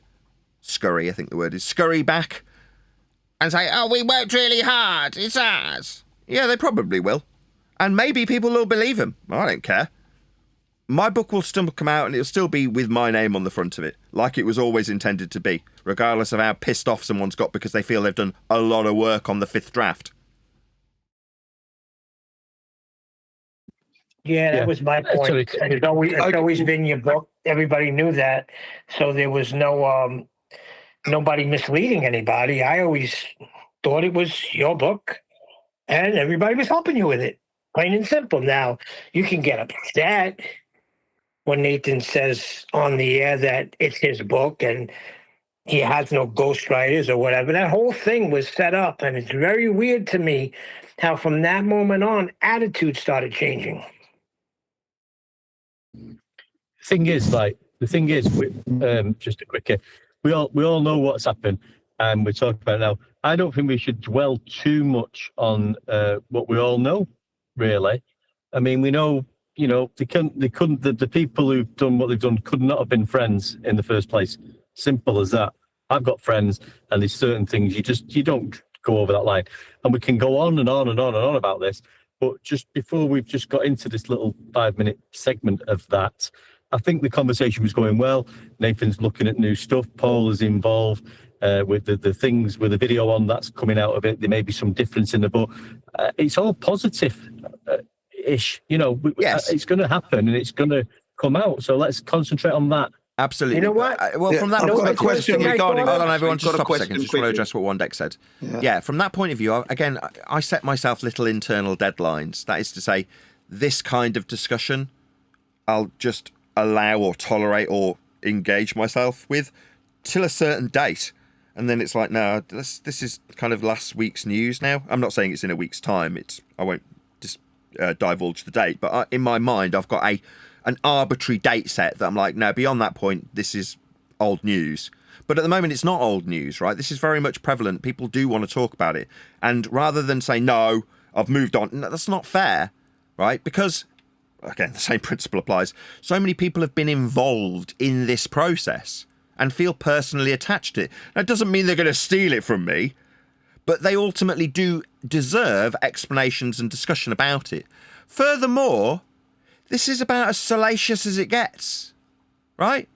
This sexed up the ending of my book no end. Mae West would be blushing. When I first heard it, the first thing I thought of, I'm going to be serious with you.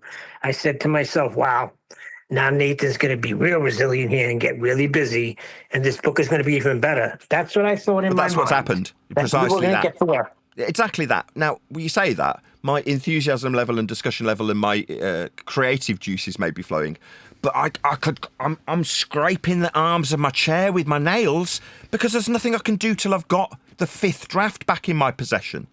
Now, from that perspective, they've been moderately effective at slowing me down and costing me money. Now, they've done that at my absolute poorest, which pisses me off greatly. But it just becomes an interesting anecdote at the end of the book, doesn't it? All right, everyone loves a good betrayal story. Fantastic. Yeah, I was going to ask a question on the ridiculing of flat Earth. Did you touch upon that in the book? I want to draw your attention to the video I posted a few moments ago.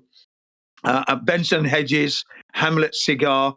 The character is Columbus, and they're arguing whether they're going to fall over the edge. The guy in the crow's nest says, "Captain, it's the edge of the world." The signature tune of the Hamlet advertising, signature tune. Columbus smokes a cigarette as the ship go over.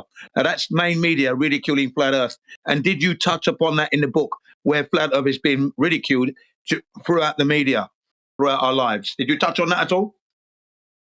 When you say did I, you're speaking in past tense when it's future tense. So what I will now do to my notes is add a little note that says, Jin wants the ridicule addressed.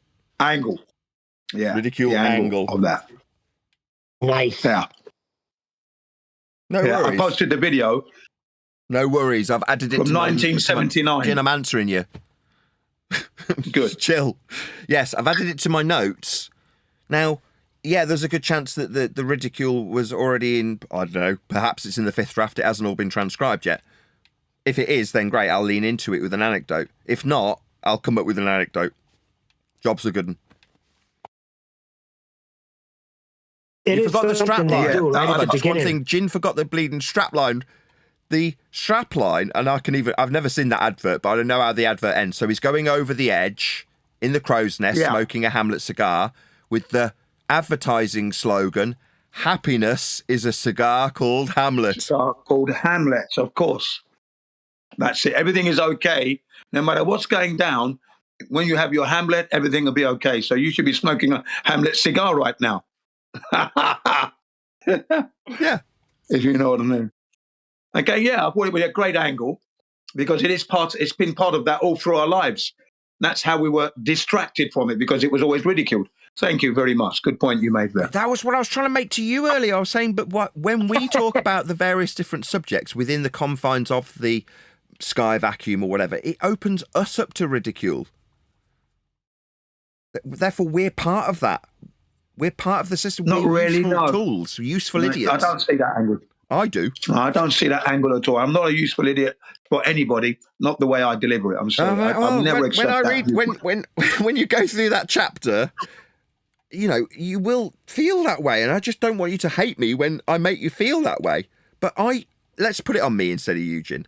There are often times when I assess what I've done in my flat earth career and go, what a useful idiot I was. The Feast of Nonsense is the exemplification of what I'm talking about here. And as much as you might not like hearing it, the moon landing is very much in that category of Feast of Nonsense. Sorry. My camera included. Okay. Well, yeah. I can agree to that. I can agree to that. Oh, well, I'm very pleased to hear it, Jim. Go ahead, Eli. I just wanted the mic check. Something wrong with my mic? Because I was trying to get in before. We didn't hear you. Yeah. We've not. As long as this player is not. Yeah. How you gonna reject the? Now the point you just made. Nathan's like, yeah, that's the point I was trying to make to you earlier. So it's like, disagree. You agree. You just don't like it. Oh, Nathan. That was excellently made, completely clear to Eli. No, Thank God. It's not that at all. It's just that the way I address the points when these Globers are so adamant they've gone, it's just that you show them practical demonstrations that have been done to disprove their fucking beliefs. That's all it is. Simple as that. I'm not being a useful idiot to anyone. I'm not leaving the door open to anyone. I'm closing the door and locking them in and then setting it on fire. There you go. Sorry. I don't see that point. Well, there's only one gin. Unfortunately, it's harder said than because it's easy to take a measurement and go, oh, well, there you go. Yeah, it is. Just becomes more and more of an uphill battle. Now, you know what I found out, guys? What? That the Earth is flat? They keep on trying to propose to us that flat Earth is an archaic thought. Right? Yeah, it's right under the videos. Yeah. It's right under each and every one of my live streams. Flat Earth is an archaic belief based on an archaic model. It's a measurement. Walk with me. Did you know that from the beginning of navigation, they had everything they needed to propose that the Earth was a sphere? From the very beginning. You mean all the flat Earth measurements? Yet more to that, the number that they could have used to assume that the Earth is a sphere, like Eratosthenes supposedly did. Because all he did is extrapolate. No, let me not. The numbers he got is the same numbers you get in celestial navigation if you take an assumption. That's correct. 60 nautical miles equals 1 degree. And there's 360 degrees in a circle, you get 3959. So why are they acting like they didn't already know that? Because it was never highlighted. It was never pointed out to your average normie that you're utilizing flat Earth prerequisite elevation angle measurements, in this instance, your example, declination of Polaris towards the equator, to give you a radius of 3959 on a flat circle, to then make that a spherical circle on a plane with Polaris no longer just the north direction flat, but actually a pole running through a globe. That's never explained explicitly. You just told that latitude is a line wrapped around the globe, as opposed to an angle from within the globe with the globe as a protractor. We are pointing these things out. It's never made prevalent to your average normie.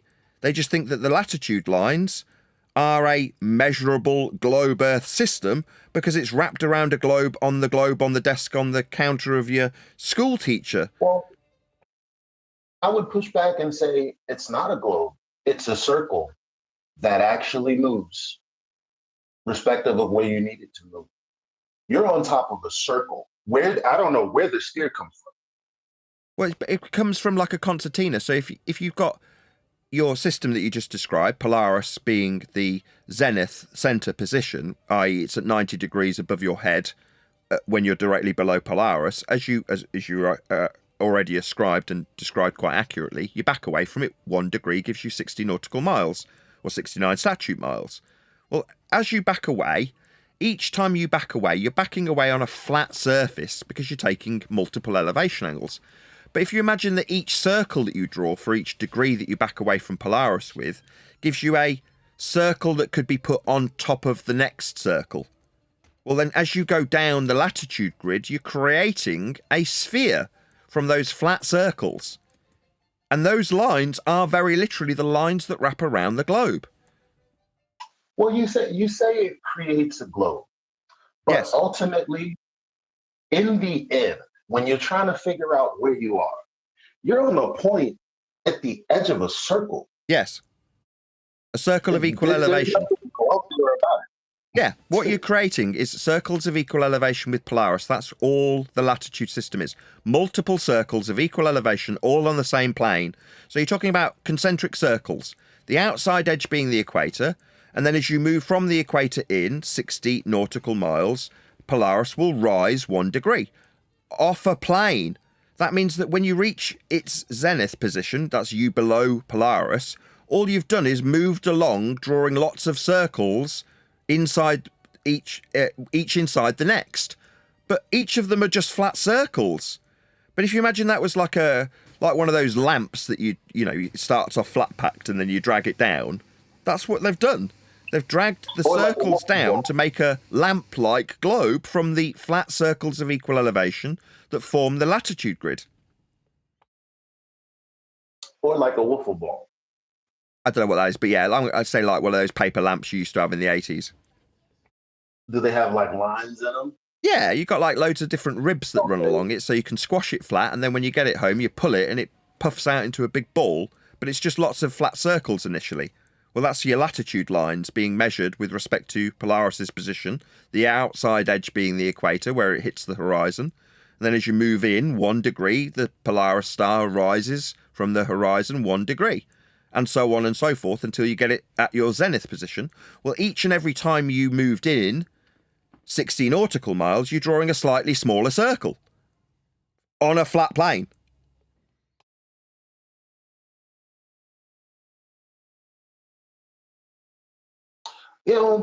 Hey guys, I found something interesting when I was doing that. Just one sec. Just let Eli round out his point, and then we'll come back to you. Is it Walker? Okay. So Jay Walker? Yeah, Eli. This is one that, like, it's unfortunately not super straightforward because if you were to take the distance, like if you were to Google the distance from say Polaris to the equator, for whatever reason, it's not 3959.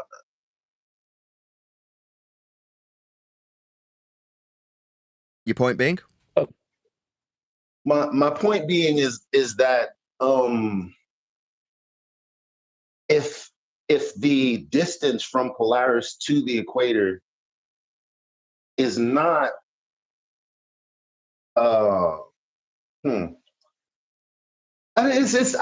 give me a second to think about it.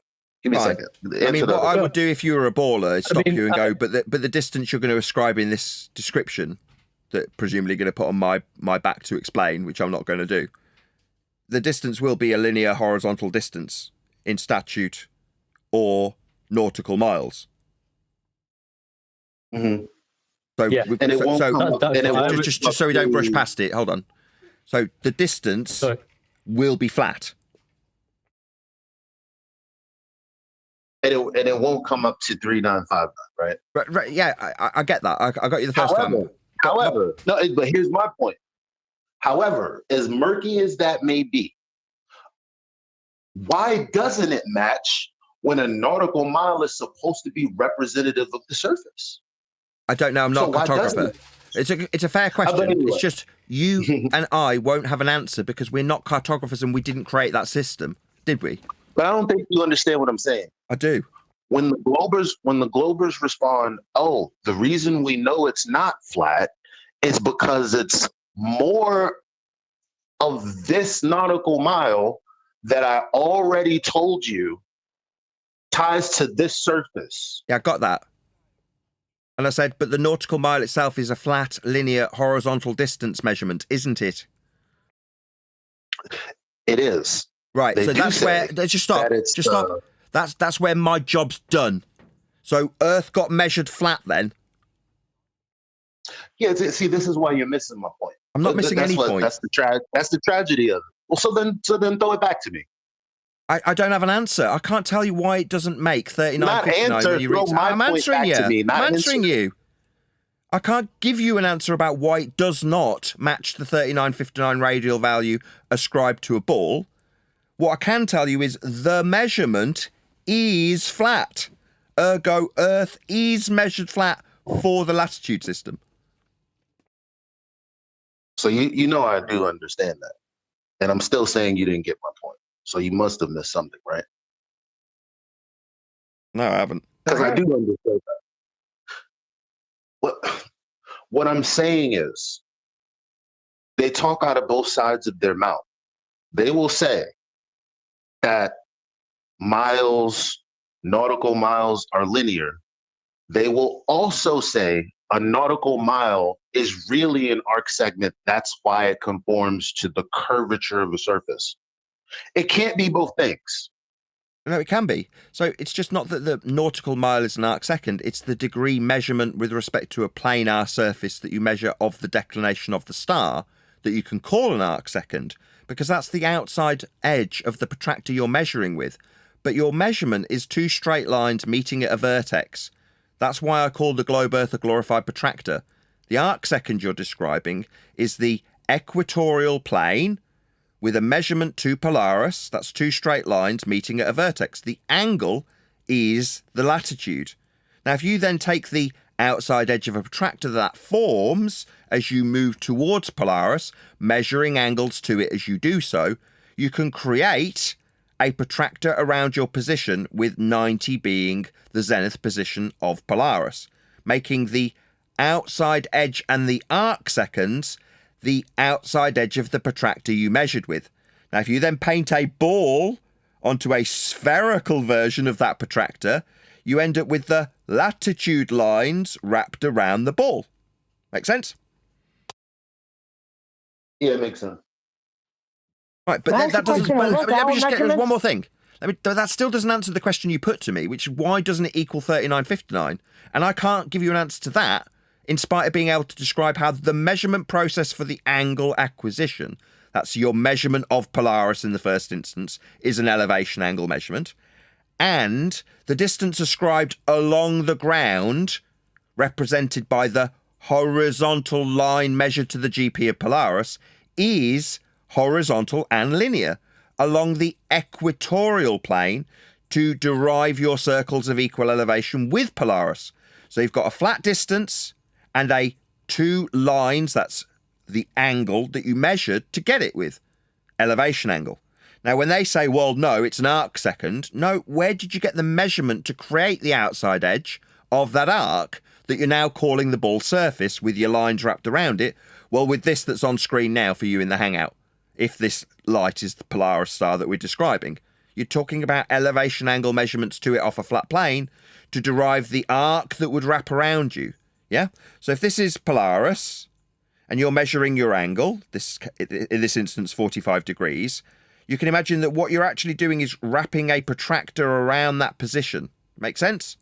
Well, if you then paint a globe onto that protractor, you can call the measured angle the arc second on the surface of the protractor you're creating, with the ever decreasing circles as you move towards Polaris's position. Make sense? Yep, I'm following. Doesn't answer you, though. I don't know why it's not 39.59. Sorry, mate. I thought we changed the 60 nautical miles to 7 1-decks, mate. 7 1-decks. Well, that's why they hide it. This is Brian's area of expertise in terms of where they hid the differential. Your discrepancy is not unknown, and one of the ways they hide it is by giving you two values, nautical and statute.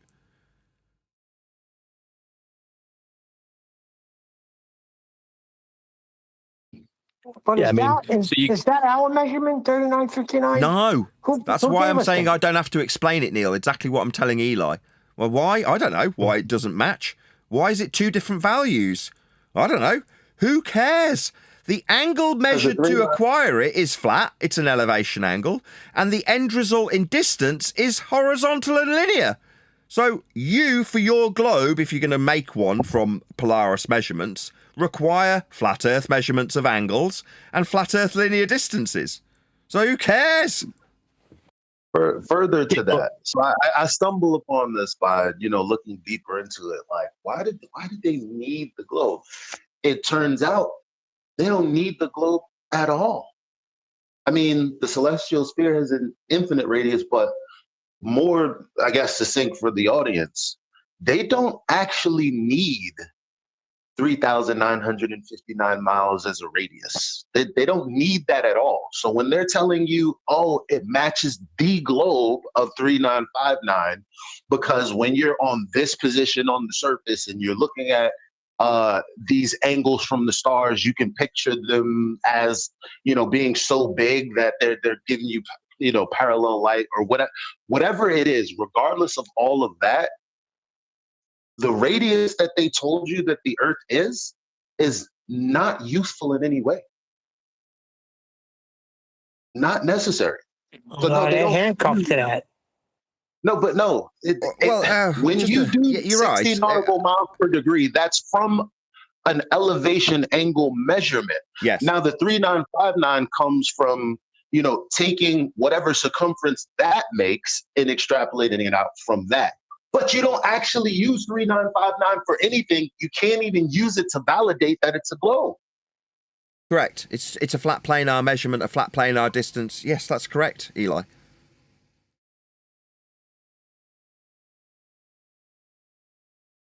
What's it useful for?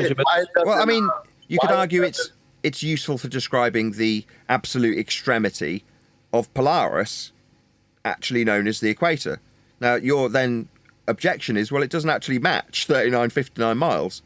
No, well, you'll have to hide that somehow. So they do. But they are hiding it with their use of planar measurements, presumably just to aid confusion when it comes to their hijacking of flat Earth measurements, which they can only use, in this instance, Polaris measurement, in this instance, elevation angle measurement of Polaris, and derivation of 1 degree transferable to 60 nautical miles along the ground for every degree of declination. Flat.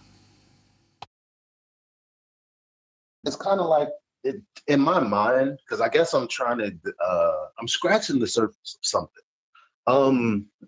And in my mind, it's akin to when, Globers say, oh, your AE projection is wrong.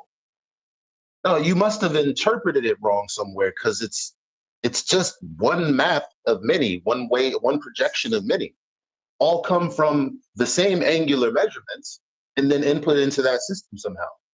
Like, so it's not like this is wrong and that's right. They're all the same. It just depends on how you interpret it. But the measurements are the same. So it's like, how can somebody say, well, your AE map is wrong? In the same way, they'll say, well, these distances are wrong. I'm like, but how could they be wrong when you just told me that nautical miles are this? So you're saying you're wrong then? Yes, yeah. What you're sort of skirting around is the rock and hard place, which is you use these measurements for your belief in a ball, and these measurements are flat. Now, either you sink to your knees and acknowledge how flat these measurements are, or you relinquish your measurements. Those are your choices. But you need to tell me why 39 feet. No, I don't. I'm not using these measurements. Now, the measurements are all flat, and I'll point that out all day long. But if you, a baller, want to use measurements to claim you're on a ball, they will be flat. Or you can relinquish them. Those are the only two options.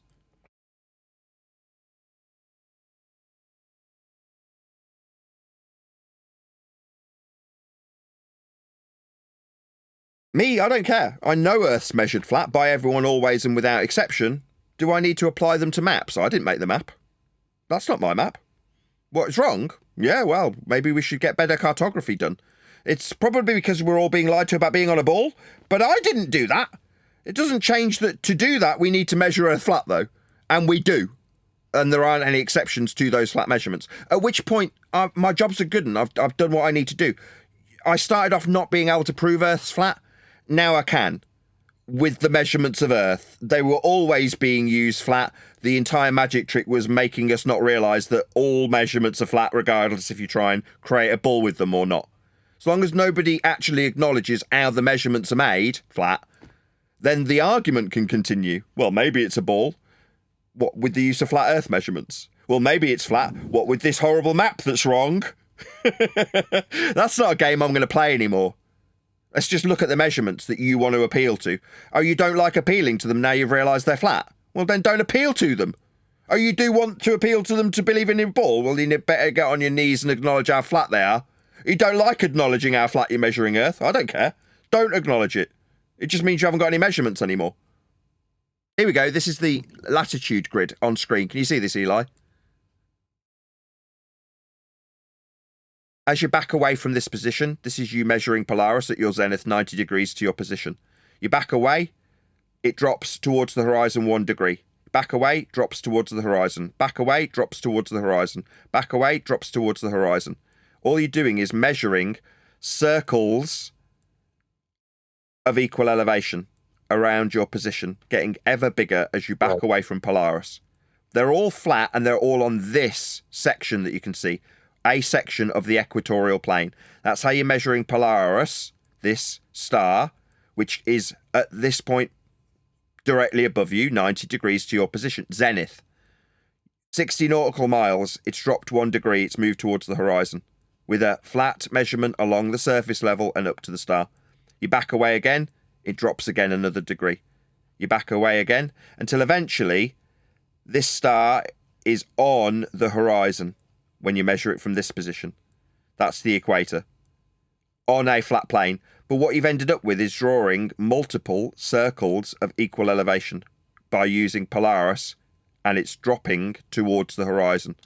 Once you've made all of those measurements flat, you can then draw each circle around this ball. But all the ball then represents is the angles you measured through like a giant protractor.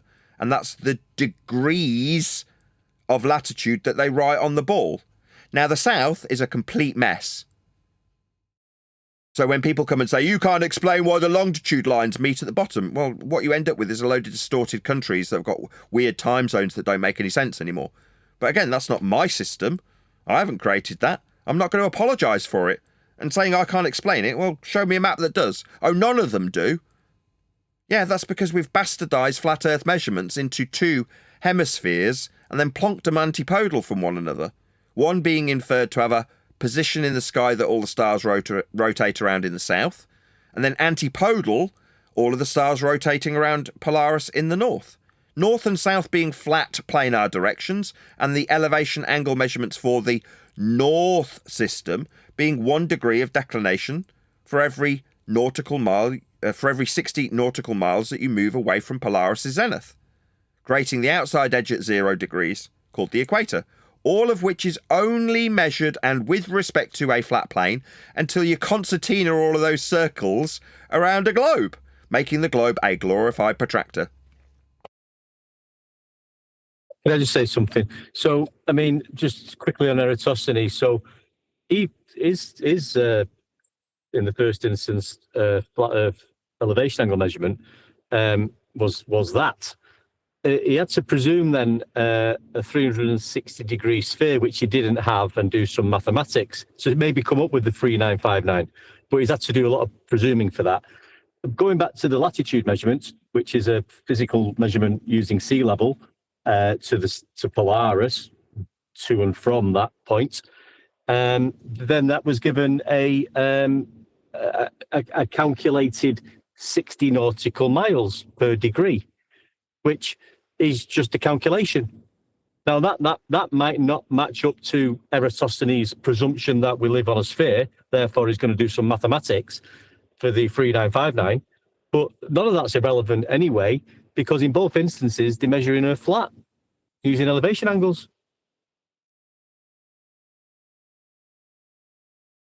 Right.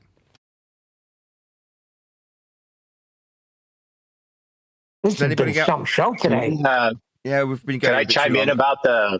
Yeah, sorry, I forgot all about you. I'm really experiment? sorry. Go ahead, Jay Walker. Yeah.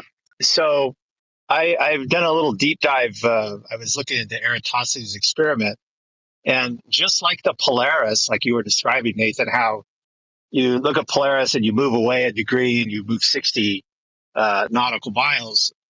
It's actually the same thing that Eratosthenes' experiment was doing as well. So, like when they supposedly made the observation in Syene, right? Whereas at 90, if they move 60 nautical miles, or 69 statute away, then the sun drops 1 degree. Do 500 miles, right? It drops 7.2 degrees. That's the magical number. Yes. It's the same idea. So I thought it was really interesting that whether you do it from Polaris or you do it from the sun, it's the same distance in measurement. Yes. It's something that we... I think I'm going to like bringing this up. Hold on a second, Eli. Yes, this is something we regularly cover. That is to say, all of these measurements are flat Earth prerequisites of elevation angles. And I'm glad you brought it up because you made it sound like a revelation, but in reality, if you can look at every single screen show, every single live show, my screenshots have got Alexandria and Cyan showing exactly that as a visual depiction with the elevation angle measurements. It's even a poem written by one deck, right? The Greeks all knew that. Yeah, that's precisely correct. They're just doing the exact same thing. They're measuring elevation angles off a flat baseline to show how much it decreases towards the horizon of a flat plane, and then ascribing linear horizontal distance measurement to it. Yeah, they're measuring Earth flat for that too. That's correct. Yes, Jay Walker. Go ahead, Eli. No, I get that, but the kind of the revelation that I got was that you can use Polaris, right, and you can move 69 miles. It'll drop 1 degree. You can also use the sun, and it also drops 1 degree with 69 miles. It's the same whether you use the sun or you use Polaris or any other star. And I hadn't recognized that. Yeah. You're talking about. I didn't either. It's the same story. It's worthy of, Yeah. It is a revelation because it's like, because at the end of that revelation, my question is, how comes all the literature? And again, these are for the normies, not for us advanced folk, right? But how comes they keep making it like, well, Eratosthenes in his, primitive time got pretty close. Not quite, but pretty close. You're using the same globe. Shut your mouth. It's the exact same number. Well, the exact same number. They're using the same. It's the exact same number. Yeah, they're using the same planar measurements to achieve it as well. It's just using a different light in the sky. It's all the same piss in a different bottle. Anyway, with that, I'm going to say another huge, massive, enormous thank you to both Discord and G+ panels for making today's after show possible. And of course, a massive thank you to all of you for liking, commenting, sharing, subscribing, joining as a Nathan Oakley 1980 channel member, and all that good stuff. Massive thank you to Adam for hitting me up on PayPal during the show. I've been Nathan Oakley, and I will see you all in the next video.